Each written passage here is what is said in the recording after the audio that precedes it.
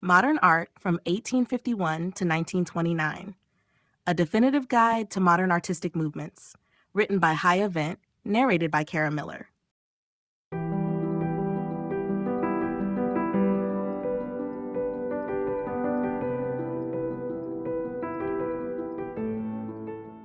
Chapter 1, The Dawn of Modern Art, 1851 to 1870. The mid-19th century marked a turning point in the history of art, as traditional academic painting began to face challenges from a new wave of artists eager to break away from rigid conventions. This period, spanning from 1851 to 1870, set the stage for the revolutionary artistic movements that would define modern art in the decades to come. With the rise of industrialization, urbanization, and scientific advancements, artists were compelled to rethink the role of art in a rapidly changing world. One of the most significant factors shaping modern art during this era was the Industrial Revolution. As cities expanded and technology advanced, the relationship between artists and their surroundings evolved. The once dominant themes of history painting and religious iconography began to lose their grip on the art world, making way for more personal, observational, and socially conscious subjects. The advent of photography also played a crucial role in redefining artistic practices. With the camera capable of capturing realistic details more accurately than any painter, artists were no longer bound to the strict pursuit of realism.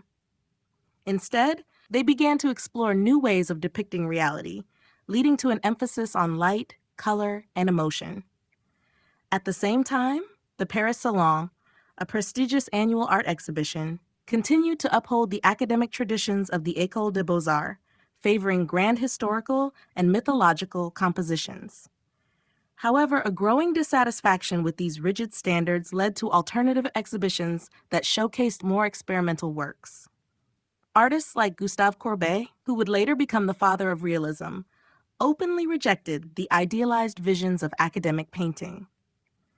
Courbet's paintings, such as The Stone Breakers, 1849, and A Burial at Ornans, 1849 to 50, depicted everyday laborers and ordinary life with an unfiltered, almost defiant honesty that shocked the art establishment. In England, the Pre-Raphaelite Brotherhood emerged in direct opposition to the academic principles of the Royal Academy. Founded in 1848 by artists such as Dante Gabriel Rossetti, John Everett Millais, and William Holman Hunt, this group sought to return to the vivid detail and spiritual depth of early Renaissance art. Their works, characterized by bright colors, elaborate symbolism, and medieval themes, challenged contemporary artistic norms and paved the way for later movements like Symbolism and Art Nouveau. As the 1860s unfolded, the seeds of Impressionism were also being planted. Painters such as Edouard Manet began experimenting with looser brushwork and unconventional compositions, laying the groundwork for the bold transformations that would follow. By the end of this period, modern art had already begun to take shape, setting the stage for an era of radical innovation that would redefine artistic expression. The Industrial Revolution and its influence on art. The Industrial Revolution, which began in the late 18th century and gained momentum throughout the 19th century, transformed nearly every aspect of society, including art. As machines replaced traditional handcraftsmanship and urban centers expanded, artists were faced with a rapidly changing world that both inspired and unsettled them. The rise of industry not only altered the subjects that artists chose to depict, but also revolutionized the materials and techniques available to them. One of the most immediate effects of industrialization was the growth of cities. As factories multiplied, millions of people migrated from rural areas to urban centers in search of work. This shift led to overcrowded living conditions, pollution, and a new social order that starkly contrasted with the agrarian past. Artists, particularly those aligned with the realist movement, began to document these changes with an unflinching eye. Gustave Courbet, for example, rejected the idealized visions of the academic tradition and instead painted raw, unembellished scenes of laborers, farmers, and working-class individuals. His works, such as The Stone Breakers, 1849, captured the harsh realities of industrial life, highlighting themes of social struggle and economic disparity. At the same time, industrial progress brought about new materials and artistic possibilities. The development of synthetic pigments, such as ultramarine and cadmium yellow, allowed artists to expand their color palettes beyond what was previously possible. Innovations in paint production, including the invention of metal paint tubes, made it easier for artists to work outdoors, leading to the emergence of plein-air painting. This shift was crucial for the Impressionists, who sought to capture fleeting moments of light and atmosphere in their work. Without these industrial advancements, their distinctive style might not have been possible. The Industrial Revolution also influenced the role of art in society. With the rise of mass production and consumer culture, art was no longer confined to elite circles. Reproductions, prints, and photography made images more accessible to a wider audience. However, this also raised concerns about the loss of artistic authenticity, a debate that would later be echoed by modernist movements. While some artists embraced industrialization as a symbol of progress, others viewed it with skepticism. The Romantic painters of the early 19th century, for instance, often depicted nature as a refuge from the mechanized world, portraying industrialization as a force that disrupted the harmony of the natural landscape. This tension between technological advancement and artistic tradition set the stage for future movements, as artists continued to grapple with the implications of a rapidly modernizing world. Academic art versus emerging avant-garde movements. During the 19th century, the European art world was dominated by academic art, a style rooted in the traditions of the Renaissance and strictly upheld by institutions like the École des Beaux-Arts in Paris. Academic painting followed rigid guidelines emphasizing historical, mythological, and religious subjects, polished technique, and idealized forms. The Paris Salon, the most prestigious exhibition of the time, reinforced these standards, rewarding artists who adhered to classical composition, balanced perspective, and meticulous detail. However, as the century progressed, a growing number of artists began to rebel against these constraints, seeking new ways to express contemporary life, personal vision, and artistic freedom.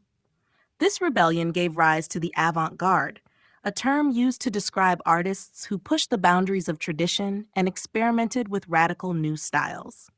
Academic art was deeply influenced by the principles of neoclassicism and romanticism, both of which upheld grand narratives, historical accuracy, and technical mastery. Painters such as Jean-Léon Gérôme and Alexandre Cabanel became celebrated for their historical and allegorical paintings, which conveyed moral or patriotic messages through precise realism. These works often depicted scenes from ancient history or mythology, reinforcing the idea that art should be both educational and visually refined. However, by the mid-19th century, many artists grew disillusioned with these ideals, arguing that academic art failed to reflect the realities of contemporary society. The first significant challenge to academic art came from the realists, led by Gustave Courbet. Courbet rejected the notion that art should be idealized, instead painting scenes of everyday life with a raw, unembellished honesty. His controversial works, such as A Burial at Ornans, 1849-50, depicted ordinary people in monumental compositions that were traditionally reserved for religious or historical subjects. This defiance of artistic convention shocked the Salon and signaled the beginning of a broader movement toward modernism. As the avant-garde movement gained momentum, artists like Edouard Manet further challenged academic traditions. Manet's Luncheon on the Grass, 1863, and Olympia, 18, disrupted classical composition, perspective, and subject matter, directly confronting the expectations of academic art. These works were considered scandalous as they presented contemporary figures in a direct, unidealized manner. Meanwhile, the Impressionists, including Claude Monet, Pierre-Auguste Renoir, and Edgar Degas, abandoned the meticulous techniques of academic painting in favor of loose brushstrokes, vibrant colors, and an emphasis on capturing fleeting moments of light and movement. By the late 19th century, academic art began to decline in influence as avant-garde movements flourished. The emergence of Impressionism, Post-Impressionism, and Symbolism marked a definitive break from tradition, paving the way for the radical artistic innovations of the 20th century. The battle between academic tradition and artistic experimentation reshaped the art world, forever altering the course of modern art. The Pre-Raphaelites, a return to nature and symbolism. In 1848, a group of young British artists formed the Pre-Raphaelite Brotherhood, rejecting the academic conventions of their time and advocating for a return to the detailed, vibrant, and symbolic art that existed before the High Renaissance. Led by Dante Gabriel Rossetti, John Everett Millais, and William Holman Hunt, the Pre-Raphaelites sought inspiration in the art of early Renaissance masters, such as Fra Angelico and John van Eyck, believing that the academic approach promoted by institutions like the Royal Academy had become too rigid and formulaic. Their movement was both a rebellion against the idealized style of neoclassicism and a response to the rapid industrialization of 19th century England, which they viewed as a force of cultural and artistic decline. At the heart of the Pre-Raphaelite philosophy was an intense commitment to nature. They believed in painting from direct observation, capturing even the smallest details with near photographic precision. This approach was evident in Millais's Ophelia, 1851-52, where the lush greenery and delicate flowers surrounding the drowning Shakespearean heroine are rendered with remarkable accuracy. Hunt's The Hireling Shepherd, 1851, similarly demonstrates this devotion to naturalism, depicting a countryside scene with meticulous detail.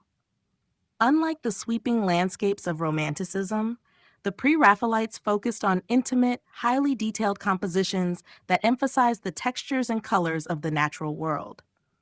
Beyond their dedication to nature, the Pre-Raphaelites infused their work with rich symbolism and narrative depth. Their paintings often contained allegorical meanings, drawing from literature, mythology, and religious themes.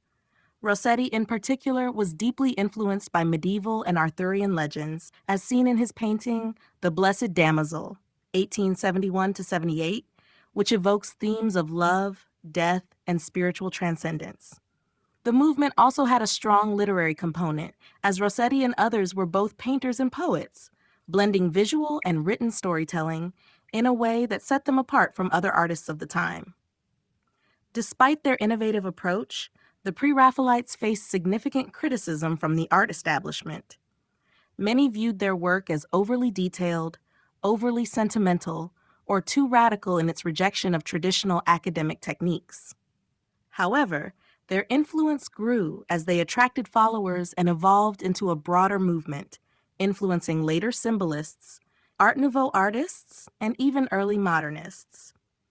Their revival of medieval aesthetics and emphasis on individual expression helped shape the course of modern art, providing a bridge between the Romantic past and the emerging artistic movements of the late 19th and early 20th centuries. Early photography and its impact on painting. The invention of photography in the early 19th century revolutionized the way artists approached their work, fundamentally altering the relationship between painting and visual representation. With the introduction of the daguerreotype in 1839 by Louis Daguerre, followed by the calotype process developed by William Henry Fox Talbot, photography quickly became a powerful tool for capturing the world with unprecedented accuracy. This new technology posed both challenges and opportunities for painters, forcing them to reconsider their artistic purpose in an era where mechanical reproduction could achieve a level of realism that no human hand could match. Initially, many artists viewed photography with suspicion, fearing that it would render traditional painting obsolete. The ability of a camera to capture precise details and likenesses in a matter of minutes raised questions about the necessity of portraiture, a genre that had long been a major focus of European academic art. As photographic studios proliferated, the demand for painted portraits declined, forcing painters to adapt by either refining their techniques or exploring new forms of artistic expression. While some artists, particularly those aligned with academic traditions, resisted the influence of photography, others embraced it as a valuable resource. Photography's impact was particularly evident in the rise of realism, as artists such as Gustave Courbet and Jean-François Millet sought to depict contemporary life with an unembellished, documentary-like approach. Photographic images of laborers, street scenes, and rural landscapes provided painters with new visual references, allowing them to study poses, lighting, and composition with greater accuracy. Courbet, for example, is believed to have used photographic studies to aid in the creation of works like The Stonebreakers, 1849, which captured working-class figures with stark realism.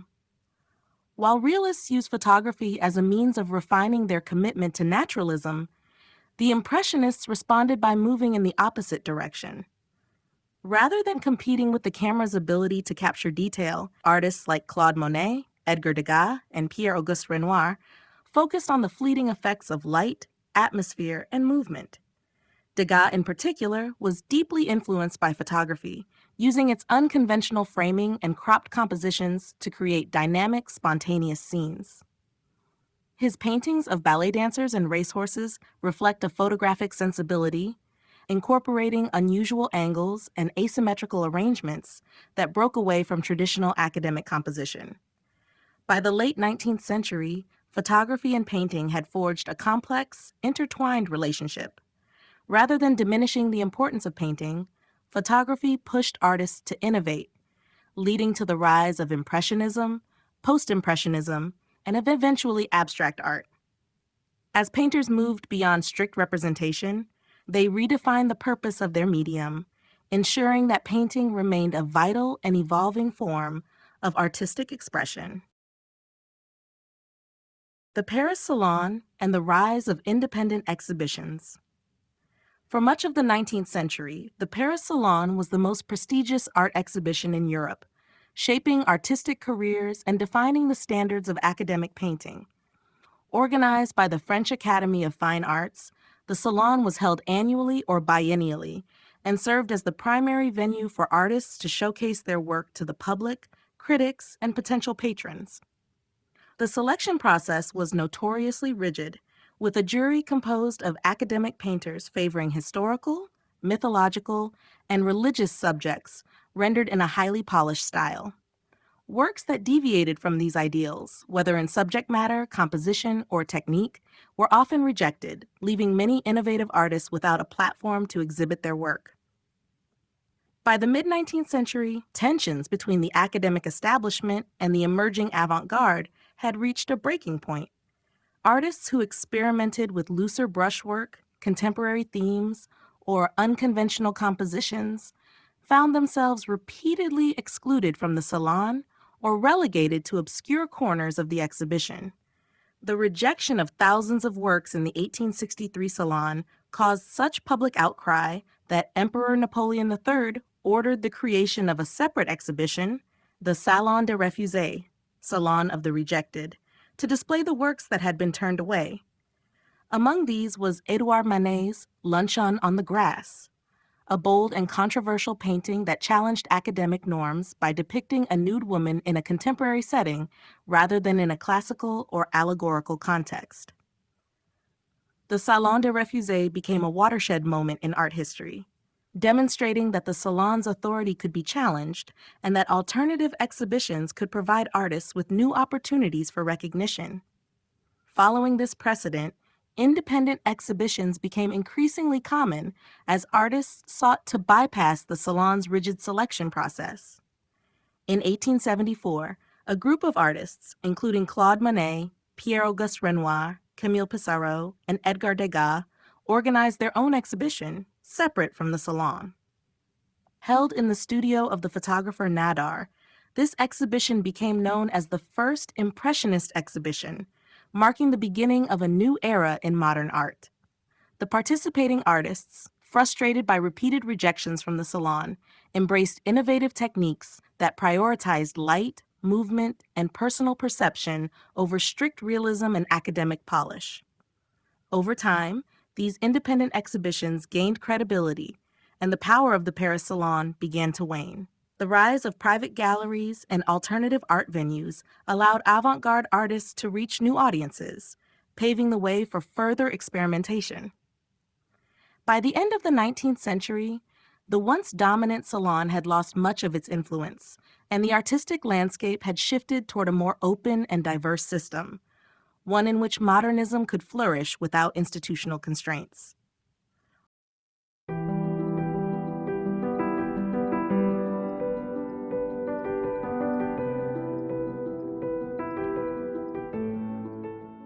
Chapter 2: Realism, Art for the People.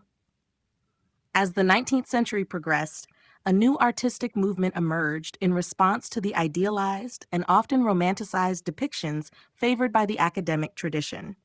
Realism, which developed in the mid-1800s, rejected the grandeur of history painting and the sentimentality of Romanticism in favor of an honest, unembellished portrayal of everyday life. Artists associated with realism sought to depict the world as it was, focusing on contemporary subjects rather than historical or mythological narratives. This movement was deeply rooted in the social and political changes of the time, emphasizing the struggles of ordinary people and presenting their lives with dignity and authenticity. One of the leading figures of realism was Gustave Courbet, who became known for his bold rejection of academic conventions. His work, including A Burial at Ornans, 1849-50, and The Stone Breakers, 1849, depicted laborers and rural communities without idealization, challenging the notion that art should serve only to uplift and inspire. Courbet's paintings were monumental in scale, a technique traditionally reserved for historical or religious subjects, forcing viewers to confront the realities of working-class life. His famous statement, "I cannot paint an angel because I have never seen one," encapsulated the realist commitment to truth and direct observation. Jean-François Millet, another key figure in the movement, focused on rural life, portraying peasants engaged in agricultural labor with solemnity and reverence. His painting, The Gleaners, 1857, depicted three women gathering leftover grain in the fields, highlighting themes of poverty and perseverance. Millet's work, while often poetic in its composition, maintained a deep sense of realism, elevating the lives of common people to the realm of fine art. Similarly, Honoré Daumier used his work to critique the social and political structures of his time. Through satirical lithographs and paintings, such as The Third-Class Carriage, 1862-64, Daumier exposed the hardships of the working class and the stark inequalities of 19th century society. Realism was more than just an artistic style. It was a reflection of the shifting values of the industrial age. As cities grew and industrialization transformed daily life, realist artists sought to give a voice to those who had been overlooked by traditional art. Their work resonated with a broader audience, as it depicted familiar experiences and struggles rather than grandiose or fantastical imagery. By the late 19th century, realism had laid the groundwork for future artistic movements, including Impressionism and social realism. Its emphasis on ordinary life, unembellished truth, and social consciousness forever changed the course of art, making it more accessible and relevant to the people it sought to represent. Gustave Courbet and the Philosophy of Realism. Gustave Courbet was one of the most influential figures in 19th century art, pioneering the realist movement and redefining the role of the artist in society. Rejecting the grand historical and mythological subjects favored by the academic tradition, Courbet championed an art that was grounded in direct observation and everyday experience. His philosophy of realism was rooted in a commitment to truth, portraying the world as it was, rather than as it should be. Through his bold compositions and unfiltered subject matter, Courbet challenged conventional notions of beauty and elevated the lives of ordinary people to the realm of high art. Born in 1819 in Ornans, a rural town in eastern France, Courbet was deeply influenced by his surroundings and the people of his region. Unlike many artists of his time who sought formal training in prestigious academies, Courbet developed his skills independently, studying the works of old masters while forging his own distinctive approach. His breakthrough came in the late 1840s, when he began painting large-scale works that depicted common laborers and rural life with an unvarnished realism. One of his most groundbreaking works, The Stone Breakers, 1849, depicted two workers engaged in backbreaking labor, their faces obscured to emphasize the universality of their struggle. This painting, along with A Burial at Ornans, 1849-50, which portrayed a somber funeral scene in his hometown, defied artistic conventions by treating ordinary people with the same importance traditionally reserved for historical or religious figures. Courbet's philosophy of realism was not just about subject matter, but also about artistic autonomy. He rejected the rigid guidelines of the Paris Salon and refused to conform to the expectations of academic art institutions. His work was often controversial, as it confronted viewers with the harsh realities of rural and working-class life. Rather than idealizing his subjects, he presented them with raw honesty, capturing the textures of rough hands, worn clothing, and unembellished landscapes. This approach was radical at a time when art was expected to be aspirational and refined. Beyond his paintings, Courbet was outspoken about his artistic beliefs. He famously declared, "I cannot paint an angel because I have never seen one," emphasizing his commitment to painting only what he could observe. His defiance extended to his political views, as he was an active participant in the revolutionary movements of his time.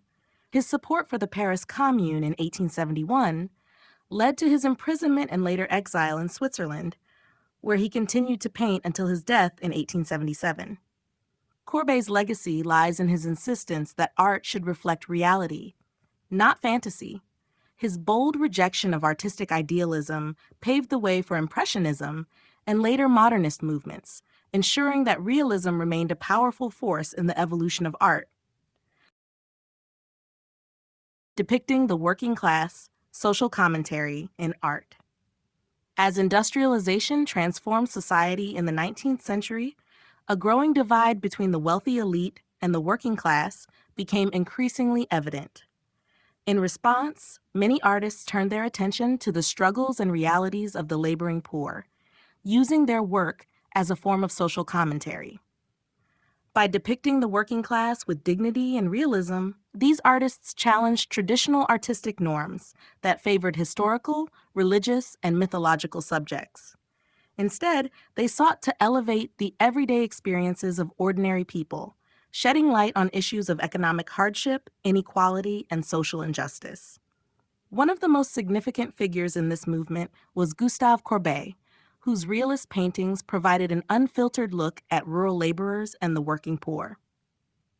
His The Stone Breakers, 1849, portrayed two men engaged in exhausting manual labor, their faces obscured to emphasize their anonymity and the universality of their struggle. By painting such a subject on a monumental scale, Courbet forced viewers to confront the harsh realities of physical labor, a stark contrast to the idealized depictions of peasants found in earlier art. Similarly, A Burial at Ornans, 1849-50, rejected the grandeur of traditional history painting, instead presenting a solemn funeral in a small rural town with unembellished honesty. Jean-François Millet also played a crucial role in using art as a means of social commentary. His The Gleaners, 1857, depicted three peasant women gathering leftover grains from a harvested field, a practice associated with the rural poor. The painting's warm, golden hues contrasted with the stark reality of its subject, the backbreaking labor of those who lived on the margins of society. Though some viewed Millet's work as sympathetic to the working class, others criticized it for highlighting poverty too directly. His The Angelus, 1857-59, showing two peasants pausing in prayer during their workday, further emphasized themes of humility and resilience in rural life. Beyond realism, artists like Honoré Daumier used art as a tool for direct social criticism. Through satirical lithographs, Daumier exposed corruption, inequality, and the struggles of the lower class in France. His painting, The Third-Class Carriage, 1862-64, depicted exhausted, tightly packed passengers in a train's least expensive section, capturing the fatigue and hardship of working-class travel. His ability to combine realism with social critique made his work both powerful and politically charged. These artists, through their honest portrayals of laborers, fundamentally changed the role of art in society. No longer reserved for the glorification of the elite, painting became a medium through which artists could challenge injustice, highlight inequality, and give a voice to those who had long been overlooked. Their influence laid the foundation for later movements, such as social realism in the 20th century, ensuring that art remained a powerful tool for social awareness and change. The Barbizon School and Rural Landscapes. The Barbizon School, a group of artists active in the mid-19th century, was instrumental in shifting the focus of landscape painting from the highly idealized and theatrical depictions of nature to more realistic and intimate portrayals of the rural world. The group, named after the village of Barbizon near the Fontainebleau forest in France, sought to break away from the academic conventions that dominated French art at the time. They rejected the academic practice of painting idealized landscapes in the studio, instead choosing to work on plein air, outdoors, where they could capture nature directly and authentically. The Barbizon painters embraced the belief that the natural world could be portrayed with truth and emotion, valuing the beauty of everyday rural life over grandiose, romanticized views of nature. One of the central figures of the Barbizon school was Théodore Rousseau, whose work in the forest of Fontainebleau exemplified the group's dedication to depicting nature with both detail and a sense of spontaneity. Rousseau's The Oak at Flegy, 1844, shows a gnarled tree in a vast, atmospheric landscape, conveying a deep respect for the organic forms and textures of nature. Rousseau's focus on the quiet majesty of trees, forests, and underbrush, rather than picturesque views, became a hallmark of the Barbizon style. His works are often imbued with a moody, contemplative quality, capturing nature's raw beauty in its most natural state. Jean-François Millet, another prominent member of the Barbizon school, brought an additional layer of social commentary to his rural landscapes. While many of his peers focused on the beauty of nature itself, Millet incorporated depictions of working-class life into his scenes of rural labor. In paintings like The Sower, 1850, and The Gleaners, 1857, Millet portrayed peasants engaged in humble agricultural work, transforming everyday scenes into powerful reflections of the human condition. His focus on the laboring poor added emotional depth to the natural landscapes, imbuing the rural world with both beauty and dignity. Other key figures of the Barbizon school, such as Charles-François d'Aubigny and Jules Dupré, also embraced a naturalistic approach to landscape painting, exploring the French countryside in all its moods and seasons. They rejected the conventions of classical landscape painting, choosing instead to represent nature in its unvarnished, often fleeting forms. The Barbizon painters used a looser, more spontaneous brushstroke, which allowed them to capture the immediacy of nature's shifting light, color, and atmosphere. Through their efforts, the Barbizon school had a profound impact on the development of landscape painting, influencing the Impressionists who would come after them. Their insistence on working directly from nature, their rejection of artificiality, and their embrace of rural life laid the foundation for a more modern, direct relationship between artists and the world around them. Their work helped to redefine the role of the landscape in art, pushing it away from symbolic or allegorical representations to a more direct, truthful engagement with the world. Realism in literature and its artistic parallels. The realist movement, which emerged in the mid-19th century, was not confined to the visual arts, but also made its mark on literature. Just as painters sought to depict the world with an honest and unembellished eye, writers too sought to capture life as it was, focusing on the mundane, the everyday, and the struggles of ordinary people. Both in literature and painting, the realist movement rejected the idealized, often escapist themes of Romanticism, opting instead for more direct, gritty, and sometimes uncomfortable portrayals of reality. In literature, authors like Honoré de Balzac, Gustave Flaubert, and Émile Zola brought the lives of the working class, the poor, and the marginalized into focus. Balzac's series of novels, La Comédie Humaine, The Human Comedy, offered a sweeping, detailed panorama of French society, examining everything from the lives of aristocrats to the struggles of the peasantry. Balzac's meticulous attention to detail in describing characters, settings, and social dynamics mirrored the visual accuracy and attention to detail of realist painters like Gustave Courbet, who similarly sought to portray the complexities of French society in a direct and unflinching manner. Flaubert's Madame Bovary, 1857, often considered one of the finest works of realist literature, offered a penetrating study of provincial life and the disappointments of an ordinary woman trapped in a dull marriage. Flaubert's portrayal of Emma Bovary's disillusionment was as stark and unvarnished as Courbet's paintings of peasants.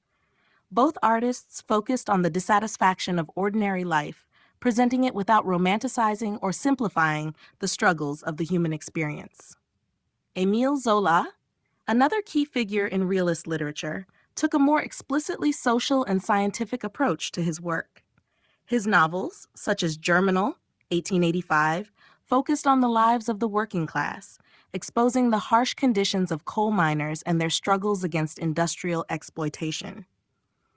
Zola's works were often filled with vivid, at times brutal depictions of human suffering and societal injustice, much like the social critiques of Honoré Daumier's lithographs, or the powerful imagery in Millet's The Gleaners. Both in literature and in art, Zola's approach sought to shed light on the harsh realities of life in industrial France, giving voice to the voiceless. In both the visual and literary realms, realism was characterized by an emphasis on objectivity and an avoidance of idealized imagery. Artists and writers alike sought to depict the world in its most raw and truthful form, focusing on real people, real places, and real emotions. This shared commitment to realism, whether in literature or visual art, marked a significant shift from the idealism of previous movements, setting the stage for future artistic and literary innovations. The realist movement in both fields helped pave the way for modernism, influencing subsequent generations of artists and writers who would continue to explore new ways of representing the complexities of the human condition. The decline of Romanticism and the birth of objectivity.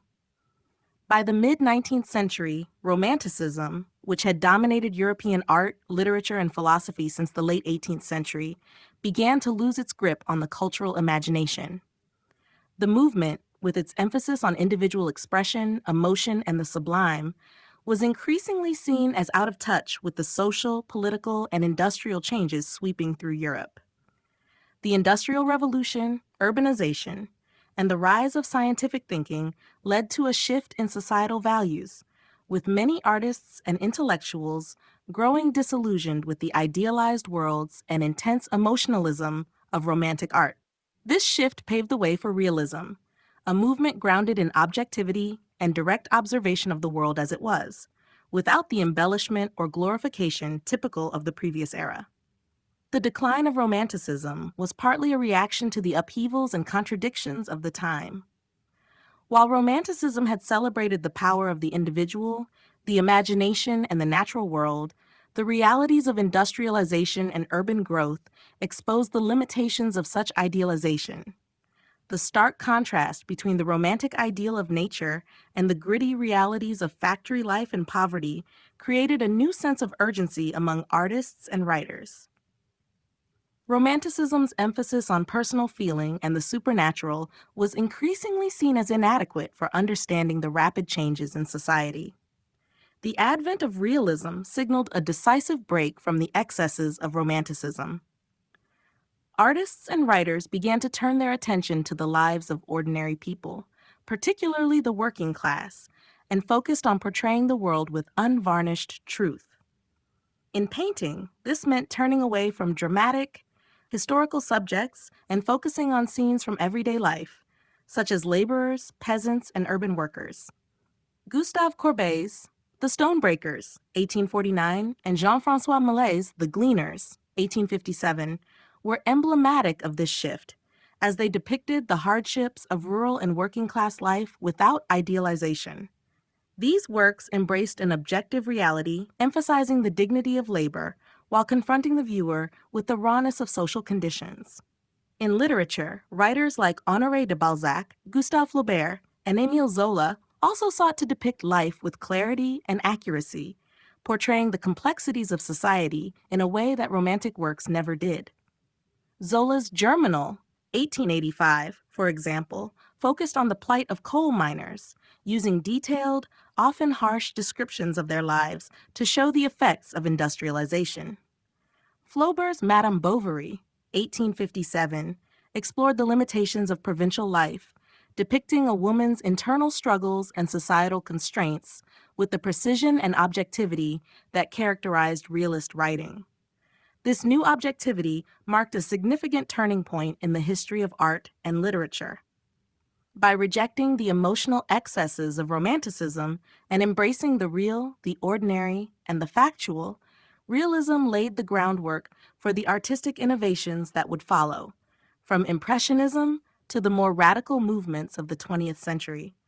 The focus on objective, observable reality signaled a shift toward modernism, in which artists and writers would continue to explore new ways of representing the complexities of the human experience.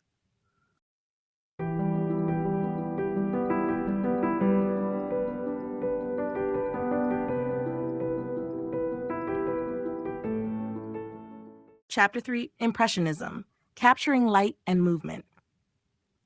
Impressionism, which emerged in France during the late 19th century, marked a revolutionary shift in the way artists approached the depiction of the world around them. Unlike the detailed realism and somber tones of earlier movements like realism, Impressionism sought to capture the fleeting moments of light, color, and movement that make up everyday life. By breaking free from traditional techniques and embracing a more spontaneous, fluid approach to painting, Impressionist artists sought to convey a sense of immediacy, focusing on the sensory experience of the moment rather than a static, idealized representation. At the forefront of this movement were artists like Claude Monet, Edgar Degas, Pierre-Auguste Renoir, and Edouard Manet. Monet's work, in particular, epitomized the Impressionist focus on light and its changing qualities. His series of paintings, such as Impression Sunrise, 1872, famously gave the movement its name. In this work, Monet captured the soft, diffuse light of dawn over the port of Le Havre, using loose, visible brushstrokes and a palette of vibrant colors. The painting was not about a detailed, realistic portrayal of the scene, but rather an evocation of the way light and atmosphere affected the perception of the moment. Monet's work demonstrated that color itself could be a subject of exploration, as he experimented with complementary colors and the effects of natural light on various surfaces.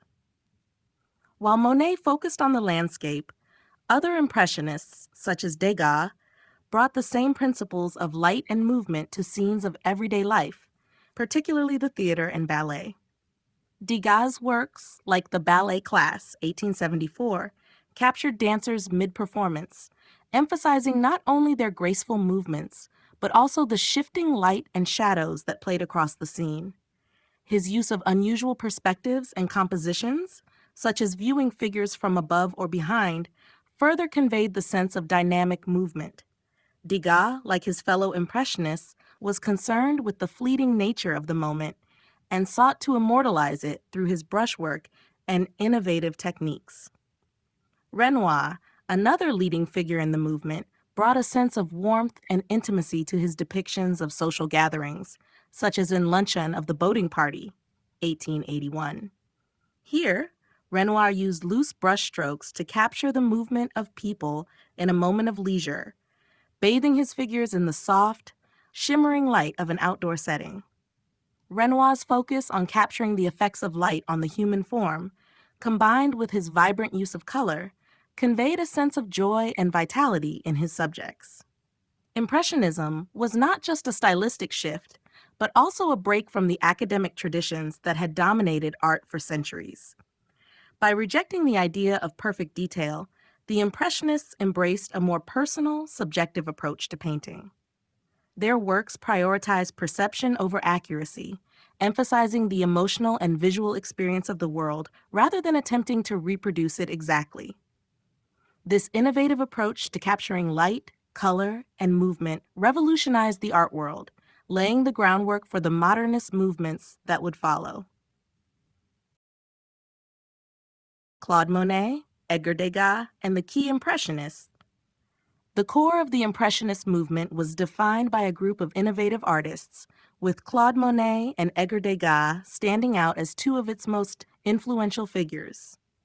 Their works, along with those of other key Impressionists like Pierre-Auguste Renoir, Edouard Manet, and Camille Pissarro, transformed the art world by breaking from the academic traditions that had dominated painting for centuries. Instead of adhering to the meticulous, controlled techniques of the past, they embraced a new approach that emphasized light, movement, and the transient nature of everyday life. Through their distinct styles, Monet, Degas, and their contemporaries captured the world in dynamic and subjective ways that were revolutionary for their time. Claude Monet is often considered the quintessential Impressionist artist. His works are defined by their focus on light and its changing qualities, as well as his ability to convey the atmosphere of a moment rather than a detailed, realistic depiction of the scene. Monet's famous series paintings, such as Water Lilies, 1896 to 1926, and Rouen Cathedral, 1892 to 1894, explored how light altered the appearance of a subject over time. His impression Sunrise, 1872, which depicted the port of Le Havre at dawn, was particularly groundbreaking, as its loose brushstrokes and emphasis on the interplay of light and color inspired the term Impressionism itself. Monet's approach to color, using complementary hues and quick, visible brushstrokes, captured the ever-changing nuances of nature in a way that was entirely new.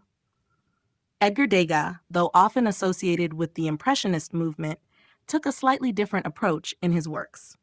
While Monet's focus was primarily on landscapes and natural scenes, Degas gravitated toward capturing the human form in motion. His paintings in pastels, such as the Ballet Class, 1874, and the Dance Foyer at the Opera, 1872 to 1873, brought a unique focus to the world of dance and the theater. Degas' keen eye for movement, along with his innovative compositions, often placed his subjects in unusual perspectives, such as viewing dancers from above or behind, giving a sense of immediacy and dynamism. Degas also made extensive use of unusual materials, such as pastels, which allowed him to achieve a rich, textured finish that was well suited to his depiction of movement and light. While Monet and Degas each had their own distinctive styles, they shared a common commitment to capturing the fleeting moments of everyday life, as well as the effects of light on their subjects. Their work, along with that of other key Impressionists like Renoir and Pissarro, reshaped the way art was perceived and created. Rejecting the traditional boundaries of subject matter and technique, these artists focused on painting what they saw in the present moment, embracing an immediacy and spontaneity that forever changed the trajectory of modern art. Their ability to capture light, movement, and emotion continues to resonate with viewers, making them icons of the Impressionist era.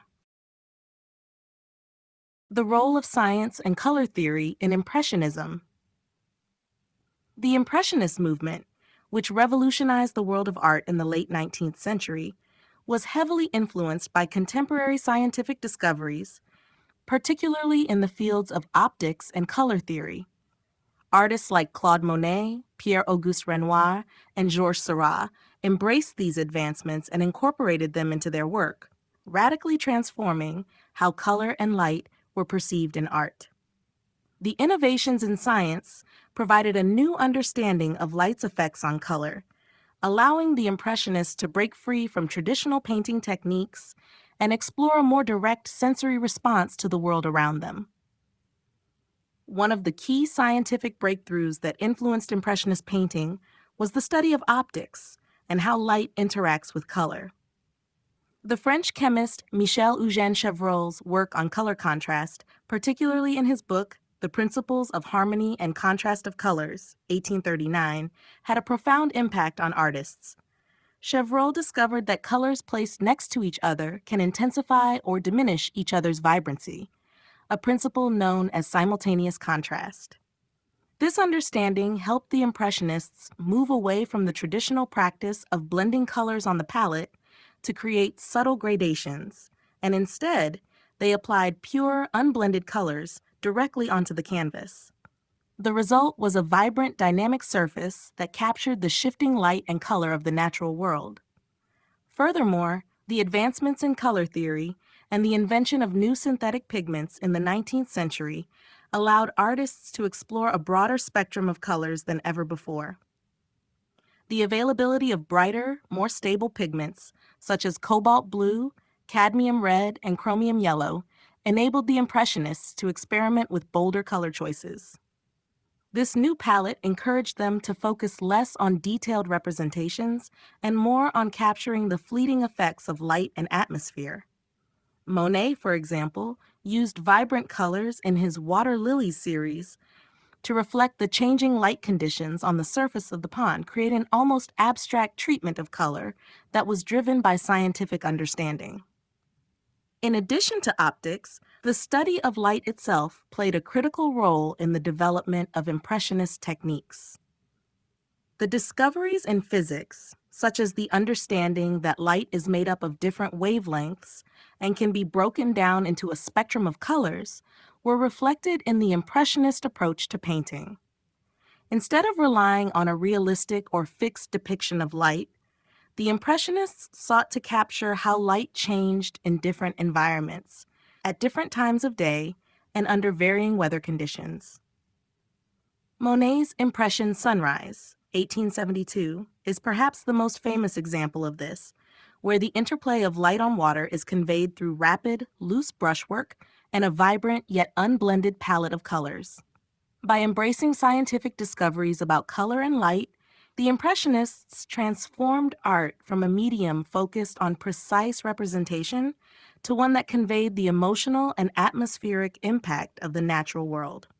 Their innovative use of color and their focus on capturing the moment in all its fleeting, shifting light set the stage for future developments in modern art, from post-impressionism to the abstraction of the 20th century. Plein air painting. The influence of the outdoors. Plein air painting, the practice of painting outdoors directly from nature, was one of the defining features of the Impressionist movement and a revolutionary shift from the traditional methods of painting in the studio. Prior to the rise of Impressionism, artists typically worked indoors, carefully crafting their compositions using preparatory sketches and focusing on achieving precise, highly detailed representations of their subjects. However, the Impressionists, led by figures like Claude Monet, Pierre-Auguste Renoir, and Camille Pissarro, embraced the concept of painting en plein air to capture the ever-changing qualities of light, color, and atmosphere as experienced in real time. This approach was facilitated by innovations in the art materials available at the time, most notably the development of portable oil paints in metal tubes. Before this, artists had to mix their own paints and carry heavy glass containers, making outdoor painting more difficult and impractical. The introduction of portable paint tubes allowed artists to work on site, rapidly applying paint in a fresh, spontaneous manner, reflecting the immediate effects of light and weather on the landscape. This marked a shift away from the painstaking, static process of studio painting, allowing the artist to embrace a more fluid, responsive interaction with nature.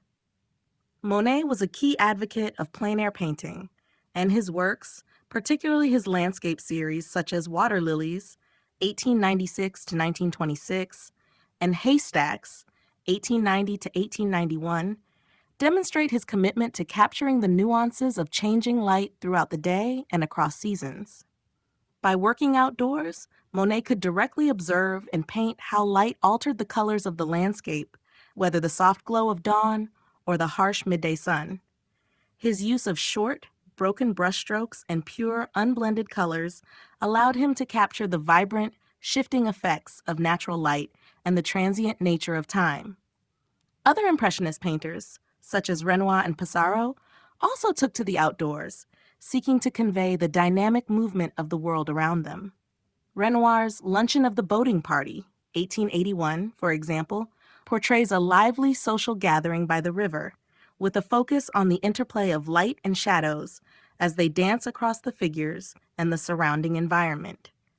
Working outdoors allowed Renoir to capture the immediacy of the scene, infusing his figures with a sense of vitality that would have been difficult to replicate in the studio. The practice of plein air painting also had significant philosophical implications. It encouraged a more personal, subjective response to the landscape, prioritizing the artist's perception over strict adherence to formal compositions. By painting directly from nature, the Impressionists sought to capture the impression of a moment, the fleeting play of light, color, and movement, rather than a precise, static representation. This new approach not only transformed the way art was created, but also shifted the viewer's experience, inviting them to engage with art in a more immediate and emotional way. In this sense, plein air painting was not just a technique, but a philosophy, one that laid the groundwork for many of the modernist movements that followed. Impressionism's struggle for recognition. When Impressionism first emerged in the 1870s, it was met with resistance and harsh criticism from the established art world. The movement, which rejected the academic standards of realism and classical composition in favor of capturing light, color, and fleeting moments, was revolutionary in its approach, but initially bewildering to many critics and traditionalists. The Impressionists' unrefined brushwork, the seemingly unfinished quality of their paintings, and their disregard for historical or mythological subjects clashed with the expectations of the official art establishment, particularly the prestigious Paris Salon, which was the dominant institution for exhibiting and legitimizing art. The initial public reaction to the first independent exhibition of the Impressionists in 1874 was one of scorn and mockery. The exhibition featured works from artists like Claude Monet, Edgar Degas, and Pierre-Auguste Renoir, but it was Monet's Impression Sunrise, 1872, that became the target of particular derision. The painting's loose brushstrokes and lack of fine detail led one critic, Louis Leroy, to coin the term Impressionism, originally intended as an insult to describe the artist's style. The word impression was meant to imply that the work was little more than a vague, unfinished sketch, rather than a completed painting. The term, however, was later embraced by the artists themselves and became the defining label for the movement.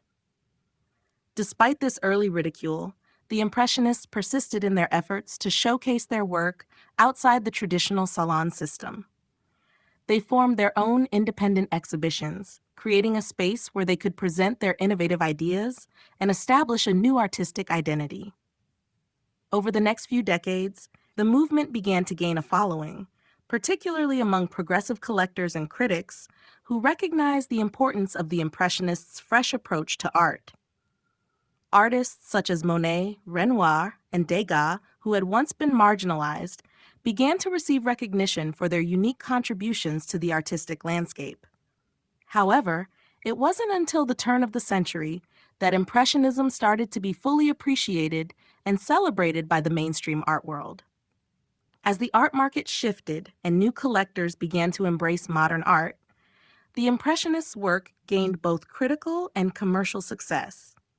By the time of the 1889 Exposition Universelle in Paris, where a retrospective of the group's work was featured, Impressionism had firmly established itself as one of the most important movements in the history of Western art.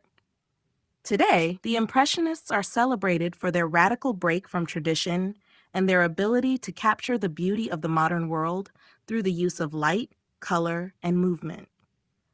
What was once derided as unfinished and flawed is now regarded as one of the most innovative and influential movements in the history of art. The struggle for recognition faced by the Impressionists is a testament to their courage and determination in the face of adversity, as well as to their lasting impact on the evolution of modern art. The final Impressionist exhibition and its aftermath. The final Impressionist exhibition, held in 1886, marked the conclusion of a pivotal chapter in the history of the movement. By this point, the Impressionists had staged 8 independent exhibitions, but the 1886 show was the last of its kind. While the exhibition itself was another momentous effort to showcase the group's innovative approach to art, it was also a turning point, signaling both the end of their collective exhibitions and the beginning of a new phase for the individual artists.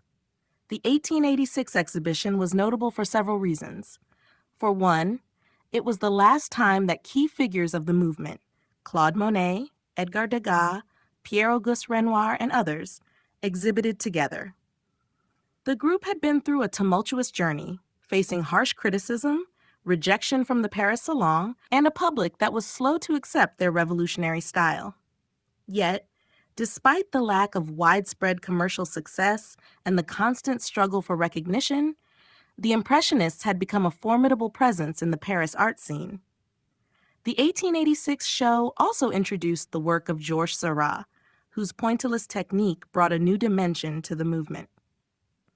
Seurat's Bathers at Asnières, 1884, and Sunday Afternoon on the Island of La Grande Jatte, 1884 to 1886, were key pieces in this exhibition, reflecting the growing interest in more scientific approaches to color and light that would come to characterize the post-Impressionist movement. Following the 1886 exhibition, the Impressionist group began to disperse as its members pursued increasingly individual directions. Artists like Monet continued to develop their iconic landscape series, such as his Water Lilies, while Renoir shifted toward a more classical approach, focusing on the human figure and intimate portraiture. Degas, who had explored the world of ballet dancers, began to experiment with new media, including sculpture and printmaking, as his focus shifted from the Impressionist preoccupation with light and atmosphere to a more personal, introspective vision. While the final exhibition marked the end of the Impressionist collective, it also solidified the movement's lasting impact on the art world. By 1886, Impressionism had achieved a level of recognition, not just from progressive collectors and critics, but also from the broader public. The movement's break from tradition and its embrace of modern life, capturing the fleeting, everyday moments of light, color, and movement, had begun to resonate more deeply with viewers. In the years following the final exhibition, Impressionism became widely regarded as one of the most important movements in the history of art. The once radical style that had been derided as unfinished and vague now became the foundation for future developments in modern art, from post-Impressionism to Fauvism and beyond. The movement's emphasis on color, light, and perception would influence countless artists throughout the 20th century, shaping the direction of art for generations to come. The final Impressionist exhibition, though marking the end of an era, cemented the group's legacy and ensured their place in the pantheon of great artistic movements.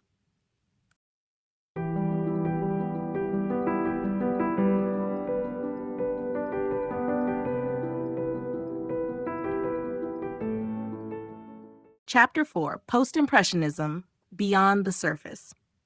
Post-Impressionism, emerging in the late 19th century as a response to the radical innovations of Impressionism, marked a pivotal shift in the direction of modern art. While Impressionism focused on capturing fleeting moments of light and atmosphere, Post-Impressionist artists sought to explore deeper emotional, symbolic, and structural aspects of their subjects.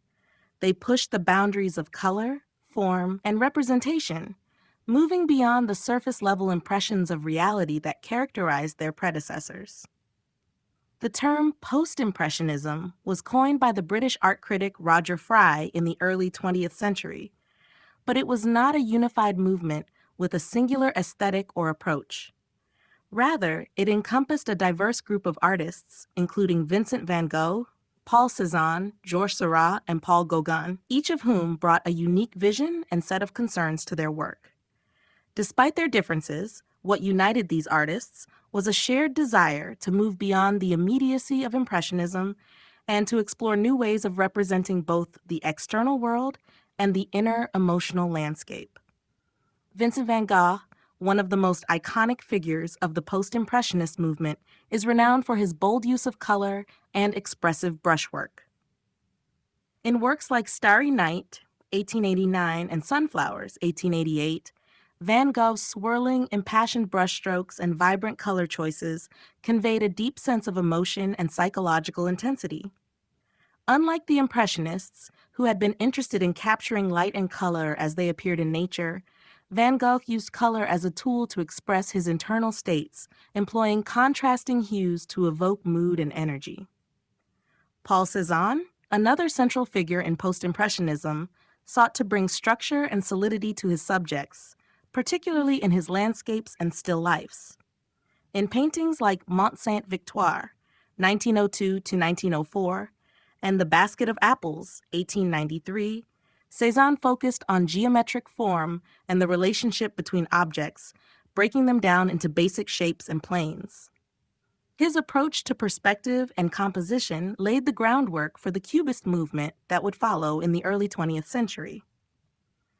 Cézanne's methodical exploration of color and form was a departure from the fluidity of Impressionism, emphasizing structure and the inherent complexity of perception. Georges Seurat, who developed the technique of pointillism, also diverged from the Impressionist spontaneous brushstrokes.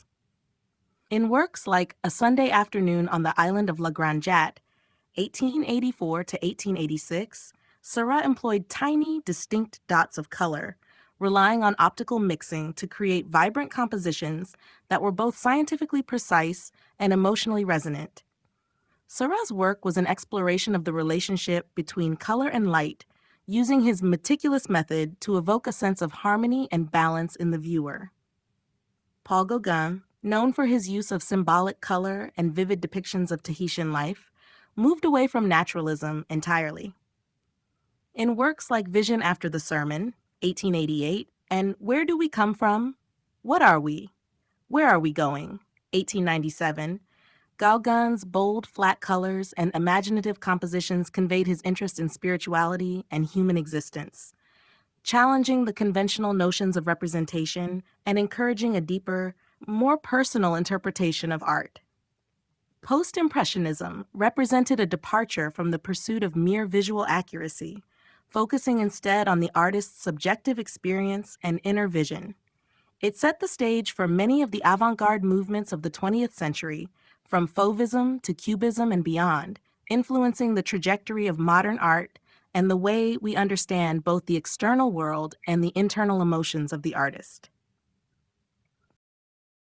Vincent van Gogh and the expression of emotion. Vincent van Gogh, one of the most beloved and tragic figures in the history of art, was a pioneer in the use of color and brushwork to express deep emotional and psychological states. Although his work was largely unrecognized during his lifetime, Van Gogh's expressive use of color and his intense personal vision would later have a profound impact on modern art. Rather than seeking to represent the world with the realism of the academic tradition, Van Gogh aimed to convey the emotional resonance of his subjects, transforming them into vehicles for personal expression and emotional depth. Van Gogh's approach to painting was driven by his belief that color had the power to communicate emotion in ways that went beyond mere representation. For Van Gogh, color was not just a tool to depict the physical world, but a means of expressing inner feelings. His palette became increasingly bold and vivid, filled with intense hues that conveyed mood and psychological tension. In works such as The Night Café, 1888, and Red Vineyard, 1888, Van Gogh used garish reds, greens, and yellows to evoke a sense of unease, creating an emotional intensity that went far beyond the appearance of the objects themselves. Perhaps one of the most powerful examples of Van Gogh's emotional expression through color is Starry Night, 1889, one of his most iconic paintings. The swirling sky, vibrant yellow stars, and deep blue hues seem to pulse with emotion, reflecting the artist's inner turmoil and his sense of awe at the universe. The turbulent energy of the night sky in the painting is thought to represent Van Gogh's own psychological struggles, including his mental health issues, as well as his fascination with the infinite and the sublime. His brushstrokes in this work are dynamic and charged, mirroring his emotional intensity, creating a visual rhythm that is as much about feeling as it is about the scene. Van Gogh's distinctive brushwork also contributed to the emotional force of his paintings. He employed thick, expressive strokes, allowing his brush to leave textured marks on the canvas, giving his paintings a sense of movement and urgency.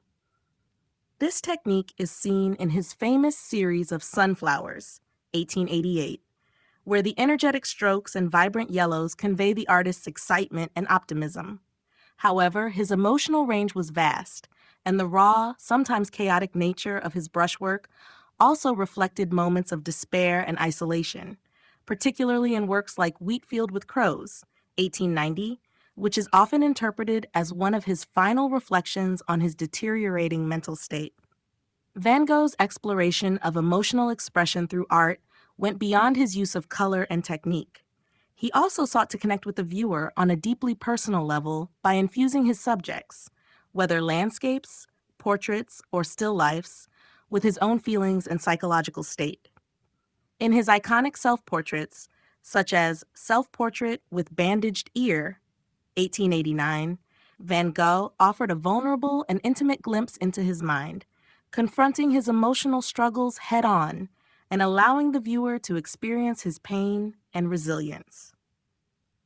Ultimately, Van Gogh's ability to express emotion through his distinctive use of color, texture, and brushwork marked a profound departure from the traditions of his time. His works, filled with raw emotion and personal insight, continue to resonate with viewers today, offering a window into the artist's turbulent inner world. Through his transformative approach, Van Gogh established a new vocabulary for art that would influence generations of artists to come, from Expressionism to Abstract Expressionism and beyond. Paul Cézanne, the foundation of modernism. Paul Cézanne, often referred to as the father of modern art, played a pivotal role in shaping the course of art in the late 19th and early 20th centuries. His unique approach to color, form, and perspective not only challenged the conventions of his time, but also laid the groundwork for many of the groundbreaking movements that followed, including Cubism, Fauvism, and abstract art. Cézanne's innovative methods would influence a wide range of artists, from Georges Braque and Pablo Picasso to Henri Matisse, and ultimately helped to redefine the very nature of painting. At the heart of Cézanne's work was his desire to understand and represent the structure of the world around him.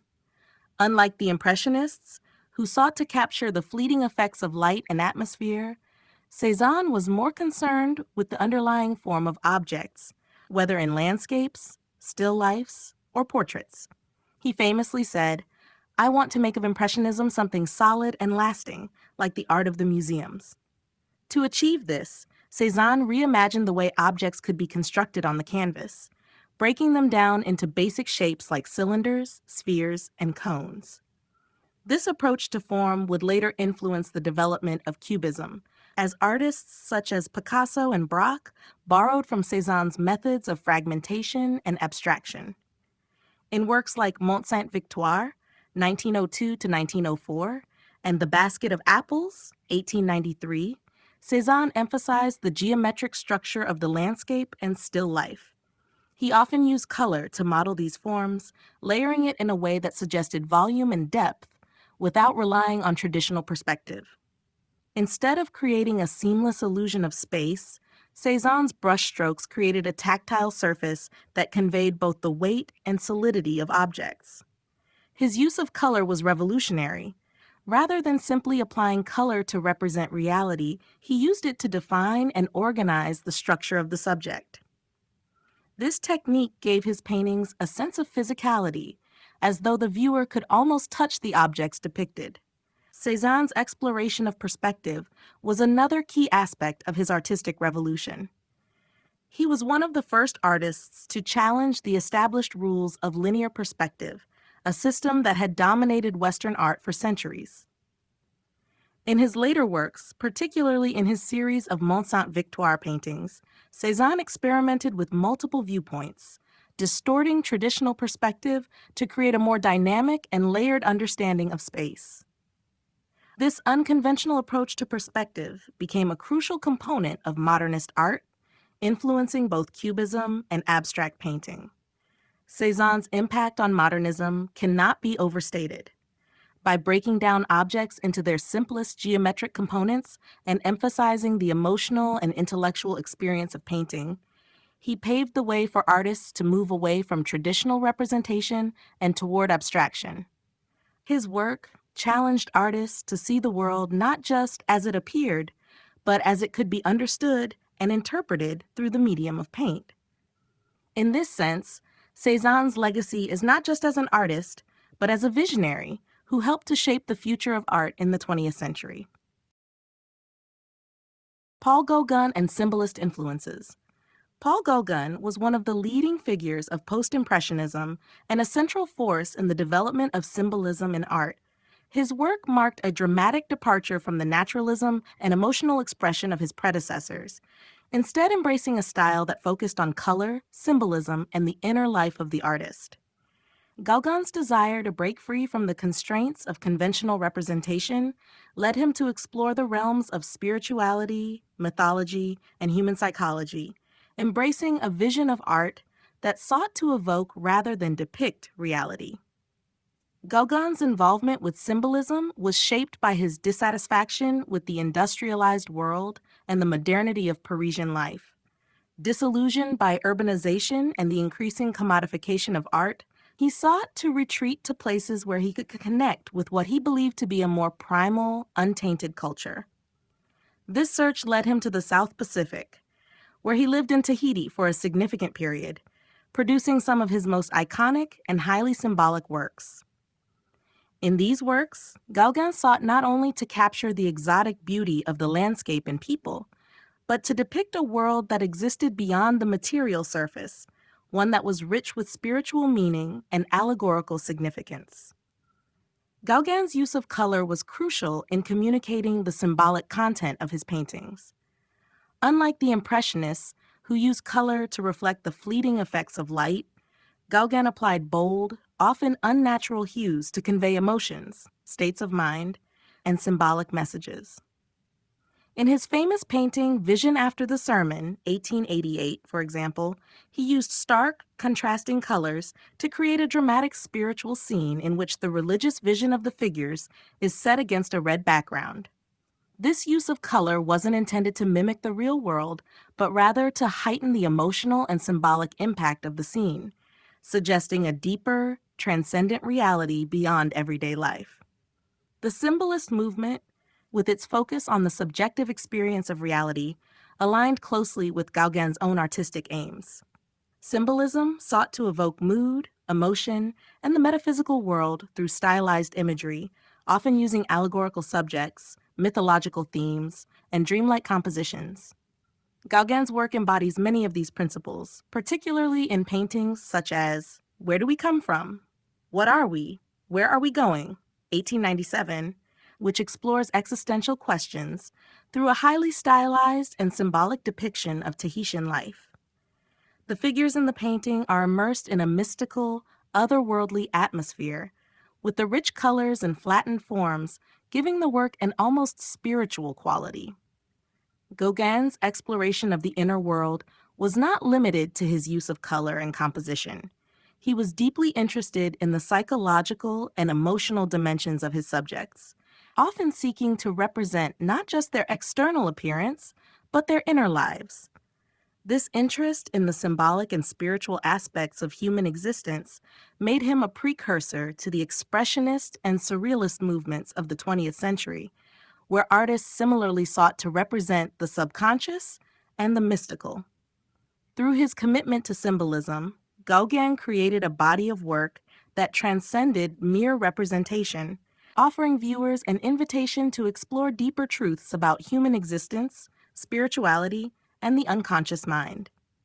His bold color choices, spiritual symbolism, and exploration of non-Western cultures had a lasting impact on the development of modern art, influencing both the symbolist and the later expressionist movements.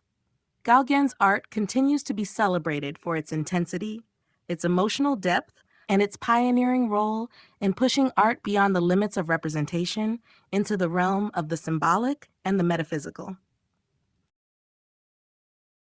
The Novice and Decorative Art. The Novice, a group of young French artists active in the late 19th century, were instrumental in challenging the established norms of painting and art making at the time.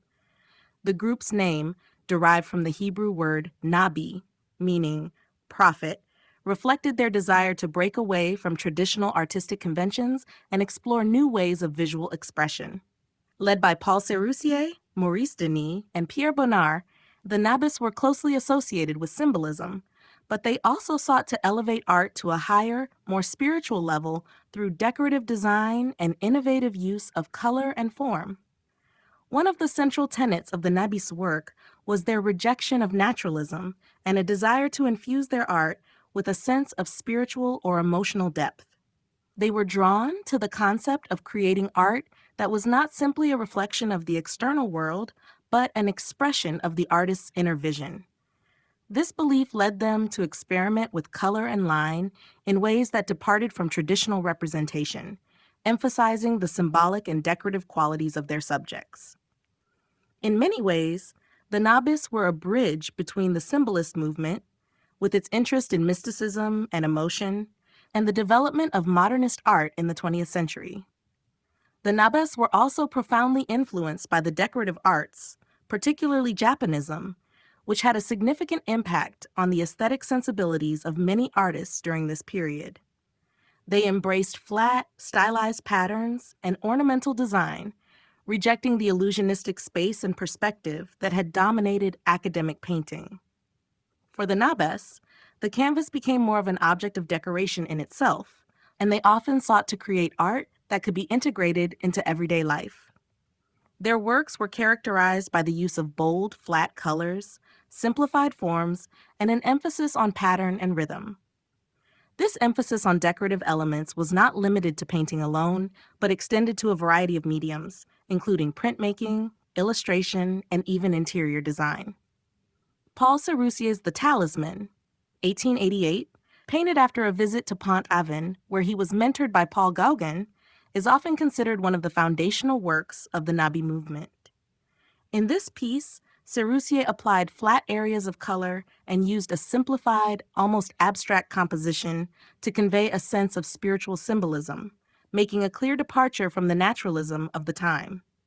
Similarly, Maurice Denis' work, such as The Muses, 1893, featured decorative, patterned surfaces that emphasized form over detail, creating a sense of harmony and rhythm that was central to the Nabis' vision of art. The Nabis' embrace of the decorative was also evident in their work as designers of objects such as textiles, ceramics, and stained glass. Their work transcended the boundaries of traditional painting, bringing art into the fabric of daily life. Through their exploration of color, pattern, and abstraction, the Nabis played an important role in the broader movement toward modernism, influencing later developments in Art Nouveau and the decorative arts. While the Nabis never formed a cohesive, long-lasting movement, their exploration of the decorative and their interest in color and form left an indelible mark on the course of modern art. By rejecting the conventions of academic painting and embracing the decorative, the Nabis opened the door to new possibilities for artistic expression, which would shape the development of visual art in the 20th century. The divergence from Impressionism, subjectivity over objectivity. The transition from Impressionism to the emerging modernist movements at the end of the 19th century marked a significant shift in the role of the artist. While Impressionism had been concerned with capturing the world as it appeared at a particular moment, focusing on light, color, and fleeting atmospheres, the next generation of artists moved away from this approach to embrace a more subjective interpretation of reality. This shift reflected a growing interest in the inner world of emotions, psychology, and the complexity of human perception. Impressionism, with its emphasis on the accurate depiction of light and atmospheric effects, sought to portray the objective reality of the external world. Artists like Claude Monet, Pierre-Auguste Renoir, and Edgar Degas had revolutionized painting by abandoning the traditional rules of perspective and detail, instead capturing the transient qualities of nature and the everyday life of the modern world. However, by the end of the 19th century, many artists began to feel constrained by the pursuit of mere visual accuracy.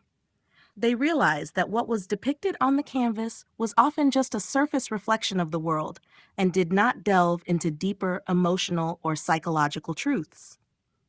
As the century progressed, the influence of symbolism, with its emphasis on personal expression, mysticism, and emotional depth, began to permeate the artistic landscape. This movement encouraged artists to look beyond the external world and focus on the subjective experience of the artist. The exploration of the inner life, psychological states, and symbolic meanings became increasingly important. Artists like Vincent van Gogh, Paul Gauguin, and Henri Toulouse-Lautrec embraced this new direction, using color, form, and symbolism to communicate their emotional responses to the world around them. For these artists, the role of the artist was no longer to simply capture a fleeting moment in time, but to express personal truths, often drawn from within their own minds or from the depths of their emotions. In paintings like Van Gogh's Starry Night, 1889, color and brushwork are used not to mimic the night sky, but to convey the artist's emotional turmoil and sense of awe. Similarly, Gauguin's use of bold, expressive color and symbolic subject matter in works like Where Do We Come From? What Are We? Where Are We Going? 1897, moved away from realism and sought to engage with deeper existential questions. This emphasis on subjectivity over objectivity also led to the exploration of new techniques and styles. Artists began to experiment with abstraction, stylization, and distortion, breaking away from the constraints of naturalism. The focus shifted from representing the world as it is to interpreting the world as it is felt, experienced, or imagined. By the turn of the century, the decline of Impressionism and the rise of movements like Post-Impressionism and Fauvism marked the dawn of a new era in art.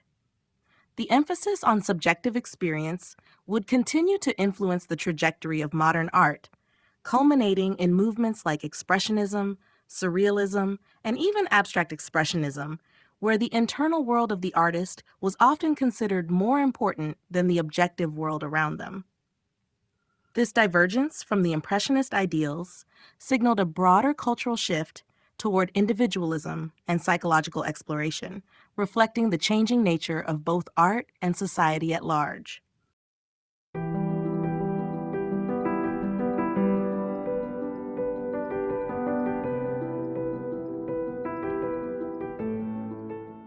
Chapter 5, Symbolism, the Art of the Imagination. Symbolism emerged in the late 19th century as a response to the rationalism of the Enlightenment and the rapid industrialization of society. The movement sought to explore the deeper, unseen aspects of the human experience, focusing on the subjective realm of dreams, emotions, and the imagination. In contrast to the objective reality captured by the Impressionists, symbolist artists embraced mystery, mysticism, and the symbolic language of the subconscious. They sought to convey complex ideas and emotional truths through metaphor, allegory, and poetic imagery, often drawing on literature, mythology, and the occult to inspire their work. The symbolist movement was deeply influenced by the broader symbolist literary movement, which included writers like Charles Baudelaire, Stéphane Mallarmé, and Paul Verlaine. These writers emphasized the power of suggestion, using language to evoke moods and feelings rather than to directly describe reality. Similarly, the symbolist painters aimed to evoke emotion and meaning through their work without relying on clear, direct representation.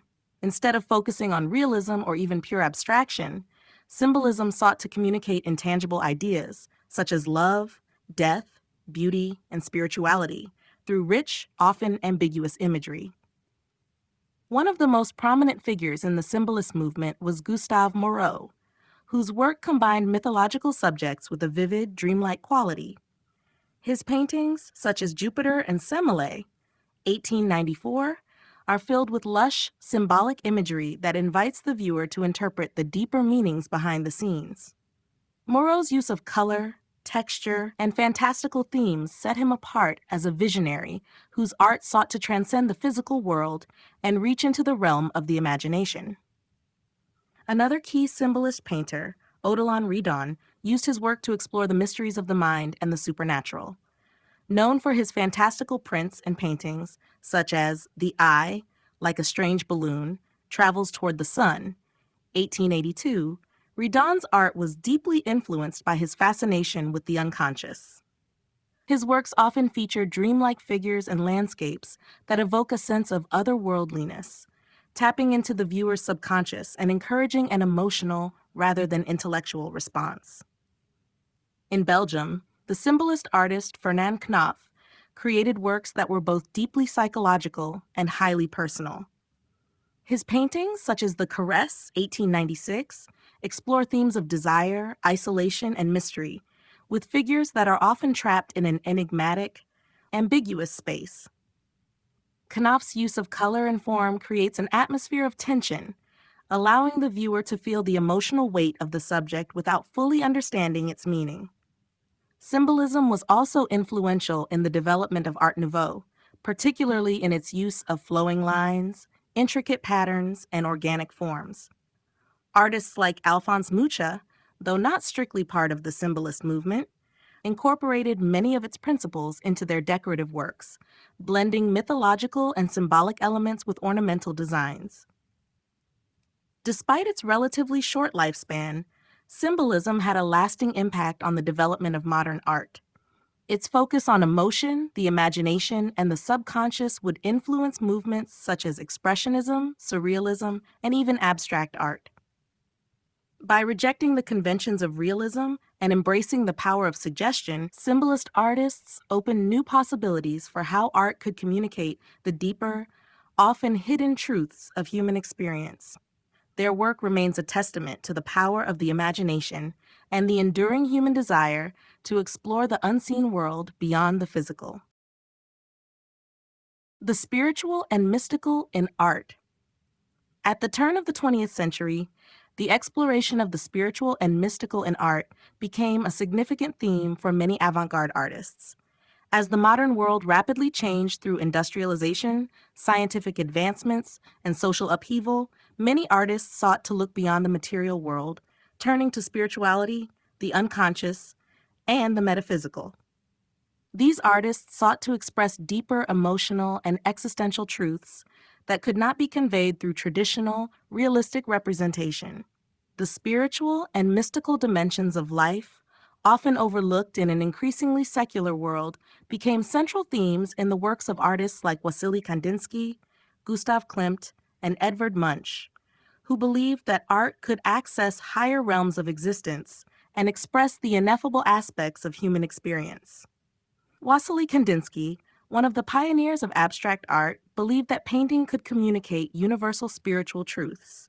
He was deeply influenced by theosophy and other mystical philosophies, which sought to connect the human soul with a higher, unseen reality. Kandinsky's abstract compositions, such as Composition 7, 1913, reflect his belief that colors and forms could evoke emotional and spiritual responses that transcended the material world. His use of color was symbolic, intended to resonate with the viewer on a deeper, almost mystical level, while his abstract forms conveyed a sense of cosmic harmony.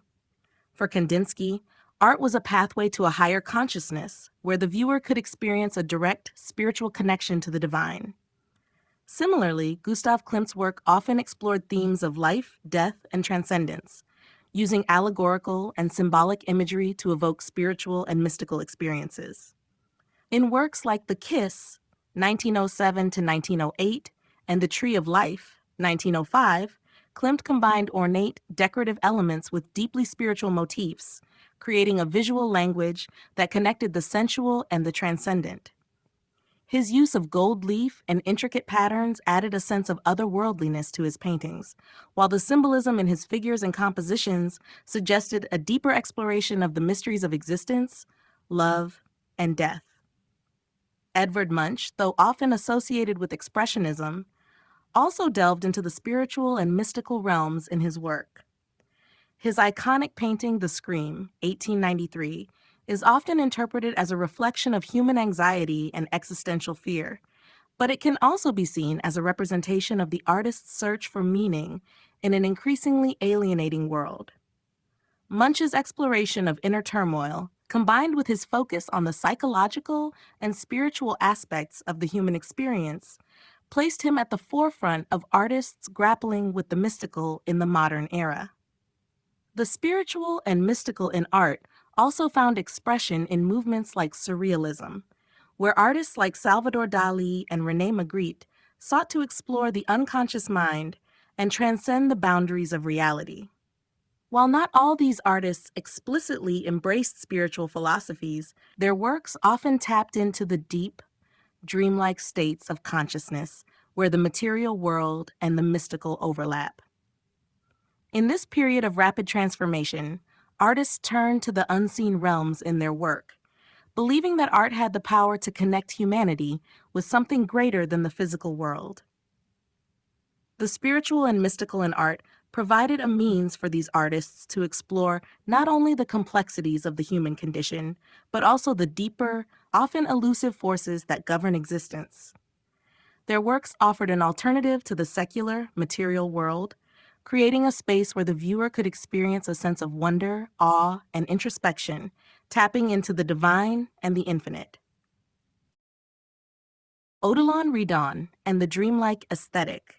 Odilon Redon was one of the most influential artists in the symbolist movement, renowned for his dreamlike aesthetic and his exploration of the unconscious. His works were filled with mysterious and fantastical imagery, often blurring the boundaries between reality and the imagination. Redon's art was an escape from the rational, logical world of modernity, and his pieces became a vehicle for the expression of emotions, psychological states, and the profound mysteries of the human experience. Redon's vision was deeply influenced by literature, philosophy, and the emerging ideas about the subconscious that would later become central to the Surrealist movement. Redon's early work was primarily in the medium of lithography, producing ethereal, haunting images that explored themes of death, spirituality, and dreams. His famous series of works known as the Noirs, 1890s, showcases his ability to create atmospheres of deep psychological intensity. These lithographs, often dark and filled with strange, sometimes monstrous figures, evoke a sense of unease while also hinting at a deeper spiritual realm beyond the visible world. The use of darkness in these works, combined with surreal, almost hallucinatory imagery, reflects Redon's desire to explore the inner recesses of the mind, where the boundaries between the conscious and unconscious are blurred. Redon's move into color during the 1890s marked a significant evolution in his artistic vision. His use of vibrant hues in pastel and oil paintings infused his work with a new sense of otherworldliness. Works like The Eye, Like a Strange Balloon, Travels Toward the Sun, 1882, and The Cyclops, 1914, showcase Redon's ability to create dreamlike landscapes that seem to emerge from a world of fantasy and introspection. His symbolic use of color, often applied in swirling forms and fluid compositions, gave his works a sense of fluidity and motion, as though they were visions coming to life from the recesses of the imagination. One of the most striking aspects of Redon's work was his focus on the inner emotional life. His figures, often distorted or fantastical, are not bound by the limitations of the physical world. Instead, they are reflections of the psychological and spiritual states of the artist and the viewer. In pieces like The Flower, 1896, Redon utilized the image of a flower to symbolize beauty, fragility, and the ephemeral nature of life. The flower seems to bloom from a dream, filled with soft, luminous color and imbued with an almost otherworldly presence. Redon's dreamlike aesthetic was also a response to the increasingly industrialized, rationalized world of the late 19th century. As society turned to science and technology for explanations of existence, Redon turned inward, seeking to access the truths hidden in the subconscious and in the depths of human emotion. His work was a rejection of realism, embracing a more intuitive, spiritual understanding of the world. Although Redon's work was not widely recognized during his lifetime, his influence would grow over the years, particularly among the surrealists in the early 20th century. His ability to tap into the subconscious and create art that spoke to the deeper, often irrational aspects of human existence made him a precursor to the movement. His work remains celebrated for its evocative power and its capacity to transport viewers to a realm of imagination and dream, a place where the rules of reality are suspended and the inner world of the artist can take shape. Gustave Moreau, the painter of myths. Gustave Moreau was a French symbolist artist whose work became synonymous with mythological themes and a fascination with the symbolic and the mysterious. Throughout his career, Moreau sought to explore the depths of human emotion, spirituality, and the unknown through allegorical imagery and fantastical compositions. His art was steeped in symbolism, relying on the rich tapestry of myth and legend to convey complex psychological and emotional truths. Moreau's paintings are marked by their intense color, intricate detail, and dreamlike qualities, which reflect his desire to transport the viewer into a world beyond the physical, to engage with the realms of the unconscious and the divine. One of Moreau's most enduring qualities as an artist was his ability to reinterpret classical mythology in a modern context. Unlike the neoclassical artists who had rendered mythological scenes with a focus on idealized human forms and rational compositions, Moreau embraced the emotional and symbolic aspects of mythology. His works are filled with allegories that go beyond mere storytelling, offering insights into the human condition, the spiritual world, and the mysteries of existence. In paintings like Jupiter and Semele, 1894, and The Apparition, 1876, Moreau infused mythological subjects with a sense of drama and intensity, using intricate, jewel-like color palettes and meticulous detail to evoke a mood of both seduction and tragedy. One of Moreau's most famous and powerful works, Salome Dancing Before Herod, 1876, exemplifies his ability to capture both the sensual and the dangerous qualities of myth. The painting depicts the biblical story of Salome, who dances for King Herod in exchange for the beheading of John the Baptist. Moreau's interpretation of this moment emphasizes the sensuality of Salome's dance, as well as the psychological tension between innocence and fatality. The figure of Salome is almost otherworldly, surrounded by elaborate, fantastical ornamentation, making the scene seem both seductive and menacing. Moreau's focus on symbolism was not just a rejection of realism, it was also an exploration of the metaphysical. His work was deeply influenced by the idea that art could represent a deeper, hidden reality, a reality beyond what the eye can see. This idea of art as a vehicle for spiritual exploration resonated with the symbolist movement's interest in the unconscious, dreams, and the divine. He also sought to create works that invited personal interpretation, allowing viewers to bring their own emotional responses and associations to the images he created. Throughout his career, Moreau's paintings were often filled with lush, ornate backgrounds and fantastical creatures that gave his works a dreamlike, otherworldly quality. His attention to detail, particularly in his use of pattern and texture, created a sense of richness and depth in his scenes, drawing the viewer into a world that felt simultaneously ancient and contemporary. Moreau's style also incorporated elements of Romanticism and the medieval period, further enhancing the sense of mysticism in his work. Although Moreau's work was not widely appreciated during his lifetime, his influence on later artists, particularly the symbolists and surrealists, was profound. His ability to merge the mystical with the psychological laid the groundwork for later explorations of the unconscious mind and abstract symbolism. Today, Gustave Moreau is recognized as one of the pioneers of symbolist painting, and his richly imaginative depictions of mythological themes continue to captivate viewers, offering a glimpse into a world where dreams, emotions, and the divine intersect. Literature's influence on symbolist art. The symbolist movement in art, which flourished in the late 19th century, was deeply intertwined with the literary symbolist movement. Writers like Charles Baudelaire, Stéphane Mallarmé, and Paul Verlaine paved the way for artists to explore themes of mysticism, the unconscious, and emotional depth in ways that had never been fully realized before. These writers rejected the prevailing norms of realism and sought to create art that was suggestive, mysterious, and symbolic, focusing on the intangible, often by invoking the powers of suggestion, metaphor, and emotion. In turn, artists like Gustave Moreau, Odilon Redon, and Jean Delville embraced these literary ideas, using their visual work to express the same complex, elusive meanings that the poets and writers had evoked through language. One of the core principles that connected the literature and visual arts of the symbolist movement was the focus on conveying an inner emotional reality rather than external, physical reality.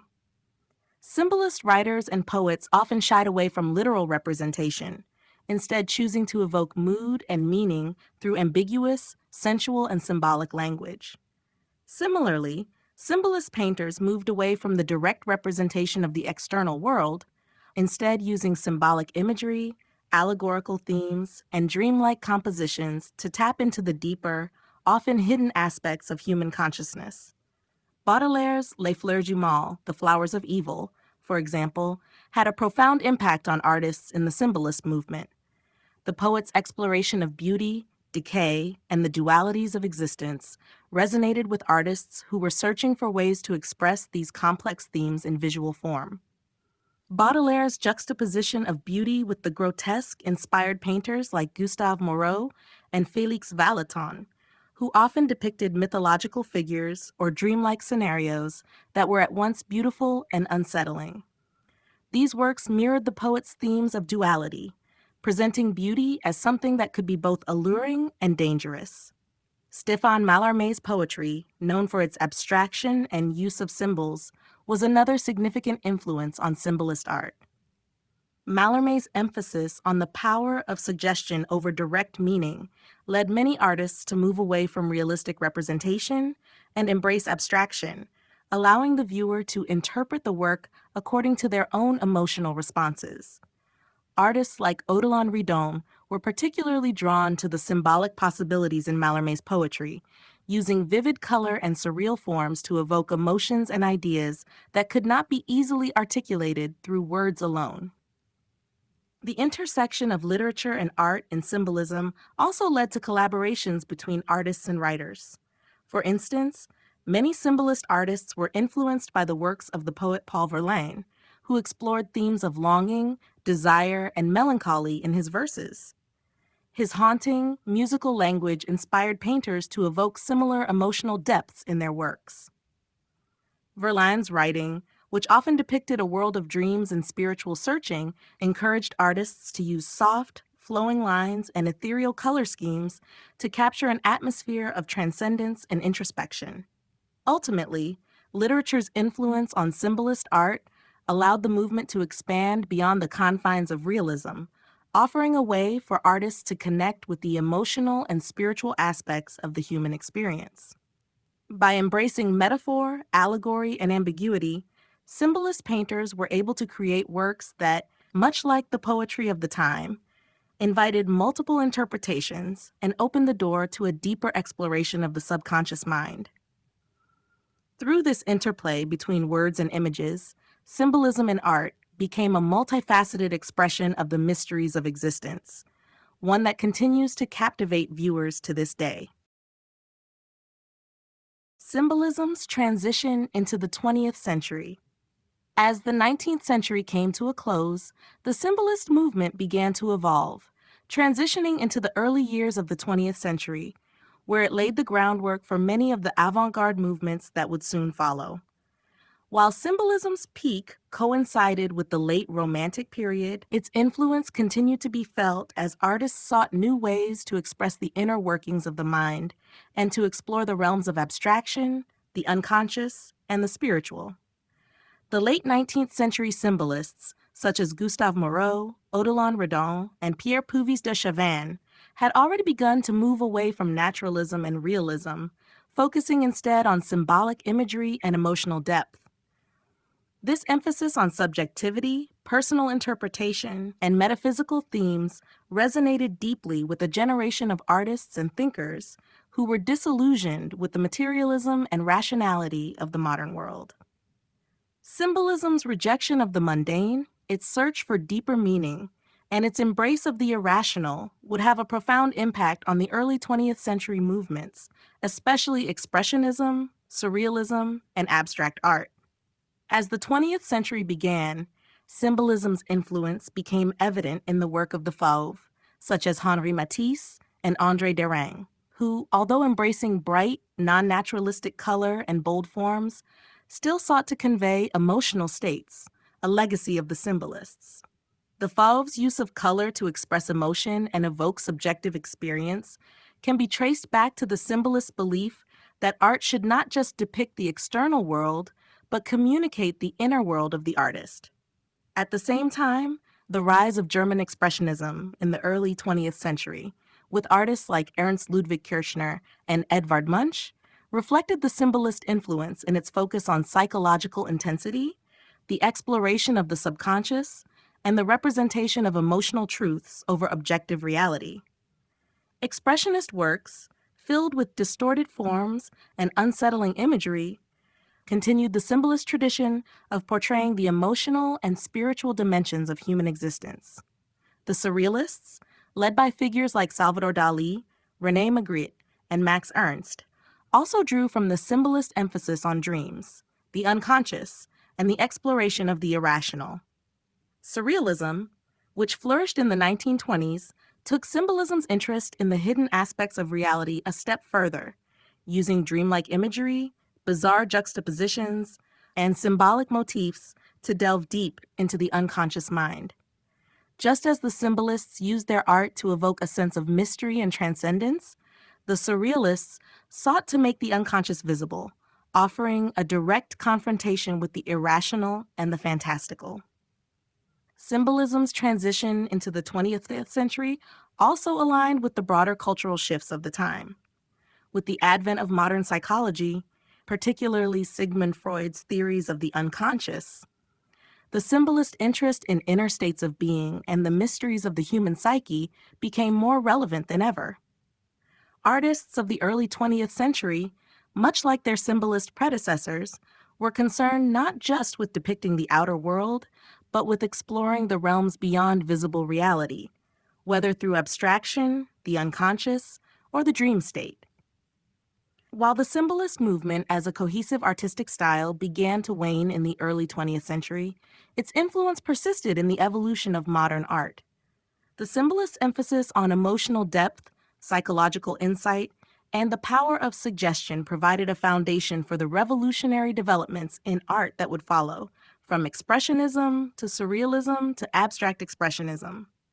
Symbolism's legacy in the 20th century was its profound commitment to exploring the unseen and the unknown, whether through symbolism, abstraction, or the exploration of the unconscious mind, ensuring its place as one of the most important artistic movements in the modern era.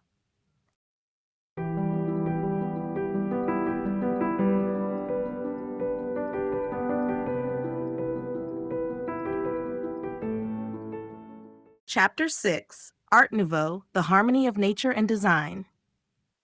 Art Nouveau, a decorative arts movement that emerged in the late 19th and early 20th centuries, sought to unify the realms of art and design by drawing inspiration from the natural world.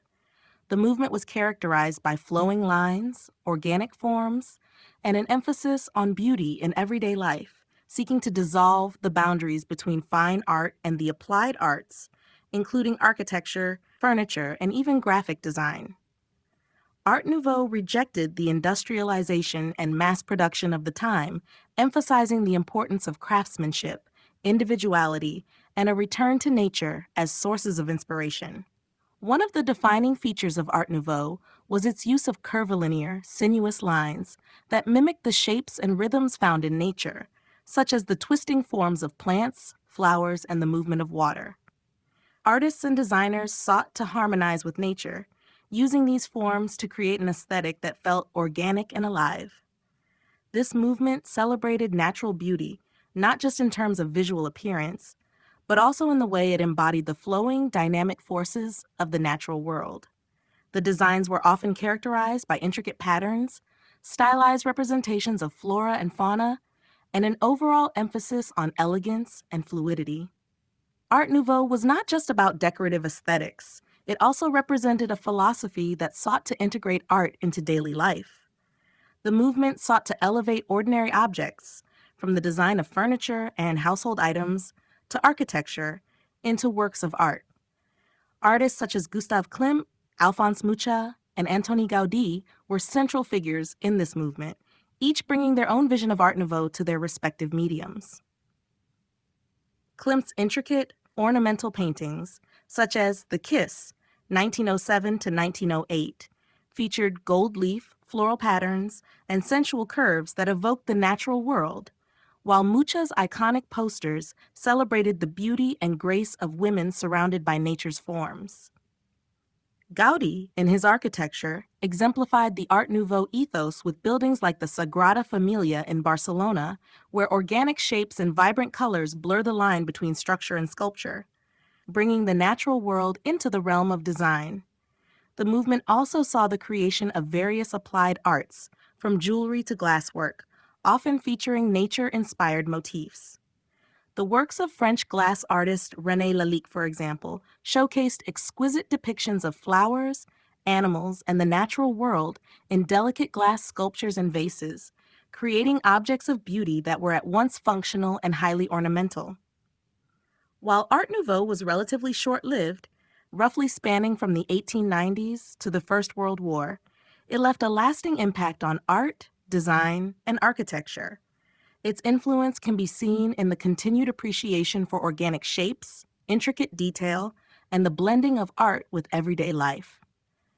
The movement laid the groundwork for later artistic explorations, such as Art Deco, while also representing a moment in history when society sought to reconnect with nature and escape the harsh realities of industrialization. Art Nouveau remains celebrated for its harmonious synthesis of form and function, its reverence for nature, and its celebration of beauty in the most mundane aspects of life. The aesthetic movement and art for art's sake. The aesthetic movement, which emerged in the late 19th century, was a reaction against the industrialization and mass production of the Victorian era. It was characterized by the belief that art should be valued for its own beauty and intrinsic qualities, rather than for its ability to serve moral, political, or utilitarian purposes. This principle, famously encapsulated in the slogan, "Art for art's sake," championed aesthetic experience over practical function, challenging the conventional ideas of art as a tool for education, morality, or social reform.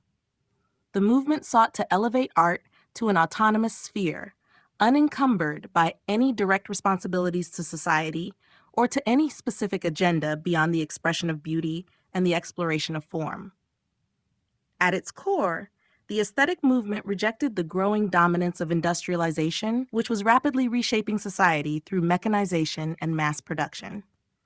Artists within this movement, including James McNeill Whistler, Oscar Wilde, and Edward Burne-Jones, believed that the mechanical, soulless nature of industrial processes was antithetical to the spirit of true art. Instead, they looked to earlier periods of history, particularly the Rococo and Pre-Raphaelite eras, seeking inspiration from those who emphasized beauty, elegance, and craftsmanship in their work. They aimed to create art that was a celebration of visual experience and emotional expression, rather than a medium for moralizing or instructing the public. The aesthetic movement found expression not only in painting and sculpture, but also in architecture, literature, and interior design. Whistler's famous work, Nocturne in Black and Gold, The Falling Rocket, 1875, is a prime example of this ethos. The painting focused on capturing mood and atmosphere rather than narrative or realistic representation, using color and form to evoke a sense of the sublime. Whistler's philosophy of art for art's sake emphasized the idea that beauty was the highest goal of art and that it should not be subordinated to any external function. Oscar Wilde, a key figure in the movement, further articulated the ideas of the aesthetic movement through his writings and public persona. His works, such as The Picture of Dorian Gray, 1890, explored themes of beauty, sensuality, and the pursuit of aesthetic pleasure, reflecting the movement's belief that art should exist purely for its own sake. Wilde's assertion that life imitates art far more than art imitates life encapsulated the belief that the value of art was not to be found in its reflection of reality, but rather in its capacity to transcend the ordinary and elevate the viewer's sensory experience. The aesthetic movement also had a significant impact on the decorative arts, particularly through the arts and crafts movement, which shared the aesthetic emphasis on craftsmanship and the rejection of industrial mass production. Figures like William Morris and Charles Ricketts advocated for the creation of beautiful, well-crafted objects that could enrich daily life, from furniture to wallpaper, reflecting the belief that beauty should be integrated into all aspects of existence. While the aesthetic movement was often criticized for being elitist or overly focused on beauty at the expense of social responsibility, its influence on both art and design can still be seen today.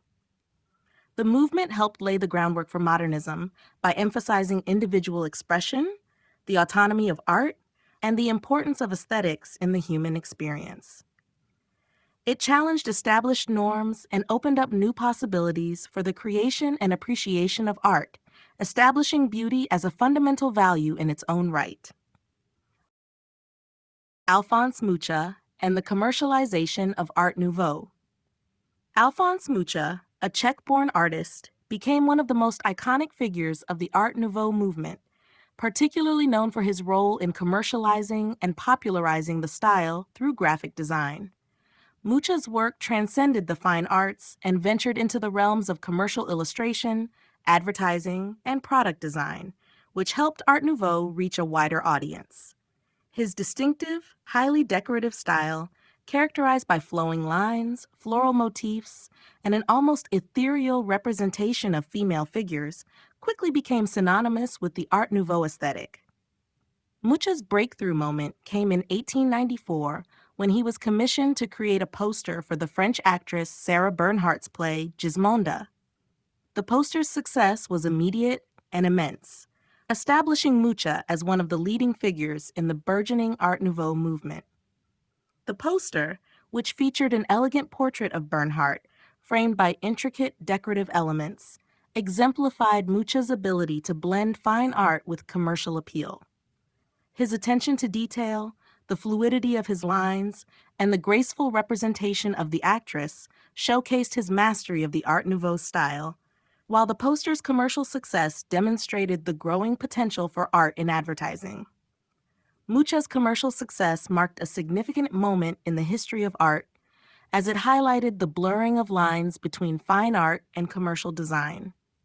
In the late 19th century, the rise of industrialization and mass media created a new marketplace for art, and Mucha's work was uniquely positioned to capitalize on this. His posters, advertisements, and decorative products were not just advertisements, but were themselves works of art, elevating commercial goods to a higher aesthetic level. Through his graphic design work, Mucha brought Art Nouveau into the homes and daily lives of the public, helping to shape popular culture and cement the movement's place in the visual lexicon of the time. Beyond advertising, Mucha's influence spread into other domains of commercial art, such as product packaging, calendars, and even textile design. His designs for the Mucha calendar became a staple of decorative arts, featuring lush, ornamental imagery of women surrounded by stylized floral elements. These pieces became ubiquitous, extending the reach of Art Nouveau's visual language far beyond the traditional realm of fine art galleries. In doing so, Mucha helped turn Art Nouveau from a specialized artistic movement into a popular and commercialized style that could be enjoyed by a mass audience. While Mucha's work undoubtedly played a key role in the commercialization of Art Nouveau, it also brought attention to the potential for art to have a functional, everyday presence in society. His fusion of art and commerce revolutionized how people interacted with visual culture, transforming everyday objects and advertisements into pieces of aesthetic beauty. Despite the commercial nature of Mucha's work, his artistic integrity remained intact. He viewed his designs as vehicles for beauty and harmony, not just as means for selling products. Ultimately, Mucha's contribution to Art Nouveau is as much about its popularization as it is about its aesthetic innovation. By merging art with commerce, he helped create an enduring legacy that extended beyond the galleries and reached into the homes and hearts of people, making Art Nouveau a widely recognized and cherished style. His work continues to be celebrated for its graceful elegance, its mastery of design, and its pioneering role in the intersection of art and commercialism. The influence of Japanese art, Japanism. In the late 19th century, a fascinating cultural exchange between Japan and the West emerged, profoundly influencing European art. This movement, known as Japanism, refers to the Western fascination with Japanese art and design, particularly following Japan's opening to international trade in the 1850s. Japanese prints, textiles, ceramics, and decorative objects began to flood European markets, captivating artists with their innovative compositions, bold colors, and unique perspectives.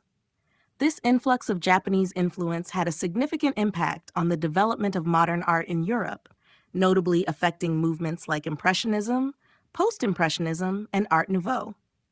One of the most significant aspects of Japanese art that fascinated Western artists was its use of flat planes of color and a lack of traditional perspective. Unlike Western art, which had long adhered to linear perspective and a more realistic depiction of space, Japanese prints often employed a two-dimensional approach, focusing on bold, graphic design, and asymmetrical compositions. Artists like Vincent van Gogh, Claude Monet, and Edgar Degas were particularly drawn to these stylistic features. Monet's Japanese Bridge series, for example, reflects his admiration for the simplicity and fluidity found in Japanese art, incorporating elements like bold color contrasts and a focus on nature's beauty. In addition to compositional elements, Japanese art introduced Western artists to a new way of portraying the natural world. The ukiyo-e woodblock prints of artists such as Katsushika Hokusai and Ando Hiroshige were particularly influential. These prints depicted scenes of landscapes, kabuki actors, beautiful women, and everyday life, often with striking colors and a sense of movement.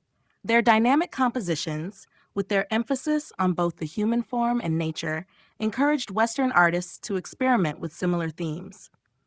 Van Gogh famously copied several Japanese prints, incorporating their vivid color schemes and unconventional perspectives into his own work, such as his famous Flowering Plum Tree, 1887.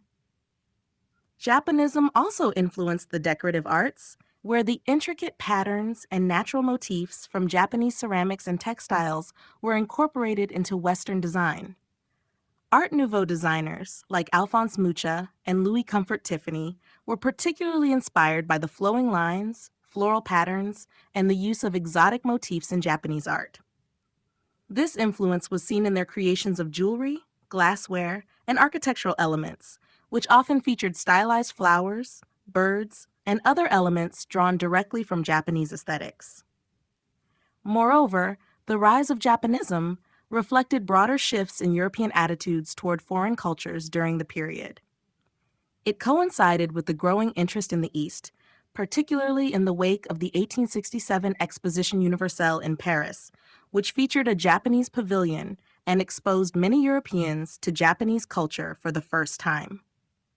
This newfound fascination with Japan's aesthetic led to a widespread adoption of its artistic styles, which became symbolic of modernity, innovation, and the allure of the exotic. Ultimately, Japanism helped shape the trajectory of Western art in the late 19th and early 20th centuries. It broke with traditional European styles and opened up new possibilities for artistic expression, allowing artists to explore different ways of seeing and interpreting the world. The influence of Japanese art on the West contributed to the development of modern art, offering a fresh, non-Western perspective that challenged conventional artistic norms and encouraged new avenues of creativity. Architectural innovations: Gaudi, Horta, and Mackintosh. In the late 19th and early 20th centuries, Art Nouveau not only made waves in the visual arts, but also transformed architecture, offering a new approach that emphasized organic forms, intricate details, and a harmonious relationship between function and decoration. Three prominent architects, Antoni Gaudí, Victor Horta, and Charles Rennie Mackintosh, became key figures in this architectural revolution, each contributing uniquely to the evolution of Art Nouveau in their respective regions. Antoni Gaudí, the Spanish architect most famous for his work in Barcelona, pushed the boundaries of architecture by incorporating the flowing lines, natural motifs, and innovative structural techniques characteristic of Art Nouveau. His masterpiece, the Sagrada Familia, is perhaps the most iconic example of Gaudí's architectural genius. Combining Gothic elements with organic shapes inspired by nature, Gaudí's buildings are characterized by undulating walls, vibrant colors, and sculptural forms that seem to grow out of the earth itself. His use of curving lines, asymmetry, and the integration of natural elements into the structure of the buildings created an architecture that was both functional and deeply symbolic, blurring the boundaries between sculpture, architecture, and landscape design. Gaudí's work, most notably seen in the Casa Batlló and Casa Milà, La Pedrera, embraced the idea that a building should be a work of art, reflecting both beauty and the living forms of nature. In Belgium, Victor Horta was a pioneering figure in Art Nouveau architecture, particularly known for his innovative use of iron and glass. Horta's design for the Hotel Tassel in Brussels, 1893, is often considered one of the earliest and most influential examples of Art Nouveau architecture.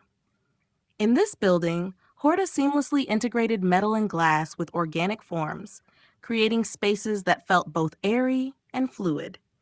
His use of curved ironwork, flowing lines, and ornamental details was a reflection of the movement's emphasis on harmony with nature. Horta's ability to blend structural engineering with decorative elements made him a key figure in the development of modern architecture, and his work in Brussels helped establish the city as a center for Art Nouveau design.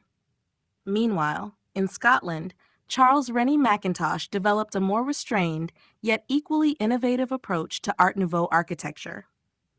Known for his unique style that blended elements of Art Nouveau with more austere, geometric forms, Mackintosh's work exemplified a refined elegance.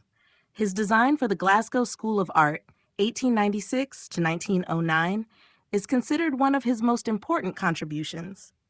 The building's clean lines, minimal ornamentation, and use of natural materials created a stark contrast to the more ornate designs of other Art Nouveau architects, yet it still retained the movement's focus on integrating beauty into every aspect of design. Mackintosh's work was marked by an intricate use of pattern, geometric shapes, and symbolism, creating spaces that were not only functional, but also aesthetically sophisticated. Each of these architects, through their visionary designs, contributed significantly to development of modern architecture. Their work in Art Nouveau demonstrated that architecture could be more than just a functional necessity. It could be an artistic expression, capable of enhancing the experience of space through the marriage of form and function. Their innovative use of materials, emphasis on organic shapes, and attention to detail paved the way for future developments in architecture, influencing movements such as modernism and setting the stage for the architectural innovations of the 20th century. The decline of Art Nouveau and its lasting legacy. Art Nouveau, which flourished in the late 19th and early 20th centuries, was a revolutionary movement that sought to unify art, design, and architecture with organic, flowing forms and intricate ornamentation. However, by the 1910s, the movement began to wane, largely due to a combination of shifting cultural tastes, economic changes, and the rise of new artistic movements. The rapid advancements of modernism, including Cubism, Futurism, and the Bauhaus movement, pushed Art Nouveau aside as the world moved toward more functional, industrial designs that rejected the decorative excesses of the previous era. One key factor in the decline of Art Nouveau was the increasing industrialization and the mass production of goods. Art Nouveau had emphasized handcrafted, artisanal work and organic design, which was at odds with the emerging technological advances of the early 20th century. As architecture and design became more standardized and machine-made, the intricate, labor-intensive craftsmanship that Art Nouveau championed became less feasible. The public's growing preference for functional simplicity and modernity, epitomized by the sleek lines and minimalist aesthetic of modernist architecture, further diminished the popularity of Art Nouveau's ornate and sometimes over-decorated forms. Additionally, the First World War had a profound impact on the cultural climate of Europe, accelerating the departure from Art Nouveau's idealistic and decorative qualities. The war's devastating effects shifted focus to a more pragmatic, less idealistic outlook, and with it, the flourishing of new artistic movements that emphasized abstraction and utility. The Art Nouveau style, which had been closely tied to luxury, beauty, and sensuality, seemed increasingly disconnected from the new realities of the post-war world. Despite its decline, the legacy of Art Nouveau is undeniably significant. Many of the ideas and principles of the movement paved the way for later developments in design and architecture. The focus on organic forms, the integration of nature into the built environment, and the importance placed on craftsmanship and detail influenced not only subsequent decorative styles, but also the modernist pursuit of unity between form and function. The movement's celebration of individual expression and its integration of art into daily life also inspired future generations of artists and designers to think more holistically about the role of art in society. In addition, Art Nouveau's aesthetic still holds sway in contemporary design. Its emphasis on fluid lines, floral patterns, and a close relationship between art and nature continues to inspire modern jewelry, architecture, and interior design. The movement's influence is visible in both historical preservation and contemporary design, as cities around the world, such as Brussels, Paris, and Barcelona, maintain and celebrate their Art Nouveau landmarks. In essence, while Art Nouveau may have declined as the dominant artistic force of its time, its impact is far-reaching, and its principles continue to resonate in modern design, architecture, and the visual arts. The movement's unique synthesis of art, nature, and function remains a lasting testament to its cultural significance.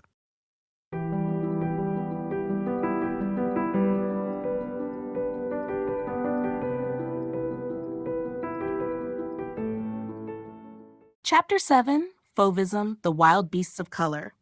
Fauvism, often described as the first of the modern avant-garde movements, emerged in France around 1905.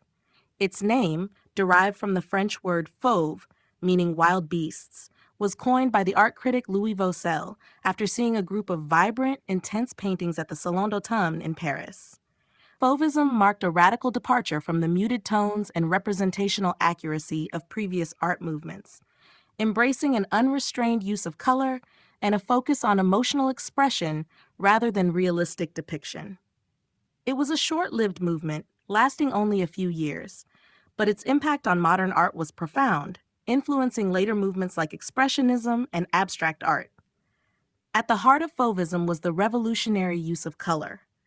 Fauvist artists, led by figures such as Henri Matisse, André Derain, and Maurice de Vlaminck, abandoned the traditional rules of color mixing and perspective, opting instead to use color in a purely expressive way.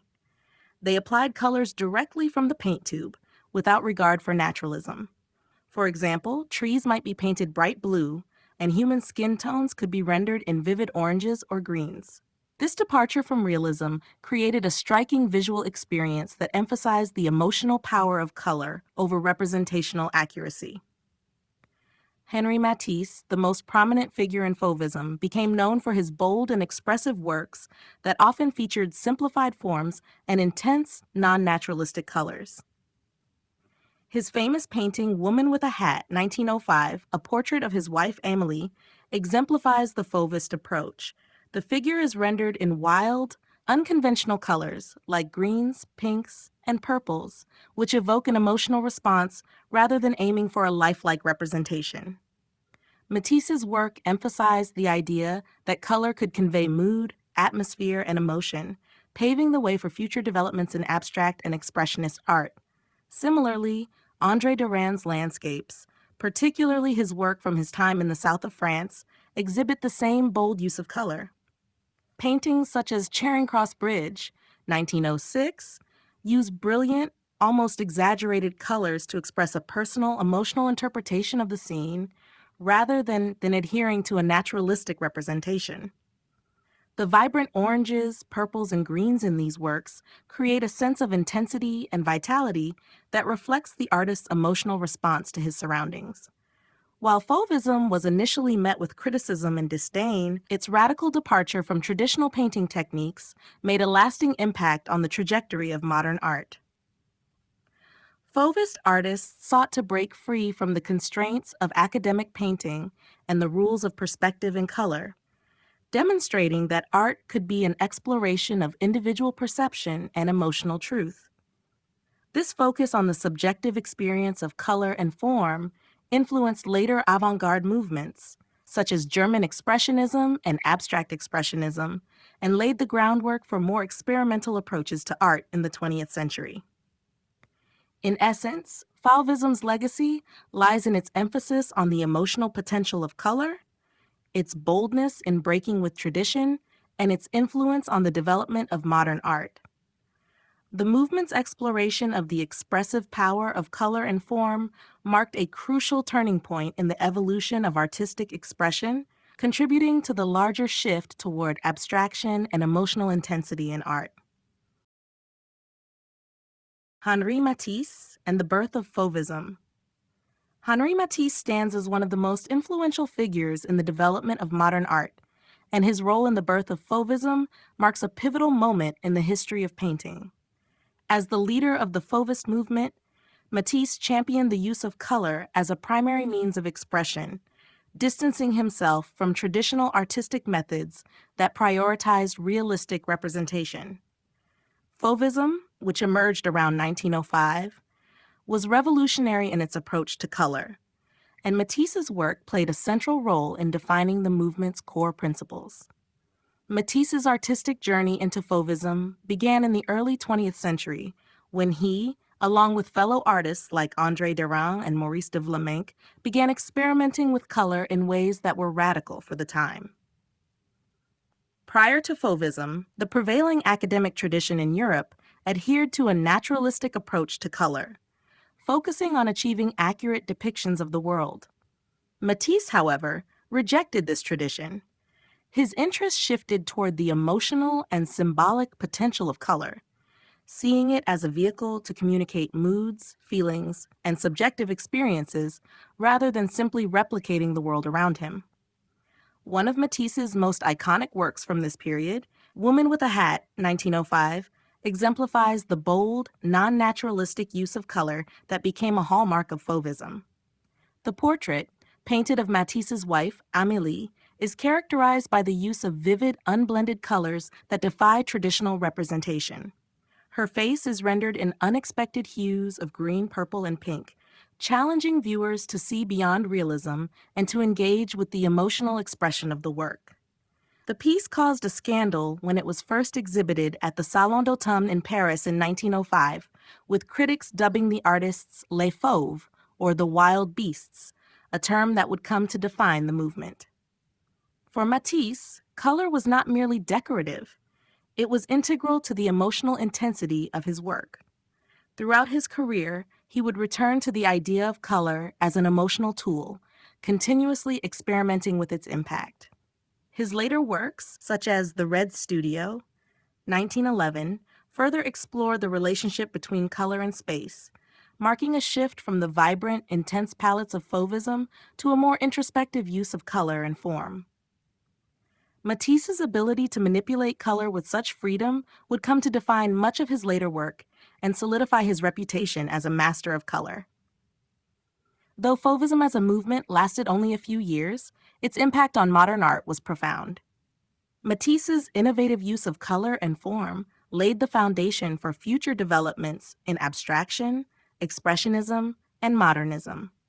His work in Fauvism challenged traditional notions of representation and pushed the boundaries of what painting could communicate, making him a defining figure in the history of art and an enduring influence on generations of artists.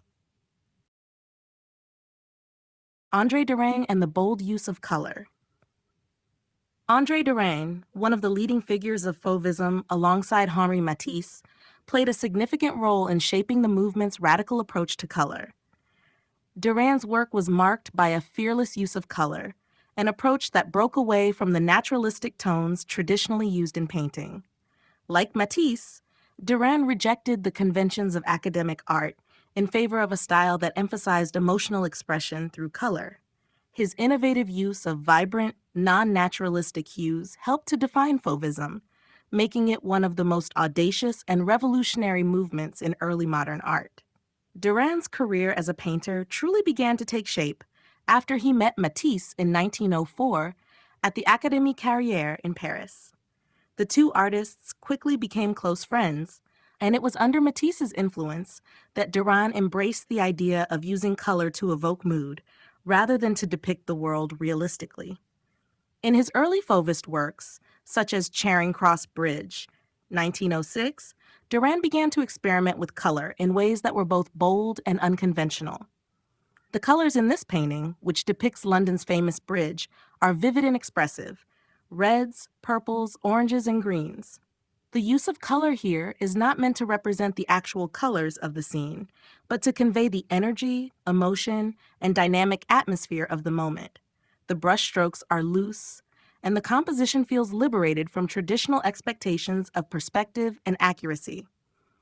A hallmark of Fauvism. Derain's works from his time in the south of France are particularly notable for their exploration of color. The sunny landscapes of the region gave Derain the opportunity to use color in a way that reflected both his emotional response to the environment and his growing interest in color theory.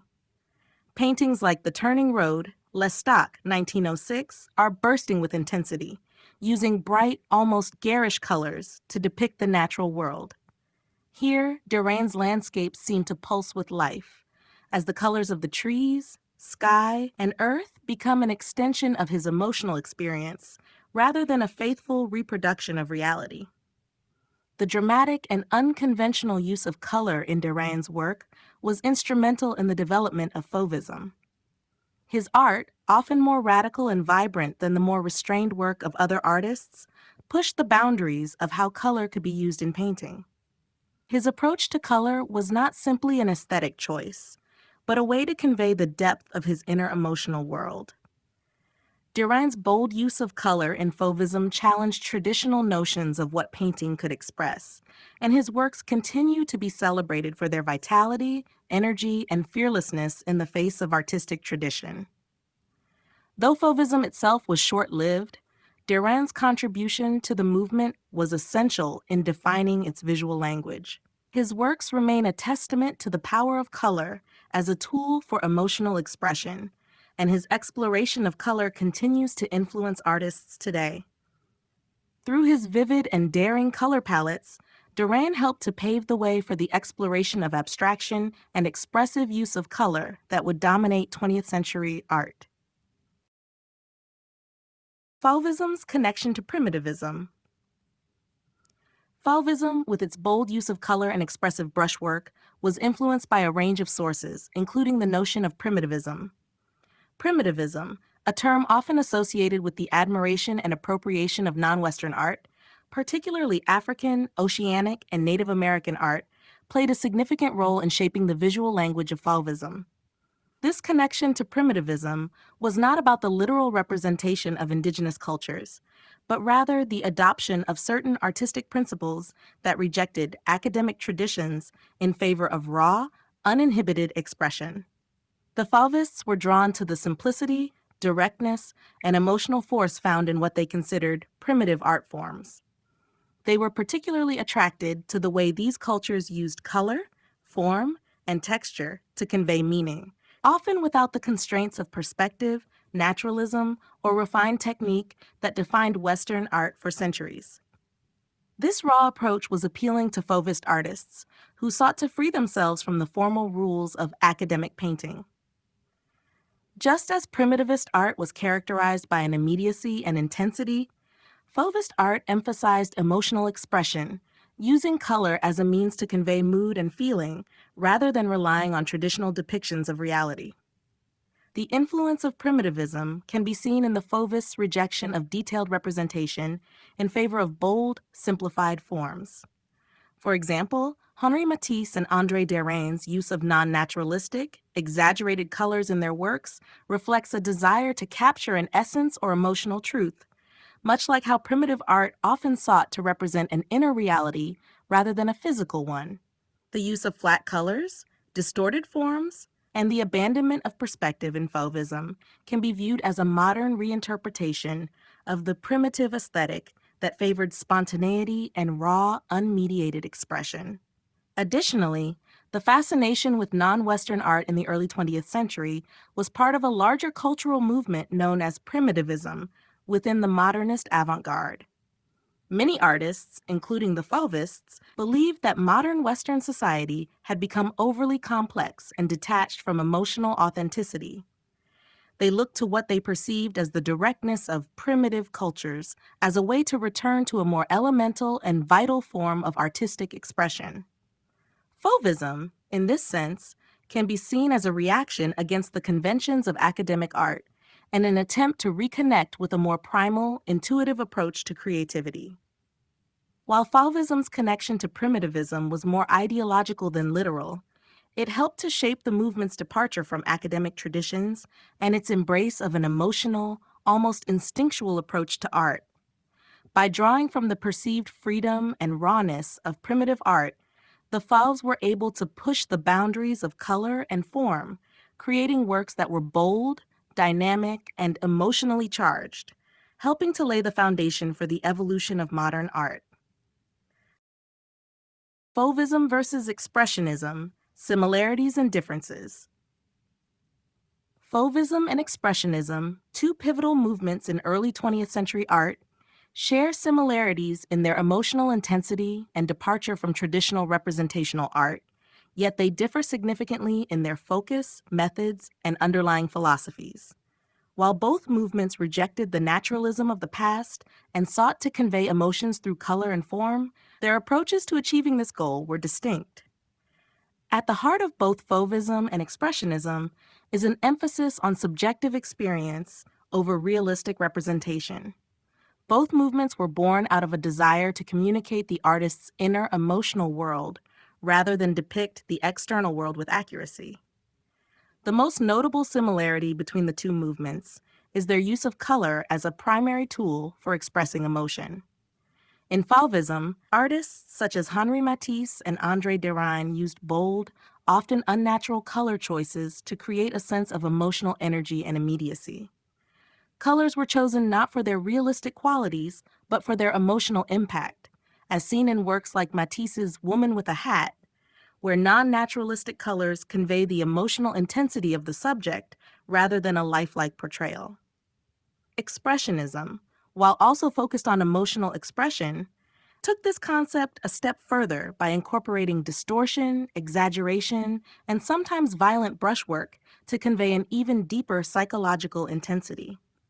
Expressionist artists such as Edvard Munch and Ernst Ludwig Kirchner used distorted forms and sharp, angular lines to heighten the emotional impact of their subjects. Where Fauvism's bright and unmodulated colors were often vibrant and celebratory, Expressionism's colors were often more muted, darker, and used to communicate internal conflict or existential angst, as seen in Munch's iconic The Scream.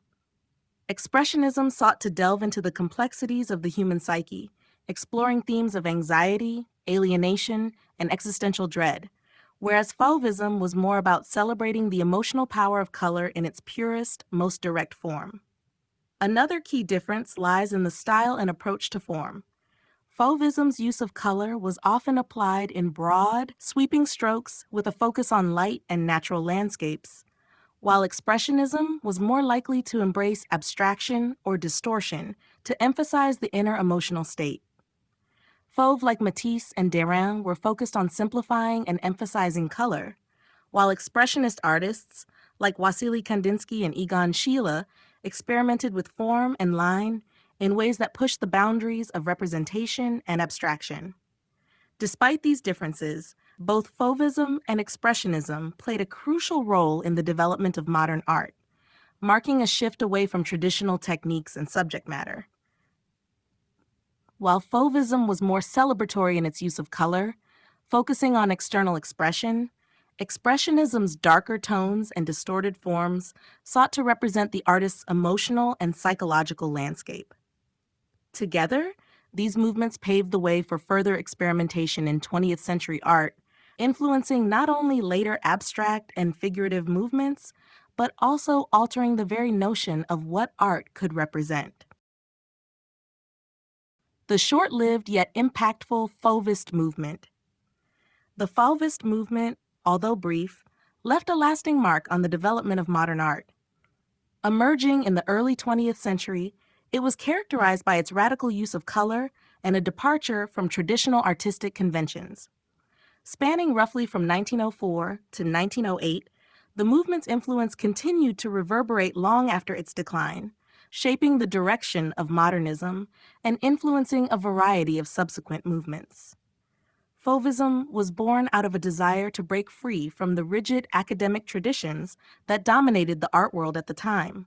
Led by artists such as Henri Matisse, André Derain, and Maurice de Vlaminck, the Fauvists rejected the naturalistic use of color that had been standard in European art. Instead, they sought to express emotion through the bold, expressive use of color, often applying it in exaggerated, non-naturalistic ways. The term fauve, meaning wild beast, was coined by art critic Louis Vauxhall in 1905 to describe the shocking intensity of the artist's palette at the Salon d'Automne, where many of the group's works were first exhibited. At the heart of Fauvism was the belief that color could stand on its own as an emotional and expressive force. For the Fauvists, color was not simply a tool for representing the world. It was a means of communicating feeling, mood, and personal interpretation. Works such as Matisse's Woman with a Hat, 1905, and Derain's Charing Cross Bridge, 1906, exemplify this approach, using vivid, non-representational colors to convey a deeper emotional resonance rather than focusing on realistic depiction. The Fauvists also embraced a spontaneous, gestural style with brushwork that was loose and expressive, further reinforcing the movement's focus on emotion over precision. Despite the immediate success of their 1905 exhibition, the Fauvist movement was relatively short-lived. By 1908, many of its central figures, including Matisse, began to shift their focus towards other styles and methods. Matisse, for example, moved towards a more structured, decorative approach, which eventually led to the development of his distinctive style of color harmony and form. While Fauvism itself faded by the end of the 1900s, its legacy was profound. The movement's emphasis on color as a primary means of expression had a lasting impact on the development of modern art, influencing future movements like Expressionism, cubism, and even abstract art. In this sense, the Fauvists helped to set the stage for the more radical experiments that would define the early 20th century in art. Though it lasted only a few years, Fauvism's influence continues to be felt today, as it was one of the first movements to push the boundaries of traditional representation and to emphasize personal, emotional expression in the visual arts. The use of color and abstraction, pioneered by the Fauvists, laid the groundwork for many of the artistic innovations that followed, making the movement a key moment in the history of modern art.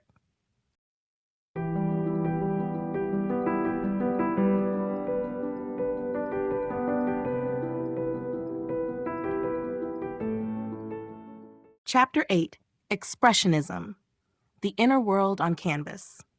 Expressionism, a movement that emerged in the early 20th century, sought to represent the emotional and psychological experience of the artist rather than the objective reality of the external world.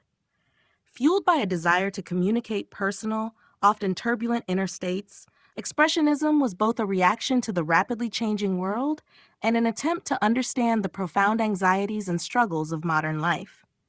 At its core, Expressionism emphasized the subjective, the emotional, and the raw, challenging the conventions of realism and embracing distortion, exaggeration, and abstraction to convey powerful feelings.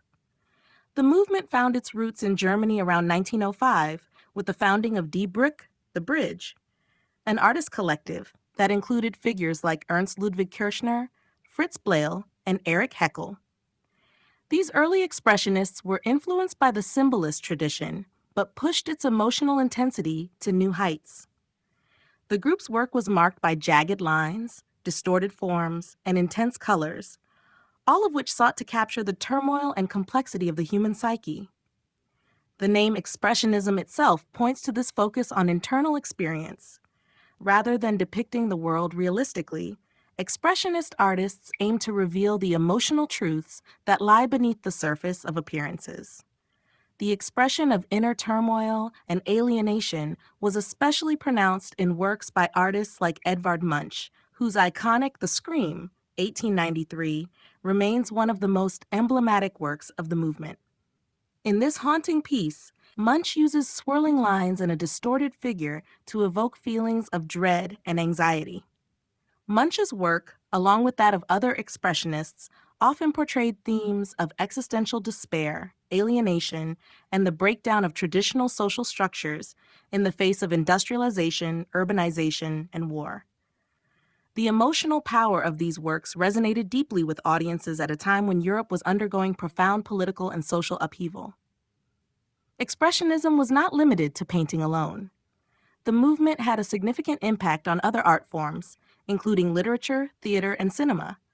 Writers like Franz Kafka and playwrights such as August Strindberg explored themes of isolation, existential crisis, and the absurdity of modern life, reflecting the same sense of internal chaos that expressionist artists sought to portray on canvas. In theater, the movement influenced a more exaggerated, emotive style, as seen in the works of German playwrights like Georg Kaiser and Ernst Toller. As a movement, Expressionism was highly diverse, encompassing various schools and regional styles, from the raw and visceral works of Die Brücke to the more mystical and poetic works of Der Blaue Reiter, the Blue Rider, which included artists like Wassily Kandinsky and Franz Marc. Despite its varied forms, Expressionism's central aim was the same: to depict the subjective, often chaotic, experience of the inner world. Its lasting impact on modern art cannot be overstated, as it set the stage for later movements like abstract expressionism and continues to influence artists today. The Bridge, the Brücke, and German Expressionism. The Bridge, founded in Dresden in 1905 by a group of young artists, was one of the most influential movements within German Expressionism. Comprising artists like Ernst Ludwig Kirchner, Fritz Bleyl, Erich Heckel, and Carl Schmidt-Rottluff, Die Brücke sought to break away from academic tradition and create a new, more raw form of artistic expression. The group's name, The Bridge, symbolized their desire to connect the past with the future, linking old traditions with new, modern ways of experiencing the world. In their work, they embraced the emotional intensity and psychological depth that would come to define Expressionism.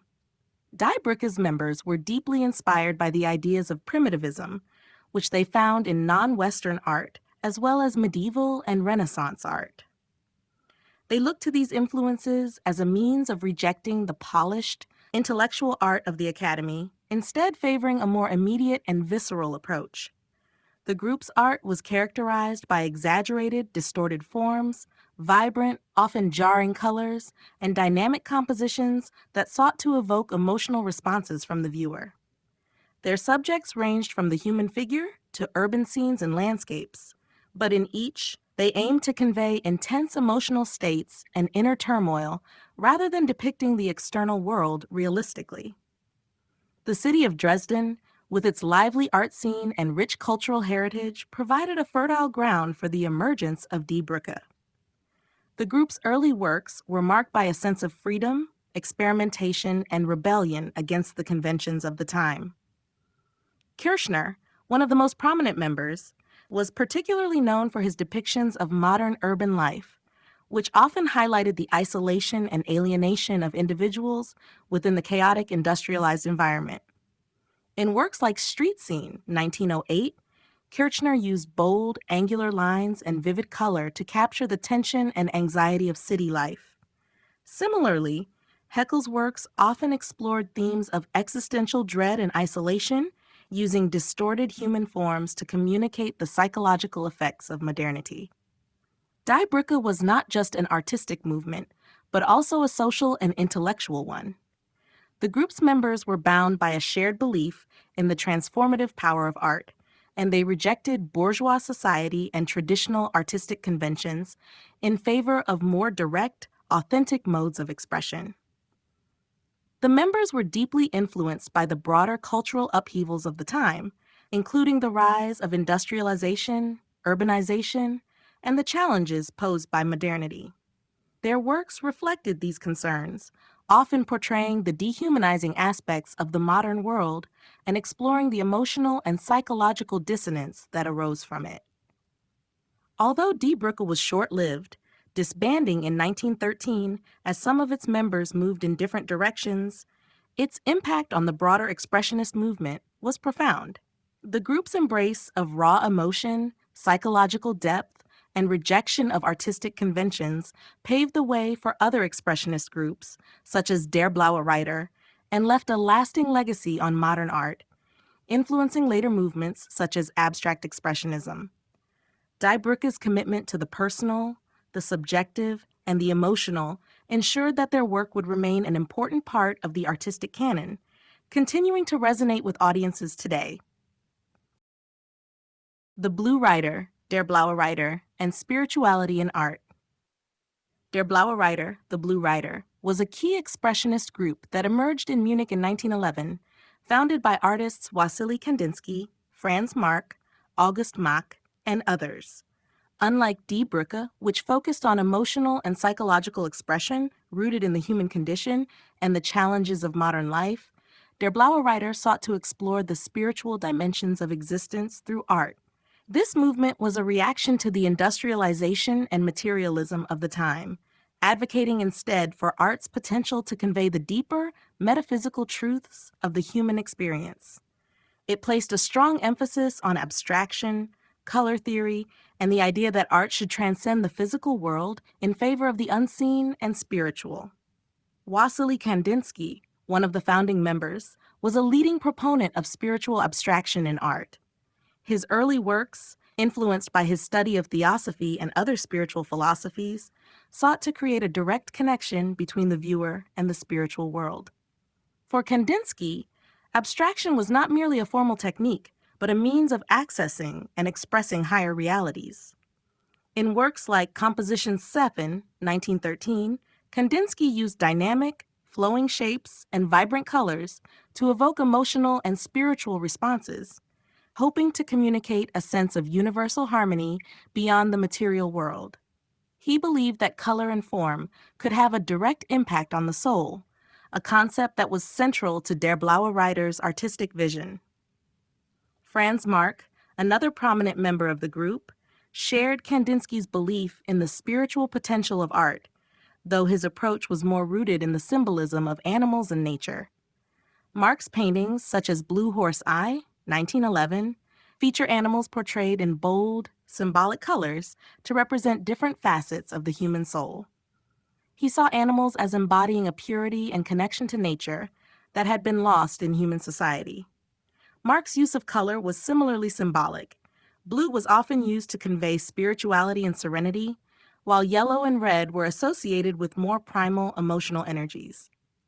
Der blaue Reiter was also deeply influenced by the idea of synesthesia, the blending of senses, where music and visual art could intersect to evoke a heightened spiritual experience. Kandinsky's close relationship with music, particularly with composers like Arnold Schoenberg, played a major role in shaping the group's aesthetic. The belief in the power of abstraction to transcend the physical world was mirrored in the works of both Kandinsky and Marc, who looked to art as a means of accessing higher realms of existence. The group's legacy is evident in its exploration of abstraction as a tool for spiritual expression. Although Der Blaue Reiter's active period was short-lived, ending with the outbreak of World War I, its impact on modern art was profound. The movement laid the groundwork for later developments in abstract art, influencing artists such as Kazimir Malevich and Piet Mondrian, who also sought to create universal, non-representational works that engaged the viewer on a deeper, more spiritual level. In this sense, Der Blaue Reiter's emphasis on the transcendental nature of art helped redefine the role of the artist in the modern world, establishing spirituality as a central theme in the evolution of 20th century art. Egon Schiele and the Human Figure in Distortion. Egon Schiele, an Austrian painter and protege of Gustav Klimt, became one of the most important figures of early 20th century Expressionism. His work, known for its raw emotional intensity, often portrayed the human figure in a highly stylized and distorted manner. Schiele's exploration of the human body went beyond mere representation, delving into the psychological and emotional states of his subjects. Through his use of exaggerated poses, angular lines, and unflinching depictions of vulnerability and sensuality, Schiele's art aimed to expose the inner turmoil and complexity of the human experience. Schiele's approach to the human figure was deeply influenced by the Symbolist and Jugendstil Art Nouveau movements, but he pushed these styles toward a more unsettling and provocative realm. His figures are often elongated, contorted, or fragmented, with a sense of rawness and discomfort that challenged conventional notions of beauty and harmony. Unlike the idealized figures of classical art, Schiele's works presented bodies in moments of isolation, anguish, or eroticism, capturing a sense of both physical and psychological vulnerability. His self-portraits, such as Self-Portrait with Raised Arm, 1912, are particularly striking, revealing a gaunt and angular image of the artist that conveys a deep sense of alienation.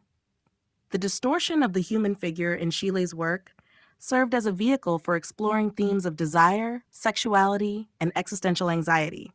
His figures often seem caught in moments of emotional or physical tension, and their contorted postures evoke a sense of inner conflict. This distortion, however, was not merely for shock value. It was a conscious choice that allowed Schiele to go beyond the superficiality of his subjects and reveal their deeper emotional and psychological states. The exaggerated forms in Schiele's work were not about idealizing the human body, but about exploring its fragility, impermanence, and capacity for suffering. Schiele was also highly interested in the themes of intimacy and the complexities of human relationships, often depicting couples in passionate or uncomfortable embraces. His nudes are not passive or serene. Instead, they convey a sense of tension, power, and vulnerability. Works like Seated Woman with Bent Knee, 1917, or The Embrace, 1917, challenge traditional notions of eroticism by presenting the human body in a raw, unidealized state. In this way, Schiele's art is not just about physical representation, but also about the psychological and emotional dimensions of human existence. Despite facing criticism during his lifetime for the provocative nature of his work, Sheela's art has since been recognized for its boldness and innovation. His exploration of the human figure through distortion and abstraction paved the way for later developments in Expressionism and modern art. Sheela's ability to distill complex human emotions and experiences into visual form remains one of his most significant contributions to the history of art, making him a crucial figure in the transition from traditional depictions of the body to more modern, subjective representations of the human condition. Expressionism in film and theater. Expressionism, a movement that initially emerged in visual arts, later found fertile ground in other artistic realms, particularly film and theater, where it became a powerful tool for conveying emotional intensity, psychological depth, and subjective reality. In both mediums, Expressionism broke away from traditional forms of representation to explore inner states of mind, often employing distorted sets, dramatic lighting, and exaggerated performances to heighten the emotional impact. These stylistic choices were not just artistic devices, but a way of translating complex, often unsettling psychological experiences into visual and theatrical language. In cinema, German Expressionism became a dominant force in the 1920s, notably with films such as The Cabinet of Dr. Caligari, 1920, directed by Robert Wiene, and Nosferatu, 1922, by F.W. Murnau. These films employed distorted, dreamlike sets, stark contrasts between light and shadow, and highly stylized, exaggerated performances to convey the inner turmoil of characters, often reflecting themes of madness, fear, and the supernatural. The use of angular, jagged sets, as seen in Caligari, mirrored the distorted mental landscapes of the characters, allowing the audience to experience the world from their warped perspective. This form of visual storytelling was not focused on realism, but on creating an atmosphere that captured the emotional and psychological essence of the narrative. One of the most significant contributions of German Expressionist cinema was its impact on the horror genre. Films like Nosferatu pioneered visual techniques that would later become staples of horror cinema, including the use of shadow and light to create a sense of dread, and the portrayal of monstrous figures as representations of psychological fear. The eerie, otherworldly appearance of the vampire in Nosferatu was not just about physical appearance, but about invoking deep existential fear, mirroring the expressionist emphasis on emotion over logical or realistic depiction. In theater, Expressionism similarly aimed to portray emotional truths rather than external reality. In Germany, playwrights like Ernst Toller and Georg Kaiser used Expressionism to explore the alienation, anxiety, and chaos of modern life. Theatrical productions often featured stylized performances, minimalistic sets, and fragmented dialogue to evoke the internal states of characters, mirroring the disorientation and alienation that many people felt in the rapidly industrializing world. The actors' performances were exaggerated, with movements and gestures often amplified to emphasize the emotional intensity of the scenes. The expressionistic style in both film and theater was, in many ways, a reflection of the larger social and political upheavals of the time. The rise of industrialization, the trauma of World War I, and the sense of disillusionment with the old societal structures all contributed to a growing interest in expressing inner, subjective realities.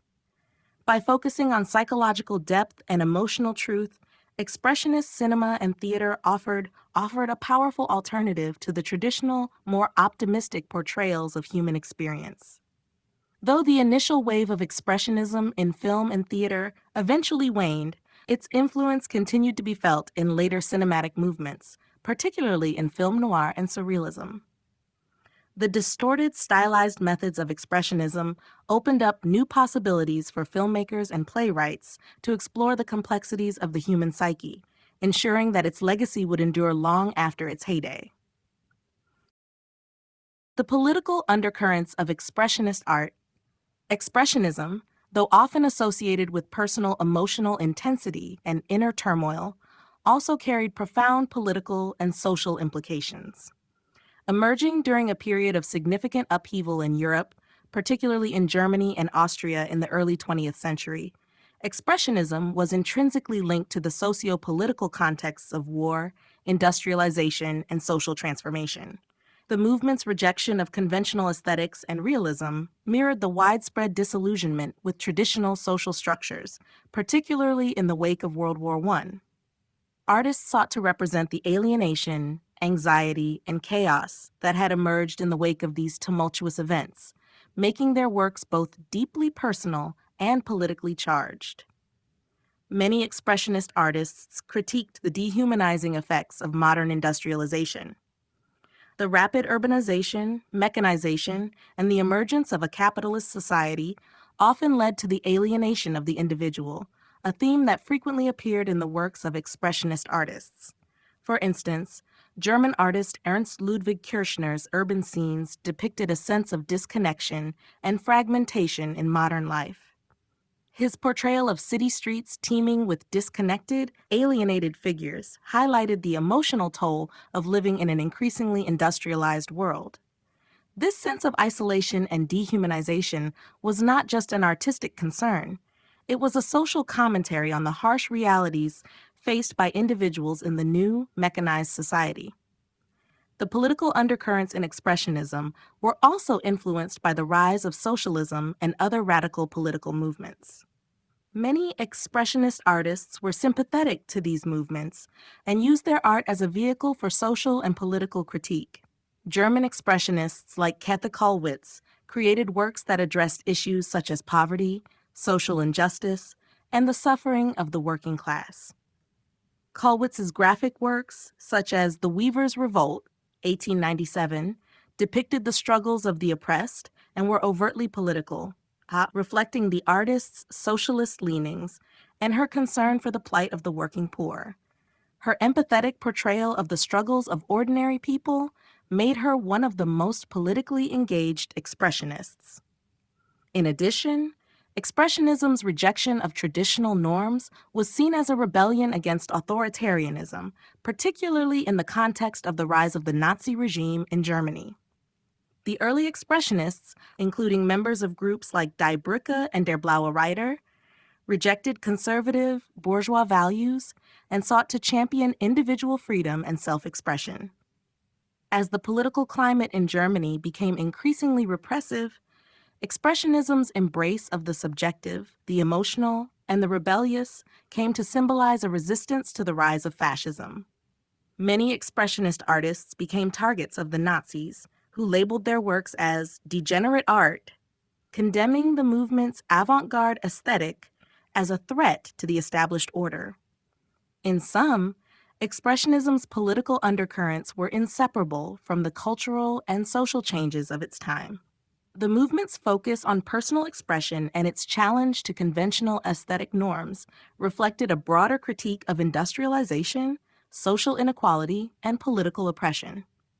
Expressionist artists used their work to not only portray the emotional and psychological states of individuals, but also to address the broader issues of social injustice, alienation, and the struggle for personal and political freedom in a rapidly changing world.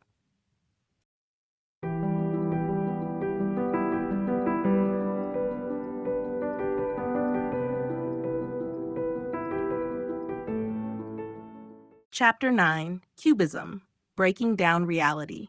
Cubism, a revolutionary art movement that emerged in the early 20th century, fundamentally challenged the traditional approach to representing reality.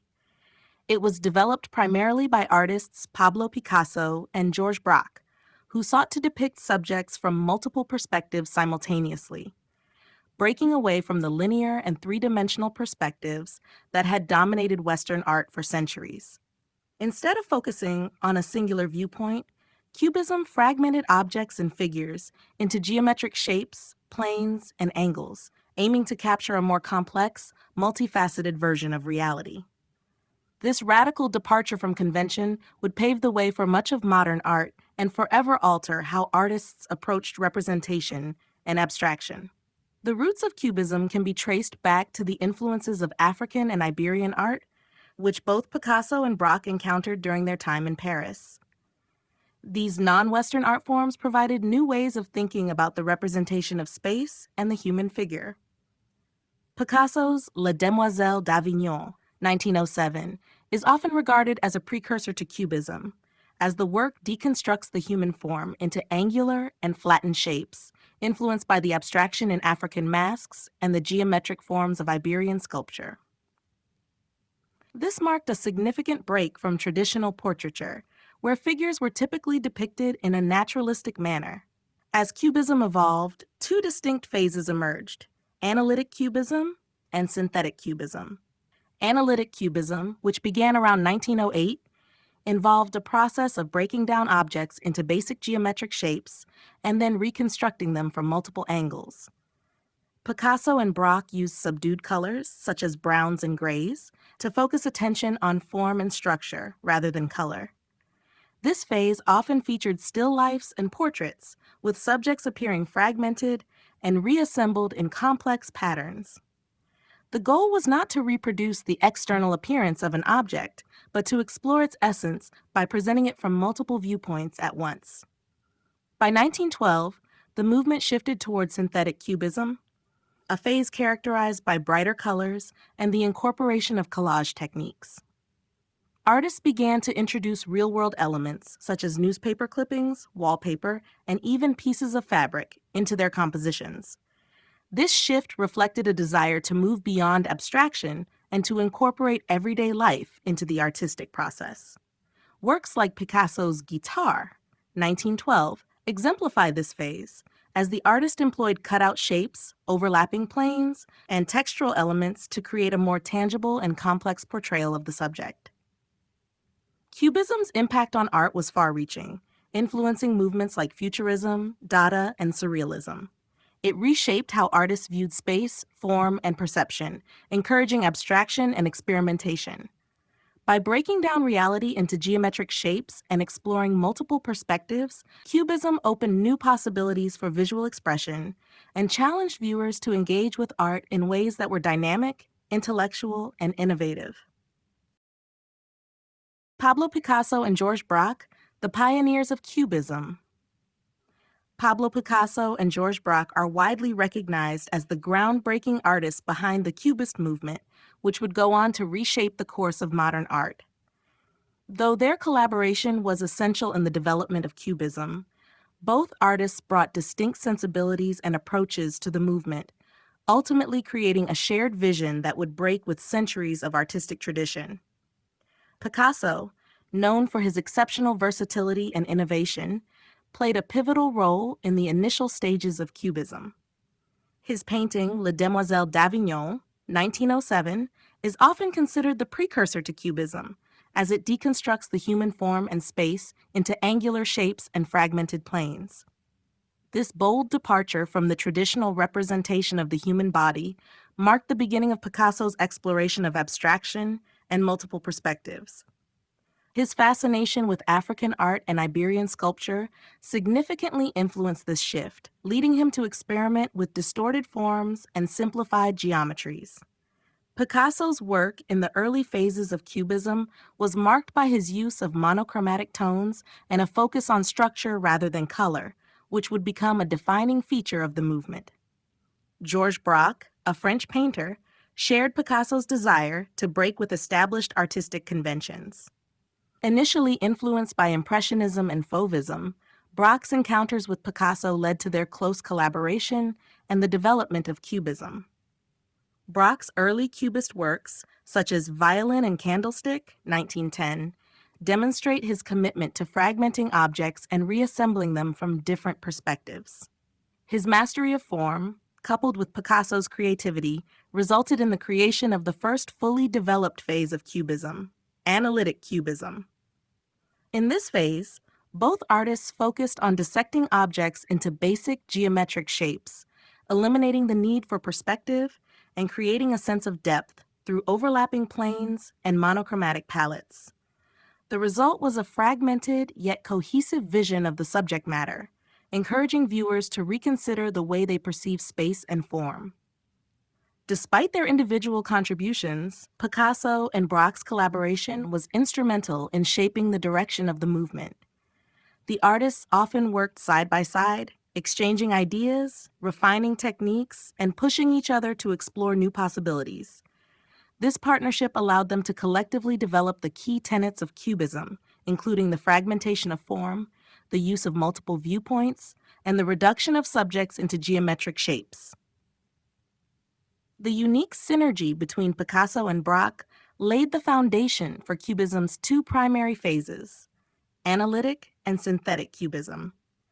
Their pioneering efforts would go on to influence not only the world of painting, but also sculpture, architecture, and even literature, with the Cubist approach inspiring radical shifts in how artists engaged with reality and representation. The partnership between Picasso and Braque remains one of the most important and productive collaborations in the history of art.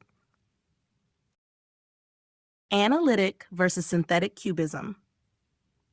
Cubism, one of the most influential movements in modern art, developed through two distinct phases, analytic Cubism and synthetic Cubism. Both phases emerged as a result of the pioneering work of artists like Pablo Picasso and Georges Braque, yet they represent different approaches to abstraction and the deconstruction of form. These two phases marked the evolution of Cubism and had a profound impact on the development of art in the 20th century. Analytic Cubism, which emerged around 1908, was the first phase of Cubism and was characterized by a process of breaking down objects into their most basic geometric shapes. Picasso and Braque's approach in this phase was to dismantle objects into fragmented planes and reassemble them on the canvas from multiple perspectives. This dissection of form allowed the artist to capture the essence of the subject, not by presenting a realistic representation, but by emphasizing structure and movement. Colors during this phase were muted, typically consisting of earthy tones like browns, grays, and ochres, to focus attention on form and spatial relationships rather than the distractions of color. The emphasis was on intellectual engagement, as the viewer was invited to piece together the fragmented shapes and angles in order to understand the subject from different points of view. The complexity of analytic Cubism made it challenging for many to immediately grasp, but it signified a profound shift in the approach to space, form, and representation. By 1912, Cubism transitioned into its second phase, synthetic Cubism. This phase represented a departure from the highly analytical, fragmented nature of the previous phase. In synthetic Cubism, artists began to reintroduce color, texture, and even elements of reality into their work. Picasso and Braque, along with other artists like Juan Gris, began incorporating collage techniques, adding pieces of paper, newspaper clippings, wallpaper, and fabric to their compositions. This introduced a new level of materiality to the artwork, blurring the boundaries between fine art and everyday life. The forms in synthetic Cubism became more simplified and less fragmented, with the artists beginning to use clearer shapes and bolder colors. Objects and figures were still depicted in abstraction, but the approach was less about dissecting form and more about building it up through overlapping planes and contrasting colors. The inclusion of real-world materials into the artwork also signified a desire to reconnect the viewer with the material world, grounding the abstraction in the everyday. In essence, while analytic Cubism sought to break down reality into its most essential geometric components, synthetic Cubism aimed to rebuild and reorganize those components, incorporating color and texture to create a more cohesive visual language. Both phases played a crucial role in the evolution of modern art, with analytic Cubism laying the groundwork for the abstraction of form, and synthetic Cubism further pushing the boundaries of what art could represent and how it could engage with the viewer's perception of reality. The role of African art in Cubist aesthetics. African art played a pivotal role in the development of Cubism, profoundly influencing the way Western artists, particularly Pablo Picasso and Georges Braque, approached form and abstraction. The exposure to African sculptures, masks, and other artifacts in Paris during the early 20th century radically altered the way these artists viewed representation. This exposure, along with their ongoing experimentation, led to the birth of one of the most significant artistic movements of the 20th century. Picasso's encounter with African art was a key moment in his evolution as an artist. In 1907, he saw a collection of African art at the Musée d'Ethnographie du Trocadero in Paris, which was then being displayed for the first time. The bold, stylized forms, exaggerated facial features, and symbolic use of shapes struck Picasso deeply. He was especially captivated by the way African art used geometric abstraction to convey meaning, without concern for realistic representation. This inspired him to reconsider the way the human body and objects could be depicted, moving away from the traditional linear perspective and toward a more abstract, fragmented approach. Picasso's Les Demoiselles d'Avignon, 1907, is often regarded as a direct response to this influence. The angular, mask-like faces of the figures in the painting, along with their distorted bodies, can be seen as a deliberate reference to African art. These distortions mark the beginning of Picasso's move toward Cubism, where he would continue to deconstruct the human form into abstracted planes and shapes. Braque, too, was influenced by African art during his collaboration with Picasso. His works from the early days of Cubism, such as Violin and Candlestick, 1910, reflect the same geometric approach to form and abstraction that had been inspired by African sculptures. The use of fragmented space, simplified shapes, and a focus on essential forms was a way of stripping down reality to its most basic and primal elements. This was in stark contrast to the more realistic, naturalistic approach to art that had dominated Western traditions. The relationship between African art and Cubism is crucial because it provided the artists with new ways of thinking about form, space, and representation. While European art had long relied on perspective, modeling, and realism, African art offered a completely different way of seeing and understanding the world. It emphasized abstraction, symbolism, and an intuitive understanding of space, which resonated deeply with the emerging Cubist aesthetic.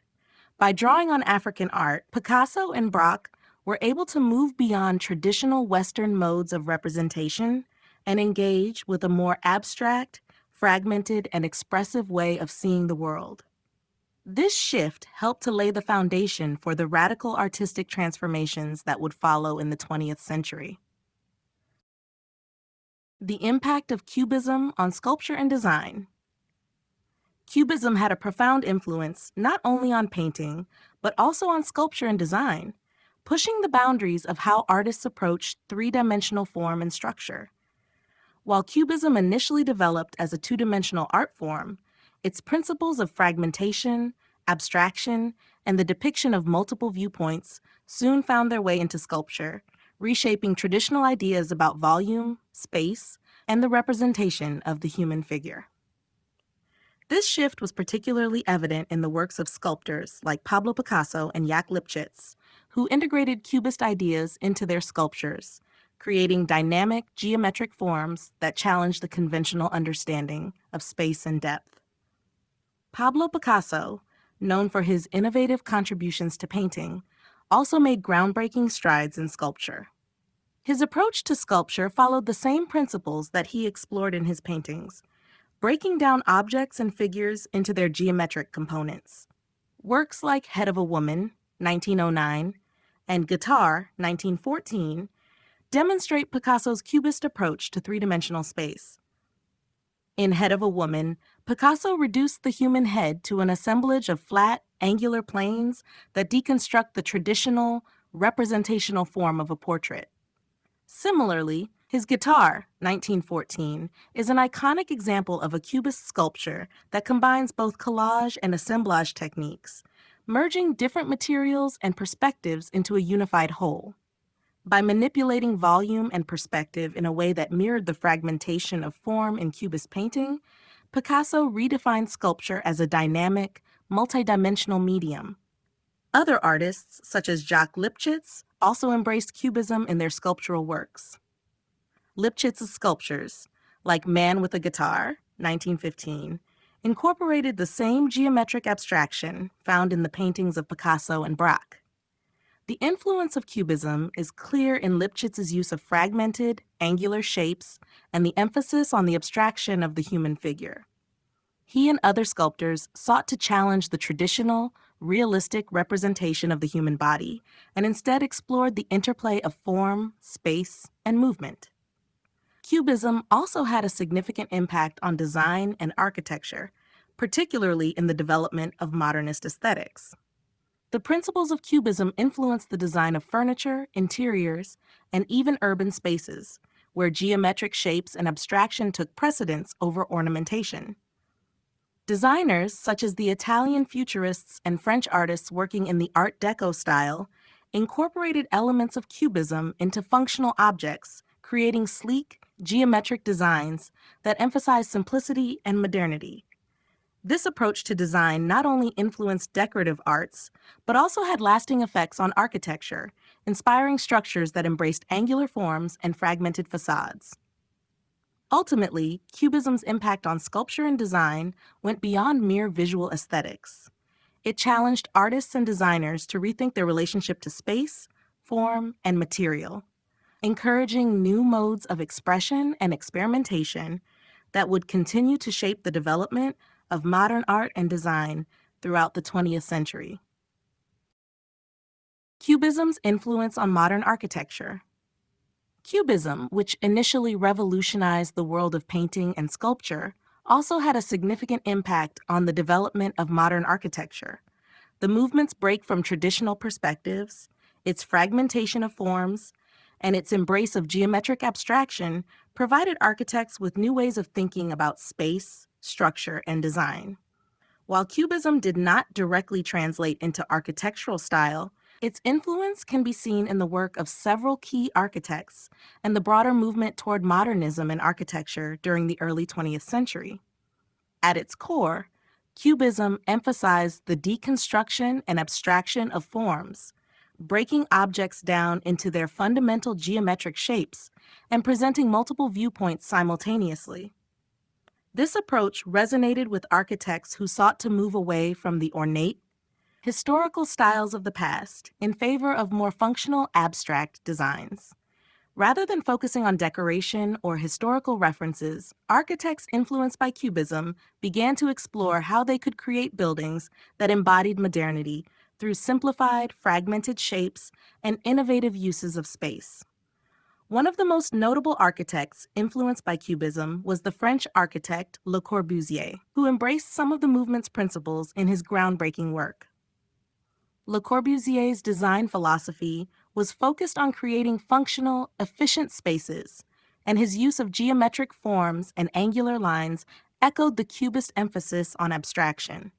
While his architectural style is more closely associated with the international style and modernism, his early designs show the influence of Cubist aesthetics in their use of bold geometric shapes, simplified forms, and the integration of art and architecture. Similarly, the German architect Ludwig Mies van der Rohe, a key figure in the development of modernist architecture, also adopted a stripped-down, geometric approach that aligned with Cubist principles.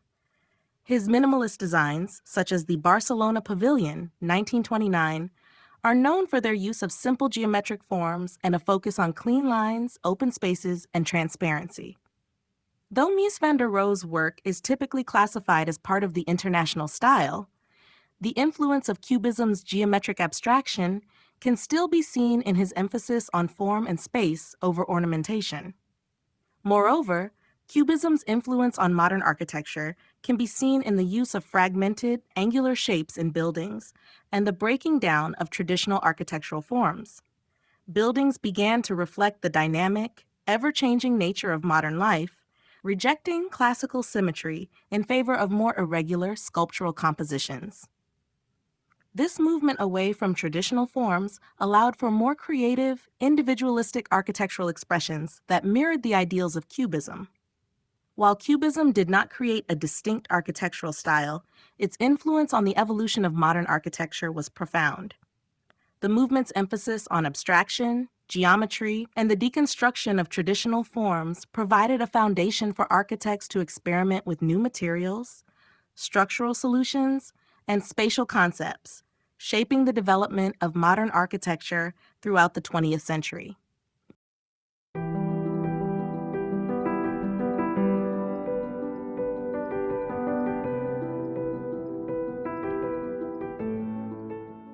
Chapter 10, Futurism, the Art of Speed and Industry. Futurism, an avant-garde movement that emerged in Italy in the early 20th century, was characterized by its emphasis on modernity, technology, and the dynamism of contemporary life. Founded by the Italian poet Filippo Tommaso Marinetti in 1909, Futurism sought to break away from traditional artistic conventions and celebrate the advancements of the modern world, particularly the rapid changes brought about by industrialization, urbanization, and technological innovation. The movement was deeply influenced by the spirit of the times, as Europe was experiencing significant shifts in politics, society, and culture. Futurist artists rejected the past, advocating for a forward-thinking approach that embraced innovation, speed, and the transformative power of modern technology. Central to Futurism was the idea of movement, which was reflected in the dynamic, fragmented forms seen in the works of Futurist painters such as Umberto Boccioni, Giacomo Balla, and Carlo Carrà. They aimed to capture the speed and energy of modern life, particularly the rapid advances in transportation, machinery, and the bustle of urban environments. In their paintings, the use of vibrant colors, distorted forms, and intersecting planes helped to express a sense of motion, chaos, and intensity.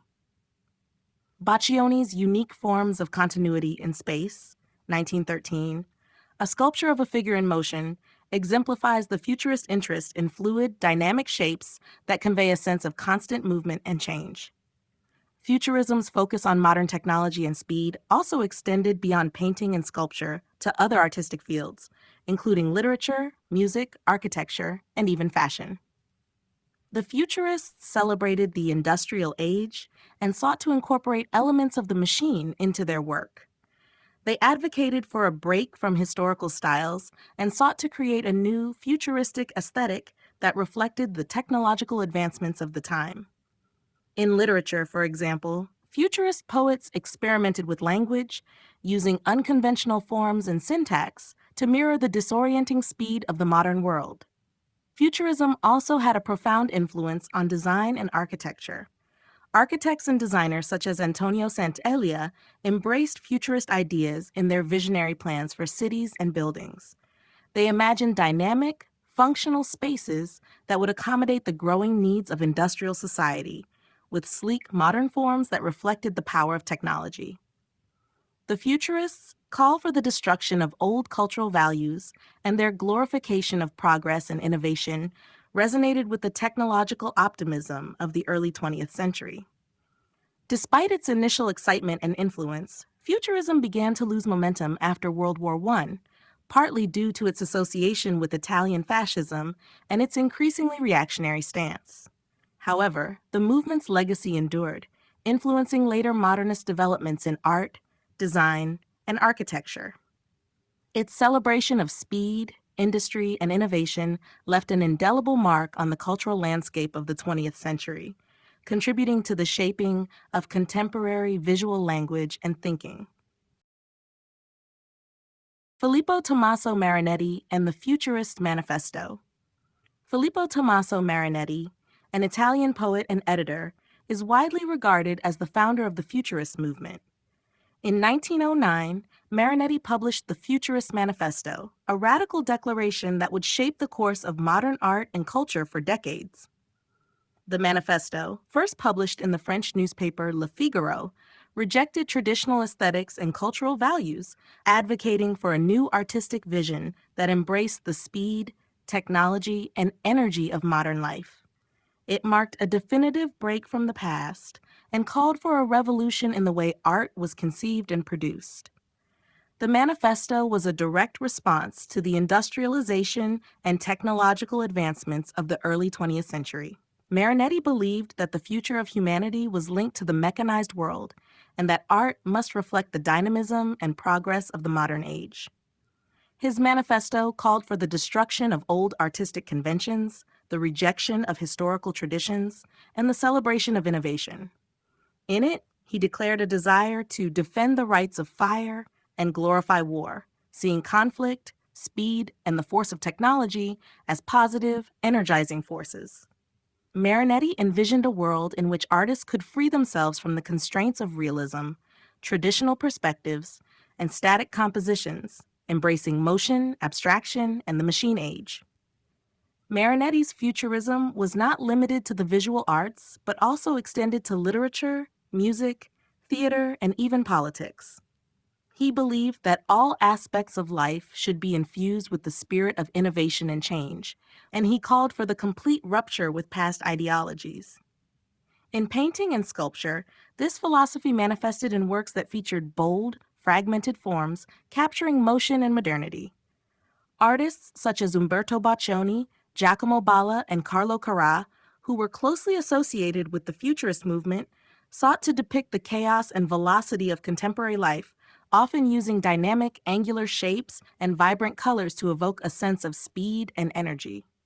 Marinetti's influence extended beyond art, particularly in Italy, where his radical ideas found resonance with the rising tide of fascism. His embrace of modernity, technology, and even violence aligned with the nationalist ideals of Benito Mussolini and the Fascist Party. While the Futurist movement eventually faded after World War I, partly due to its association with fascist ideologies, the impact of Marinetti's manifesto was undeniable. It helped to pave the way for later developments in abstract art, constructivism, and the broader modernist movement. The Futurist Manifesto remains one of the most important and controversial documents in the history of modern art, encapsulating the fervent spirit of the early 20th century and challenging artists to confront the realities of a rapidly changing world. Marinetti's vision of art as a celebration of speed, innovation, and the machine would continue to influence generations of artists, shaping the trajectory of modernism for years to come. Movement and dynamism in Futurist art. One of the defining features of Futurist art was its intense focus on movement and dynamism, reflecting the rapid pace of modern life. In the early 20th century, technological advancements such as automobiles, airplanes, and industrial machinery were changing the way people experienced the world. Futurist artists sought to capture this sense of motion, speed, and energy in their works, pushing the boundaries of traditional art forms in the process. The movement's emphasis on dynamism was not just about depicting movement itself, but about conveying the very essence of modern life, constantly in flux, ever-changing, and infused with the power of technology. The Futurists rejected static, traditional depictions of the world, instead focusing on how they could represent the sensation of movement. For them, the act of painting was not just a way to create a static image, but a way to convey the process and energy of movement within a frame.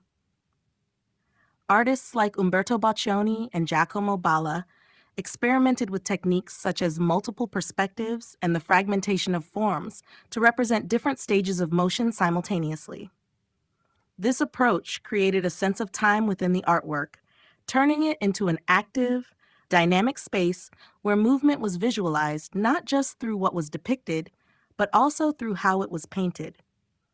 Boccioni's iconic sculpture, Unique Forms of Continuity in Space, 1913, is a prime example of the Futurist quest to capture movement. The sculpture portrays a figure in motion, yet its distorted fluid form suggests not only the movement of the body, but also its interaction with the surrounding space. The figure is fragmented and elongated, giving the impression of constant motion, as though the figure is flowing through time and space. Similarly, Balla's paintings, such as Speeding Automobile, 1913, use the technique of simultaneity to depict the blur of movement as a car speeds by.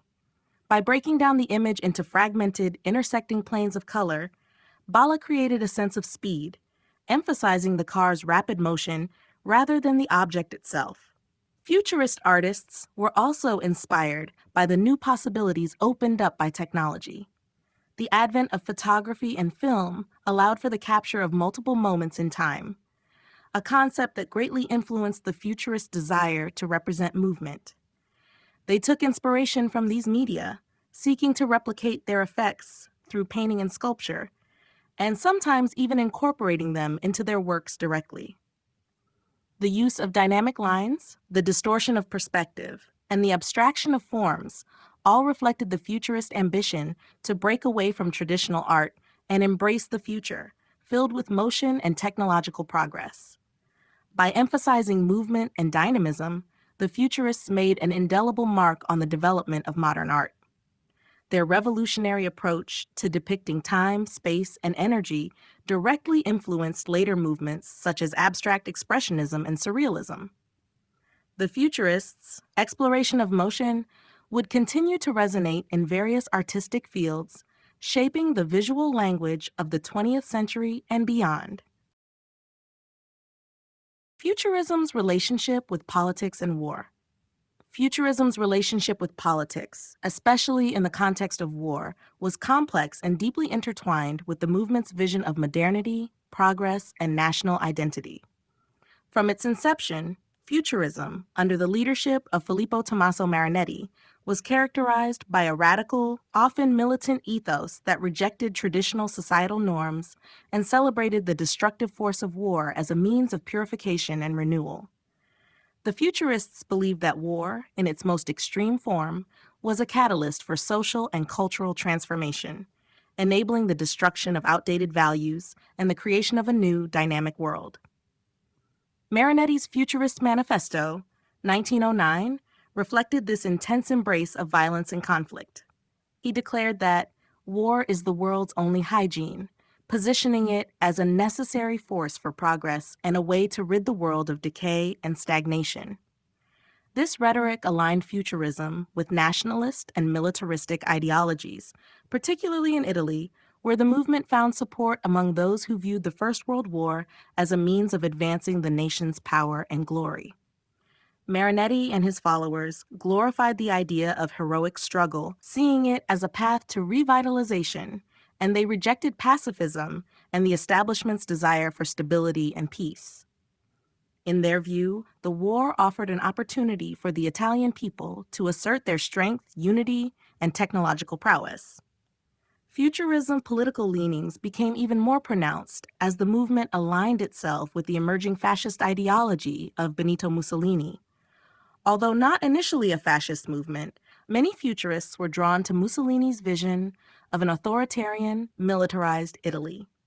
Marinetti himself eventually became an outspoken supporter of Mussolini's regime, seeing in fascism the realization of many of the movement's ideals, particularly the glorification of war, technology, and national pride. The Futurists, with their disdain for tradition and their drive for radical change, found a natural ally in fascism's authoritarian drive to reshape Italian society through force. However, not all Futurists were aligned with Mussolini, and some members of the movement distanced themselves from fascism as the regime grew more oppressive. Nevertheless, the strong association between Futurism and war, particularly during World War I, left a controversial and lasting legacy. The movement's embrace of violence, militarism, and nationalism was seen as a dangerous ideology that contributed to the rise of fascism and the horrors of the 20th century's world wars. Despite its controversial relationship with politics and war, Futurism's impact on the artistic and cultural landscape cannot be denied. The movement's aggressive stance on breaking with the past and its focus on innovation, technology, and movement shaped the trajectory of modern art and influenced many subsequent avant-garde movements. Yet its embrace of war and politics remains a problematic aspect of its legacy, one that continues to spark debate and critique among historians and art scholars. Futurism in literature, music, and theater.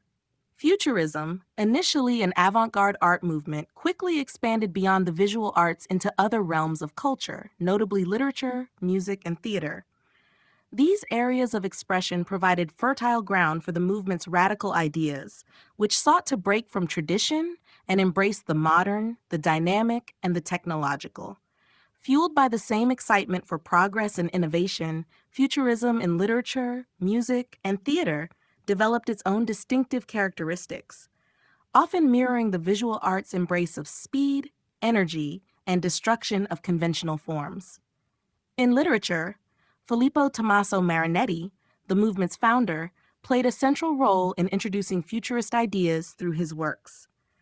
The Futurist Manifesto, first published in 1909, laid the groundwork for a new approach to writing that rejected the past and glorified the future. Futurist literature emphasized the fragmentation of language, nonlinear narratives, and the incorporation of sound and rhythm to convey the energy and chaos of modern life. Marinetti's poetry, for instance, often featured bold, unconventional word arrangements, as well as onomatopoeic language that mimicked the sounds of machines, explosions, and urban environments. The aim was to jolt the reader into a new consciousness, disorienting them with the rapid pace of the modern world. Similarly, the futurists believed that literature should reflect the future of human experience, rejecting traditional grammar and syntax in favor of experimental forms that better represented the speed and dynamism of modern life. In music, the futurists also sought to dismantle the past, particularly the classical tradition that had dominated Western music for centuries. They embraced noise, dissonance, and experimentation as essential components of the new musical landscape. Composers like Luigi Russolo, a close associate of Marinetti, explored the idea of intonarumori, noise machines, which were instruments designed to produce industrial and mechanical sounds. These instruments were meant to break away from conventional orchestral music and give a voice to the sounds of the modern world, such as the hum of machines, traffic, or even the sounds of war. Futurist music was not about melody or harmony. Instead, it was about the raw power of sound, an attempt to capture the essence of modernity in auditory form. Theater, too, was a key area where Futurism left its mark. Futurist theater rejected the traditional proscenium stage, the linear plot, and realistic dialogue. Instead, Futurist playwrights and directors, including Marinetti himself, sought to create performances that were dynamic, fragmented, and visceral. The use of movement, sound, and unconventional staging were central to Futurist theatrical productions. The actors might perform on rotating stages or even interact with the audience in ways that broke down the boundaries between performer and spectator. This approach was designed to immerse the audience in the performance, much like the visual artist's attempts to involve the viewer in the artwork. The Futurist theater rejected the idea of illusionism in favor of direct, intense, and often confrontational expressions of emotion and modern experience. Ultimately, Futurism in literature, music, and theater was part of a larger cultural shift that sought to redefine the relationship between art and modern life. Just as Futurism in the visual arts abandoned traditional forms to capture the speed and energy of the 20th century, Futurist literature, music, and theater similarly aimed to reflect the changes in society and technology, offering a new artistic language that was raw, experimental, and full of vitality. While these movements were short-lived, they laid the groundwork for many later developments in avant-garde art, music, and performance, influencing later movements such as Dadaism, Surrealism, and even the theater of the absurd. The decline and evolution of Futurism. Futurism, once a vibrant and revolutionary movement, began to decline and evolve as the years progressed, particularly after World War I.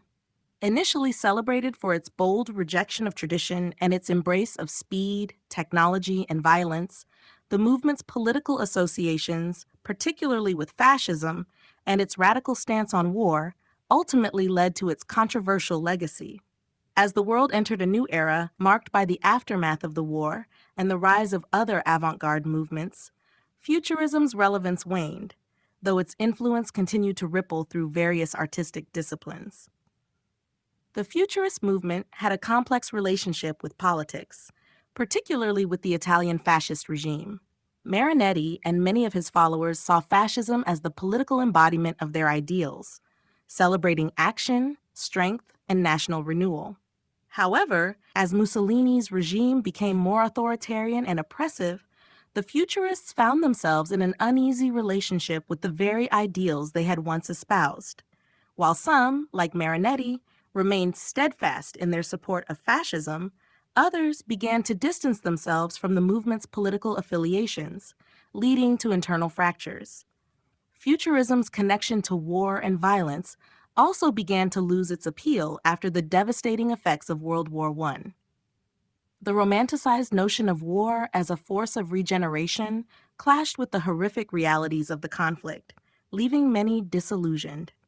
As the aftermath of the war shifted the political and cultural landscape, the futurist vision of destruction as a means of creation became less relevant.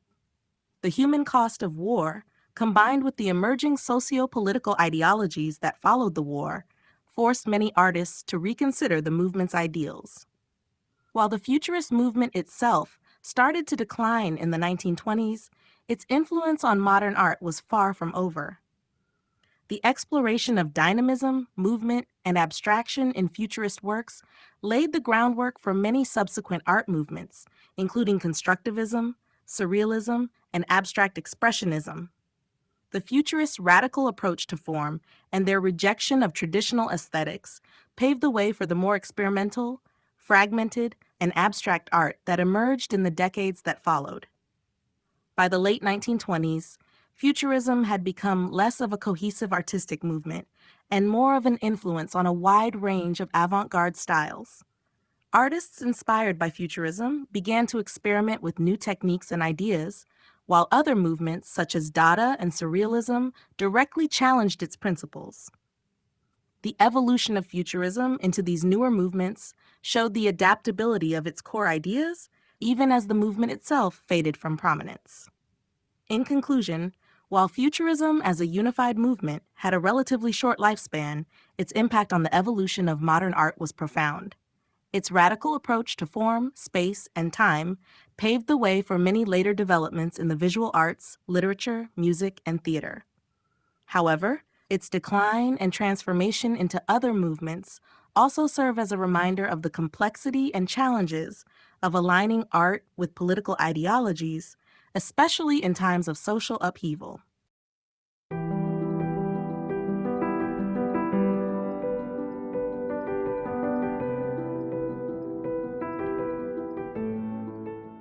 Chapter 11, Dada and Surrealism, The Art of the Absurd and the Unconscious. Dada and Surrealism, two of the most influential avant-garde movements of the 20th century, challenged conventional notions of art, reason, and reality. Both movements arose in response to the disillusionment of World War I, rejecting the rationality that had led to global conflict and seeking new ways to engage with the chaotic, irrational nature of human experience.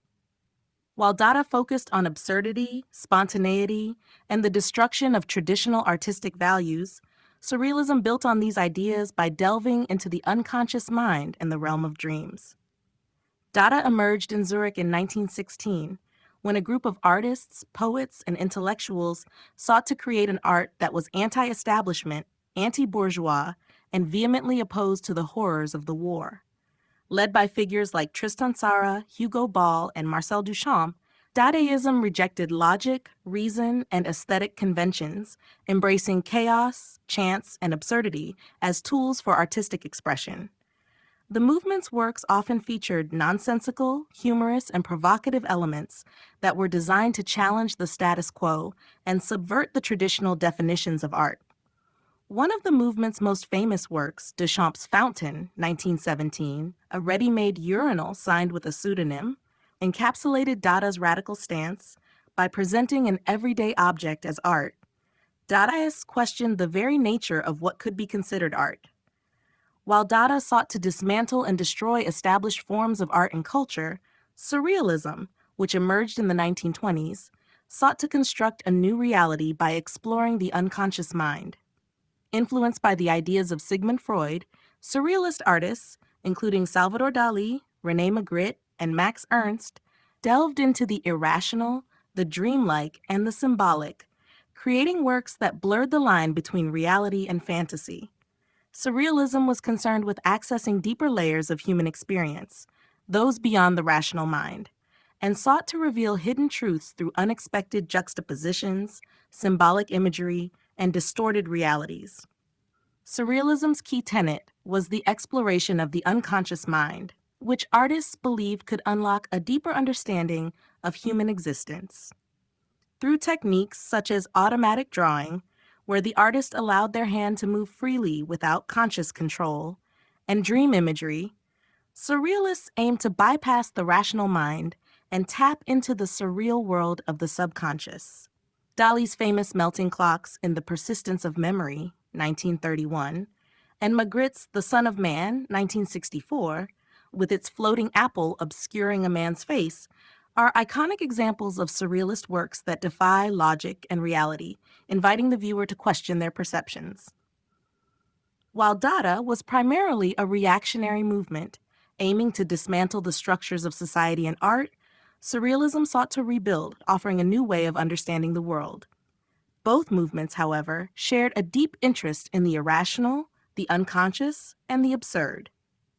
Dada's spirit of rebellion and Surrealism's exploration of the mind's hidden realms contributed to the development of modern art and paved the way for later movements like abstract expressionism and postmodernism. Their legacy endures in contemporary art, literature, and film, where the boundaries between the rational and irrational continue to be blurred. Dada's reaction to World War I, anti-art and nihilism. Dada emerged as a direct response to the trauma and disillusionment caused by World War I. The sheer destruction, death, and senselessness of the war left many intellectuals and artists questioning the very foundations of Western civilization, including its social, political, and cultural institutions. The war had shattered ideals of progress, reason, and rationality, and for the members of Dada, these values had contributed to the catastrophe. As a result, Dada rejected these traditional values, advocating instead for an anti-art stance that would challenge the established norms and conventions of the time. At its core, Dada was a reactionary movement that was fundamentally anti-establishment and anti-bourgeois. The artists involved in Dada believed that conventional art had failed to prevent or understand the horrors of war, and as such, they sought to subvert and dismantle the very concept of what art could and should be. Dada was born in the chaotic atmosphere of Zurich in 1916, where artists, writers, and performers gathered at the Cabaret Voltaire, a venue that became the epicenter of the movement. Leaders of the movement, such as Tristan Tzara, Hugo Ball, and Marcel Duchamp, embraced a spirit of spontaneity, absurdity, and nonconformity, creating works that were deliberately irrational, nonsensical, and contradictory. One of the most significant aspects of Dada was its approach to anti-art. Dadaists rejected the idea that art had to be beautiful, harmonious, or intellectually meaningful. They instead embraced the absurd and the random, using materials and forms that were traditionally not considered art. Duchamp's Fountain, 1917, a porcelain urinal submitted to an art exhibition under a pseudonym, encapsulated this anti-art ethos. By presenting an everyday object as a work of art, Duchamp questioned the very concept of artistic value, turning the idea of art on its head. Dadaists often employed chance operations, collages, ready-mades, and nonsensical performances, all of which defied conventional artistic techniques and styles. This rejection of traditional art also extended to Dada's stance on meaning itself. In a world where the rational had failed, Dada embraced nihilism, the belief that life and art had no inherent meaning. Dadaists questioned the purpose of society and culture, embracing the idea that nothing had intrinsic value. They used irony, parody, and humor to expose the absurdity of established norms and to reflect the disillusionment felt by many in the aftermath of the war. The Dada movement was intentionally chaotic and anarchic, offering a critique of a world that had descended into violence and destruction. Ultimately, Dada was more than just an art movement. It was a form of protest against the horrors of war and the institutions that had allowed it to happen. Its rejection of art, reason, and tradition was an expression of profound disillusionment, a way of confronting a world that had lost its way.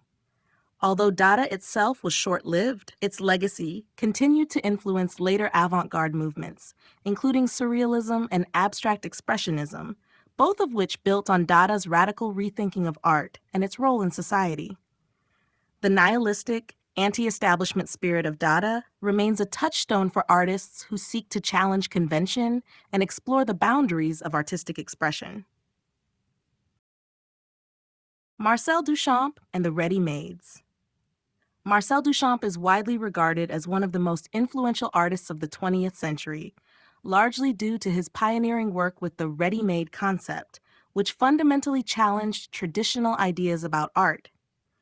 Duchamp's ready-mades were ordinary, mass-produced objects that he selected and presented as art, thereby questioning the very definition of artistic creation and the role of the artist. This radical gesture shifted the focus of art from craftsmanship and aesthetics to concepts, intellectual engagement, and context. The first of Duchamp's ready-mades to gain widespread attention was Fountain, 1917, a porcelain urinal that he submitted to an art exhibition under the pseudonym R. Mutt. The piece was rejected by the exhibition, but its provocative nature sparked a lasting debate in the art world. By elevating an everyday object to the status of art, Duchamp questioned what constituted artistic value and who had the authority to decide what was worthy of inclusion in the canon of fine art. In effect, Duchamp's ready-mades challenged the boundaries of art and the artist's role in creating it. Duchamp's approach to art was deeply influenced by the intellectual currents of his time. He was particularly interested in the ideas of French philosopher Henri Bergson and the notion that art should engage with the mind rather than simply appeal to the senses. By taking objects from everyday life and recontextualizing them in an art gallery, Duchamp invited viewers to think critically about the nature of art, authorship, and originality. His work was also informed by Dada's rejection of traditional aesthetic values, and Duchamp's ready-mades embodied Dada's spirit of rebellion against convention. Duchamp's use of the ready-made was not limited to Fountain. He created a series of other ready-mades, including Bicycle Wheel, 1913, which featured a bicycle wheel mounted on a stool, and Bottle Rack, 1914, which consisted of a metal bottle rack placed in an upright position. Each of these works shared the same basic principle. By presenting mass-produced objects as art, Duchamp not only defied traditional ideas about artistic craftsmanship, but also invited viewers to reconsider the nature of beauty, function, and creativity. These objects were not intended to be aesthetically pleasing in the conventional sense, but rather to challenge the viewer's assumptions about art and its role in society. While Duchamp's ready-mades were initially controversial and difficult for many to accept, they eventually became central to the development of conceptual art and influenced countless artists in the years that followed. Duchamp's work redefined the boundaries of art, establishing a new framework in which ideas and concepts were as important, if not more so, than the physical execution of a work. Through the ready-made, Duchamp demonstrated that art could be about much more than visual pleasure or technical skill. It could also be about questioning the status quo, subverting expectations, and engaging in philosophical and intellectual exploration. Duchamp's legacy continues to shape the way contemporary artists approach the production and interpretation of art today. André Breton and the birth of Surrealism. André Breton is often hailed as the father of Surrealism, a movement that emerged in the early 20th century, aiming to challenge the conventional boundaries of reality, reason, and artistic representation. A French poet, writer, and intellectual, Breton was deeply influenced by the psychological theories of Sigmund Freud, particularly Freud's work on dreams and the unconscious mind. Surrealism, as conceptualized by Breton, sought to break free from the constraints of rational thought and embrace the irrational, the fantastical, and the subconscious as valid sources of artistic inspiration. The birth of Surrealism can be traced to 1924, when Breton published the Surrealist Manifesto. In this groundbreaking text, Breton laid out the principles of the movement, emphasizing the importance of tapping into the unconscious as a means of accessing deeper truths about the human condition. He viewed Surrealism as both an artistic and philosophical movement, one that sought to bridge the gap between the conscious and unconscious realms. Breton argued that true art should be unmediated by logic or reason, allowing the artist to create freely from their inner mind and imagination. Central to the surrealist ethos was the belief in the transformative power of the unconscious. Drawing on Freud's ideas, Breton and his fellow surrealists sought to bypass the constraints of rationality, logic, and social convention to explore a reality beyond what was visible to the eye. Surrealist artists and writers were encouraged to embrace spontaneity, automatism, the practice of creating art without conscious control, and the exploration of dreams, fantasies, and irrational juxtapositions. This artistic liberation led to some of the most iconic works in modern art. Breton's role in the movement extended beyond that of a writer and theorist. He also played a key role in gathering artists who were aligned with the surrealist vision, including Salvador Dalí, Max Ernst, René Magritte, and Man Ray. Through exhibitions, publications, and a variety of collaborative projects, Breton helped to cement surrealism as a global movement, one that was not limited to painting but also encompassed poetry, literature, photography, and film. Although Breton's vision for surrealism was largely defined by a collective pursuit of artistic freedom, his leadership in the movement was not without controversy. Breton's authoritarian approach to the direction of surrealism led to internal conflicts, especially when artists like Dalí, who grew increasingly aligned with fascist ideologies, were marginalized. Despite these tensions, Breton's impact on the art world remains undeniable. Through his writings and his role as a leader, he helped shape surrealism into one of the most influential movements of the 20th century, with lasting effects on contemporary art, literature, and culture. Surrealism continues to inspire artists today, offering a rich exploration of the human psyche and the boundary between reality and imagination. The influence of Sigmund Freud and dream analysis. Sigmund Freud's theories on the unconscious mind and dream analysis had a profound influence on the development of surrealism in the early 20th century. Freud's ideas, particularly his exploration of the unconscious, repression, and the interpretation of dreams, resonated deeply with the surrealist movement, which sought to access hidden realms of the psyche and express the irrational, the repressed, and the fantastical through art. For the surrealists, Freud's work provided both a philosophical and psychological framework that encouraged artists to explore areas of the mind previously ignored or dismissed by conventional society. Freud's The Interpretation of Dreams, 1900, was especially significant for surrealism. In this groundbreaking work, Freud proposed that dreams were a manifestation of repressed desires, fears, and unresolved conflicts that the conscious mind often suppressed or denied. According to Freud, dreams were a gateway to the unconscious, where the mind could freely express its most primal instincts and hidden emotions. This idea of tapping into the unconscious resonated with the surrealists, who viewed the unconscious as a rich source of creative potential and artistic liberation. Surrealists, under the leadership of André Breton, sought to incorporate these ideas into their artwork by rejecting the constraints of rationality and embracing the freedom of the unconscious.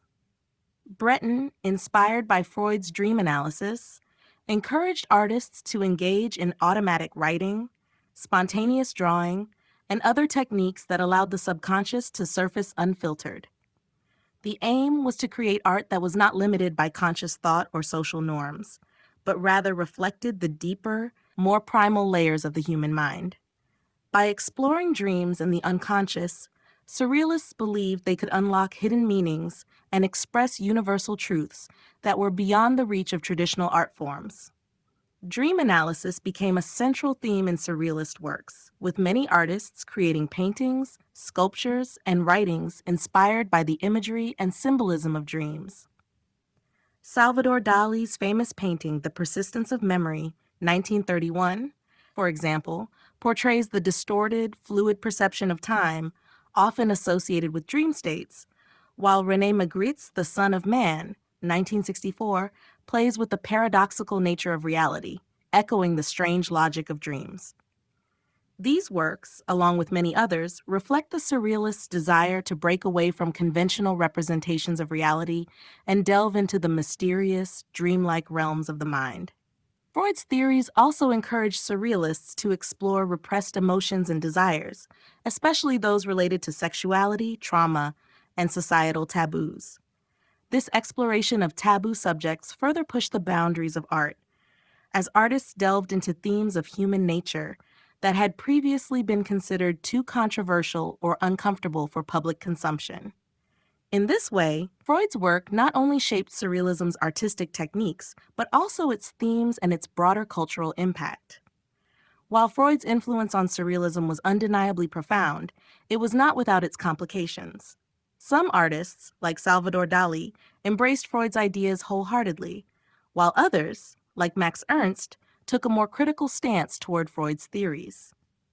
Despite these differences, Freud's contributions to psychoanalysis and his emphasis on the unconscious mind helped shape the surrealist movement and allowed it to explore the depths of the human psyche in ways that were unprecedented in art history. Surrealism's expansion into photography and film. Surrealism's exploration of the unconscious, dreams, and irrationality extended beyond the realm of painting and literature, eventually permeating the fields of photography and film. The movement's emphasis on breaking traditional boundaries and exploring the illogical and the fantastical made it a natural fit for these visual mediums, which were able to manipulate space, time, and reality in ways that painting and sculpture could not. Through photography and film, surrealists sought to create works that reflected the strange, dreamlike qualities of the unconscious mind, while also subverting the conventional uses of these mediums. In photography, surrealists pushed the limits of visual perception by experimenting with techniques that distorted reality. Photographers like Man Ray and Dora Maar employed double exposure, photomontage, and solarization to create images that defied normal expectations and portrayed dreamlike or unsettling scenarios. Man Ray's famous photographic technique, the rayograph or photogram, involved placing objects directly on photographic paper and exposing them to light, creating eerie, abstract images that seemed to emanate from another world. Dora Maar, best known for her association with Picasso, also produced hauntingly surreal photographs that featured fragmented human forms and distorted perspectives, capturing the paradoxical nature of the human experience. The use of photography in surrealism was not just about technical experimentation. It also served as a tool for capturing and confronting the irrational. Photographers within the movement sought to elevate the medium beyond mere documentation, transforming it into a means of exploring the subconscious and the hidden recesses of the mind. These images often blurred the lines between reality and fantasy, questioning the viewer's perception of what was real and what was imagined, much like the surrealist paintings and literary works that preceded them. Surrealism's influence on film was even more profound, as the medium offered unprecedented possibilities for manipulating time and space.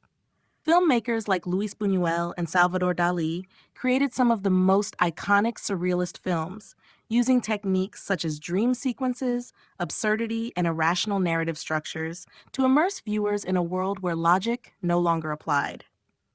Their groundbreaking film Un Chien Andalou, 1929, which they co-directed, is perhaps the most famous example of surrealist cinema. The film opens with an infamous scene in which a woman's eye is slashed open, immediately establishing the unsettling and violent tone that characterizes much of surrealist art. The film's fragmented structure, disconnected scenes, and bizarre juxtapositions of images reflect the movement's fascination with dreams and the subconscious. The incorporation of surrealism into film also allowed for a more dynamic, temporal exploration of the unconscious. While surrealist painting could capture a single moment or frozen image, film could convey the fluidity of dream logic, images shifting, transforming, and evolving in real time. The surrealists were deeply interested in the cinematic potential for visualizing the irrational, creating a space where the subconscious could emerge in full motion. Overall, Surrealism's expansion into photography and film significantly broadened the movement's impact and reach. Through these mediums, the movement found new ways to challenge the perception of reality, pushing the boundaries of artistic expression and continuing to influence both visual culture and experimental cinema in the decades that followed. Surrealist photography and film allowed for an expanded realm of creative freedom, one that mirrored the complex, paradoxical, and often illogical nature of the human mind.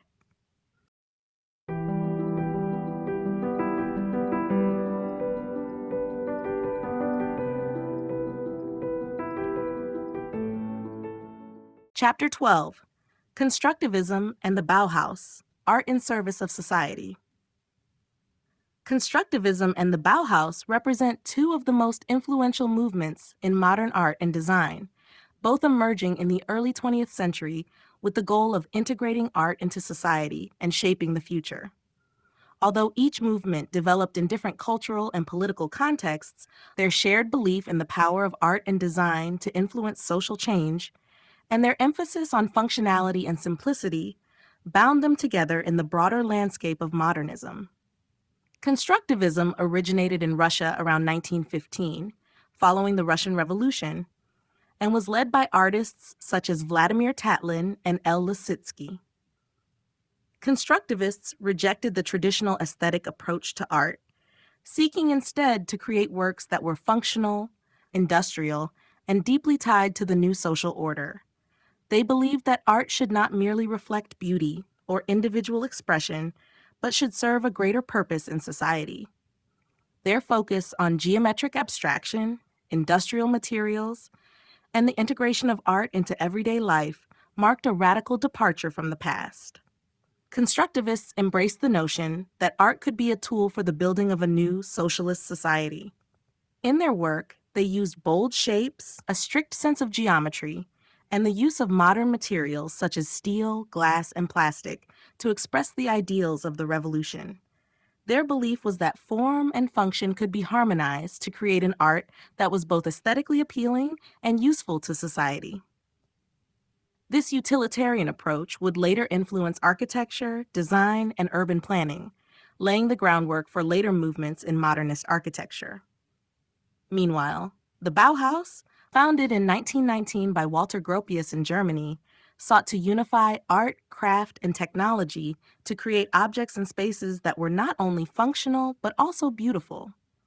Gropius envisioned the Bauhaus as a place where artists, designers, and craftsmen could work together to create a more harmonious world through design. Bauhaus students were trained in a wide range of media, from painting and sculpture to textiles and furniture design, with an emphasis on simplicity, abstraction, and the use of industrial materials.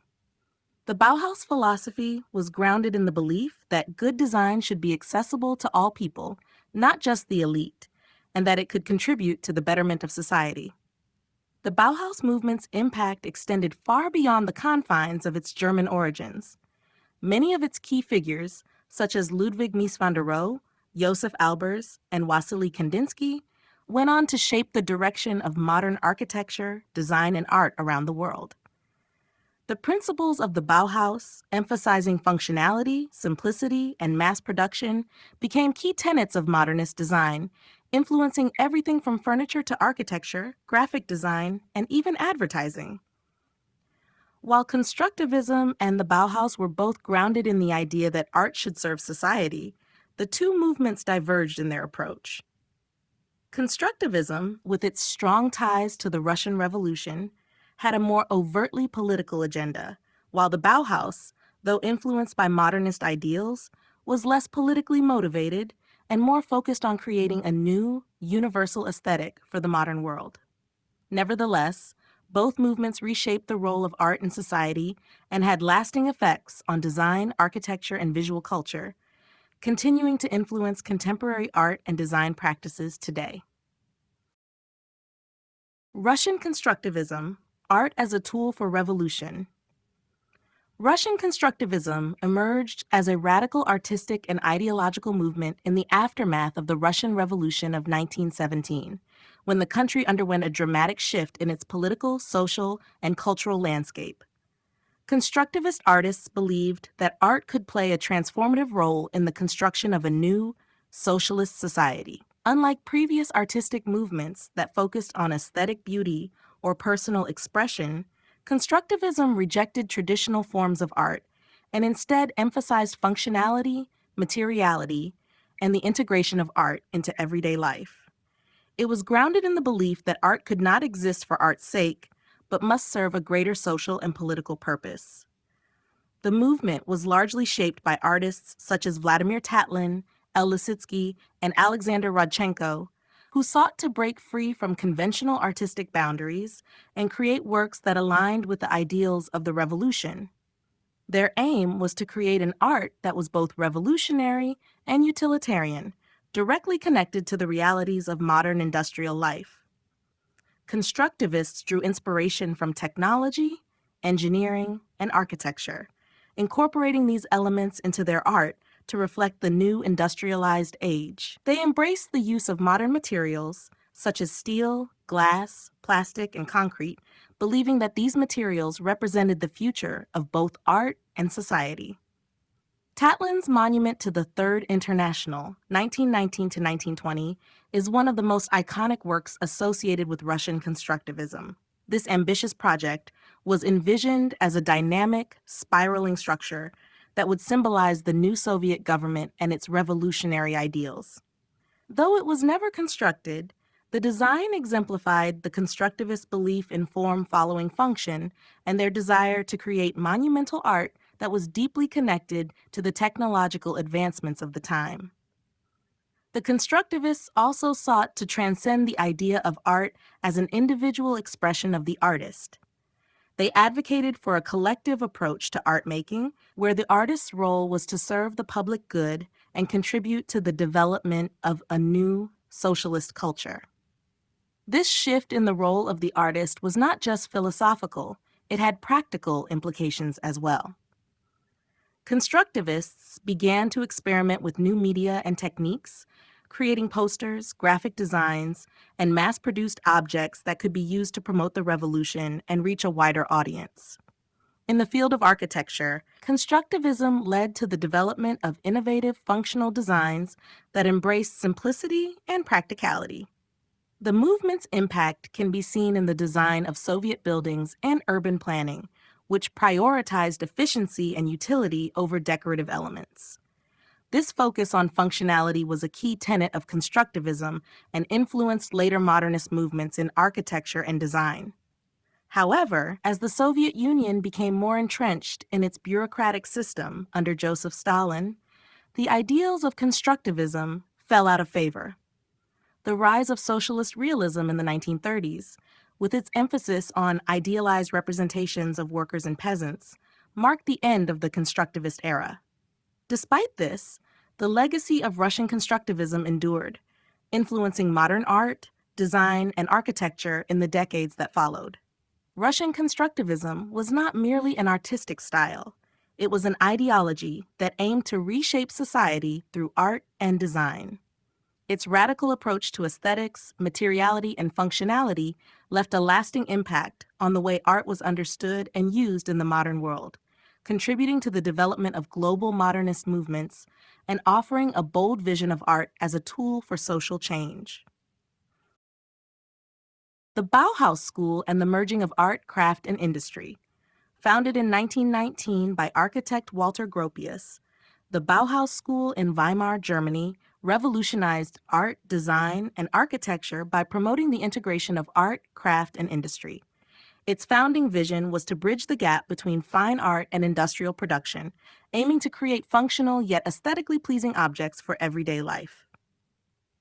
The Bauhaus believed that the decorative arts, such as furniture design, textiles, and architecture, could be as important as the fine arts in shaping the modern world, and that these disciplines should work together to create a unified approach to design.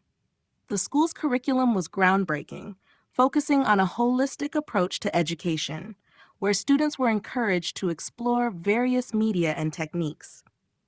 The courses ranged from traditional craftsmanship, such as woodworking and metalworking, to more modern methods like glassblowing and typography.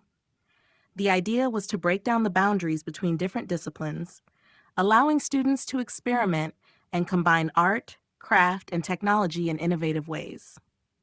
The Bauhaus was also one of the first schools to embrace industrial production methods, emphasizing that art should serve society by being both practical and accessible to a wider audience.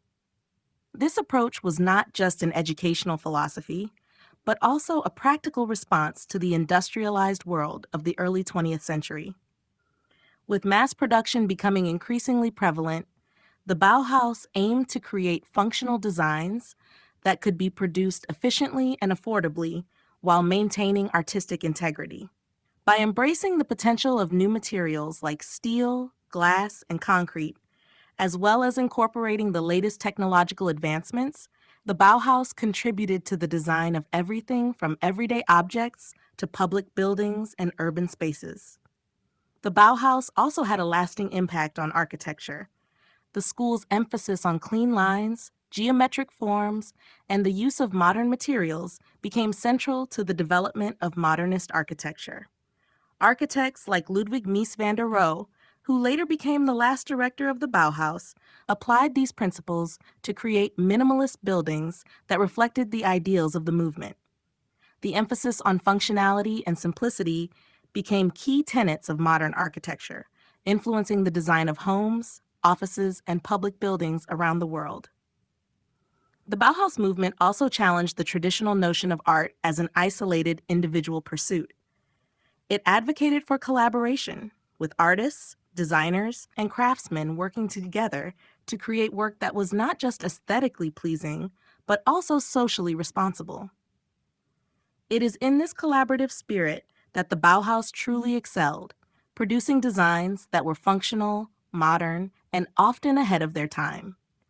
Despite its relatively short existence, closing in 1933 under pressure from the Nazi regime, the Bauhaus left an indelible mark on the development of modern art and design. Its core principles of functional design, simplicity, and the fusion of art and industry continue to influence contemporary design and architecture, shaping everything from industrial products to the digital interfaces we use today.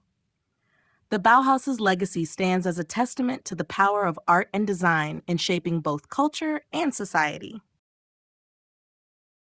The role of typography and graphic design in constructivism. In the context of Russian constructivism, typography and graphic design became central to the movement's mission to integrate art into daily life and serve the needs of the new socialist society. The constructivists viewed graphic design as a powerful tool for communication, propaganda, and mass mobilization. Their approach to typography was revolutionary, marking a departure from traditional, ornamental styles in favor of functionality, clarity, and directness. They saw graphic design as an essential vehicle for conveying political messages and contributing to the ideological transformation of Russian society following the Revolution of 1917. Constructivist typography embraced geometric shapes, bold lines, and a utilitarian approach to form. Designers rejected decorative fonts and instead favored sans-serif typefaces that appeared modern and unadorned. The use of geometric shapes such as circles, squares, and triangles was incorporated into the composition of text, often breaking the conventions of layout and design to create dynamic, eye-catching visuals. This stripped-down aesthetic was meant to emphasize clarity and legibility, ensuring that the message could be easily understood by a wide audience. Typography was not just about the visual representation of words, but about transforming language into a functional part of the public discourse. One of the most influential figures in constructivist typography was L. Lissitzky, whose work bridged the gap between fine art and graphic design. His bold, abstract compositions and experimental use of typography were seen as a way to communicate the new political reality in Russia. Lissitzky's Proun series, for instance, was a groundbreaking exploration of spatial design and typographic abstraction. He understood that typography was more than just an aesthetic choice. It was a tool that could shape perception and influence the way people thought about their world. The use of graphic design for political and social purposes was a fundamental aspect of constructivist work. Posters, pamphlets, and books were designed to educate and motivate the masses, serving as visual propaganda for the Soviet cause.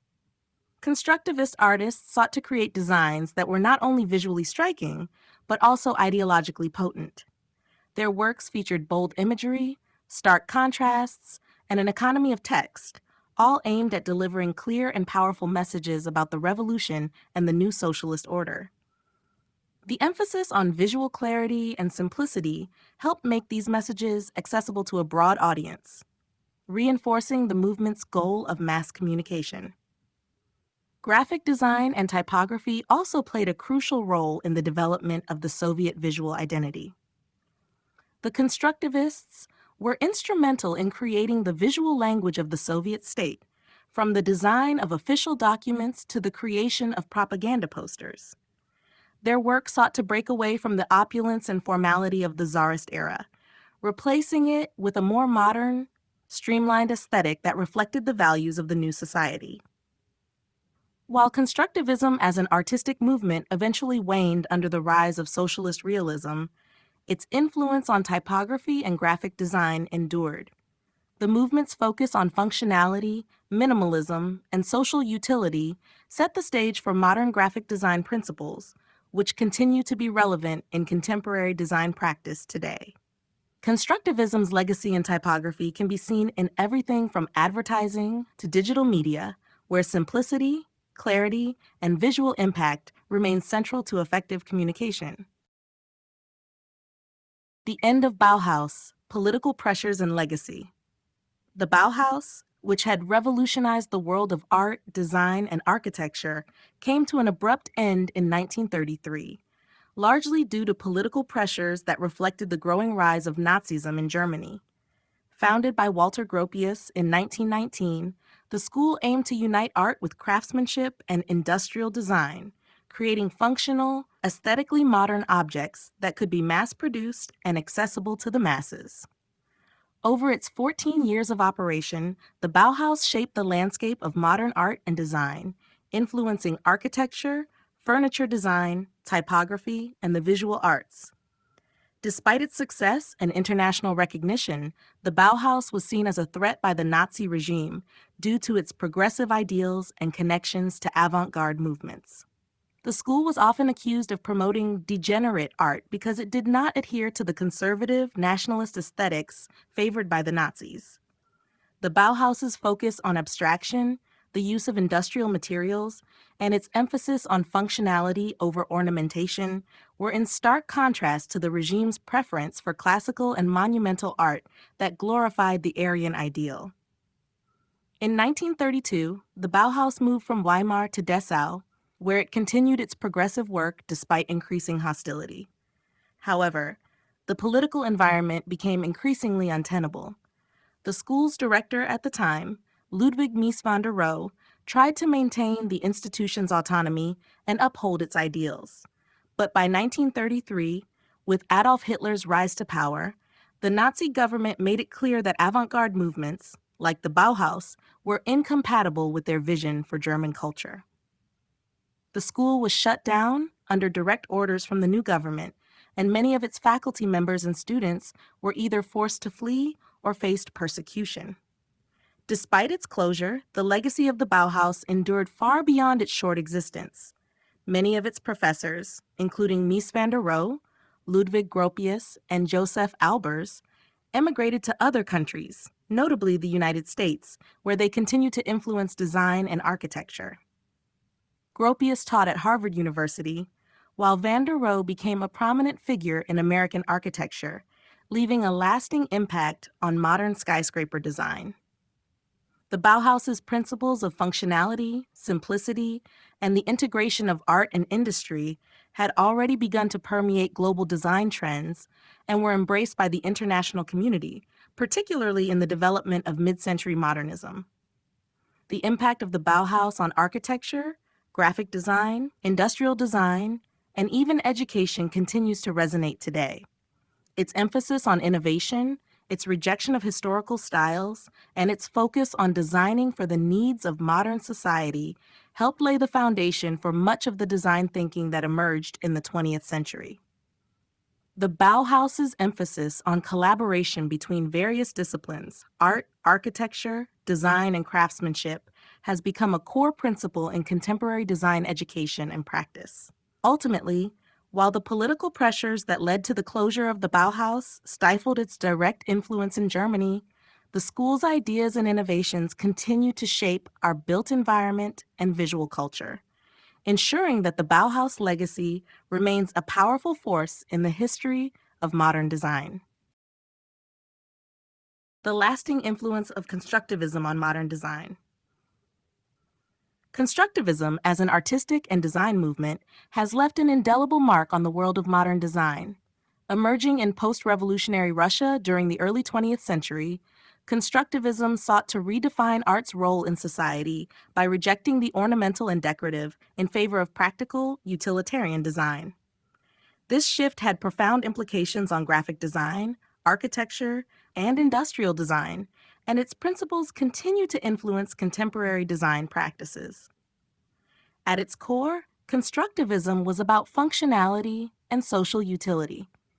It sought to break from the past by integrating art and industry, emphasizing that design should serve the needs of society rather than cater to the whims of the elite. This perspective was revolutionary, as it encouraged the use of modern materials, such as steel, glass, and concrete, and prioritized clean lines, geometric forms, and simplicity. The influence of these principles can still be seen in the minimalist and functional designs that characterize much of modern design today, from architecture to consumer products. One of the most significant legacies of constructivism lies in its impact on graphic design.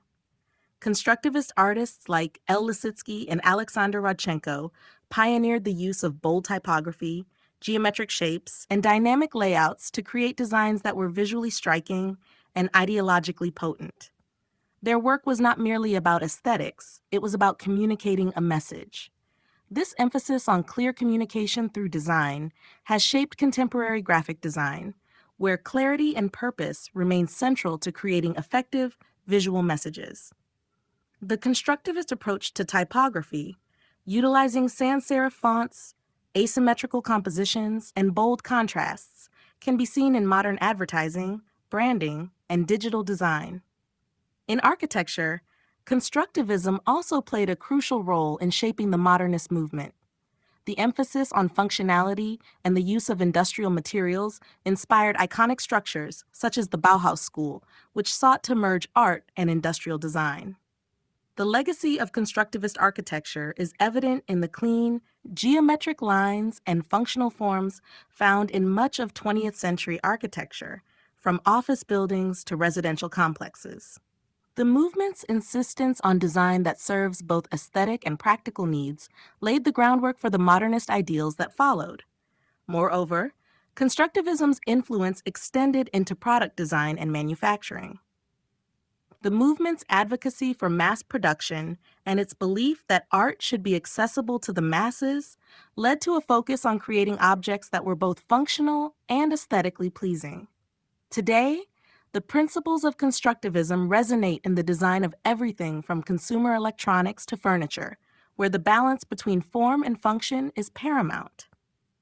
In conclusion, the legacy of constructivism is a testament to its radical vision of art's role in society. By advocating for the fusion of art, technology, and industry, and by prioritizing functionality over decoration, constructivist ideas have become foundational to modern design.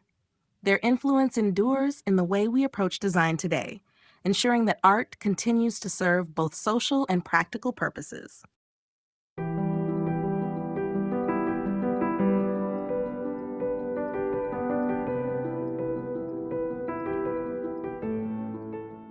Chapter 13, Conclusion.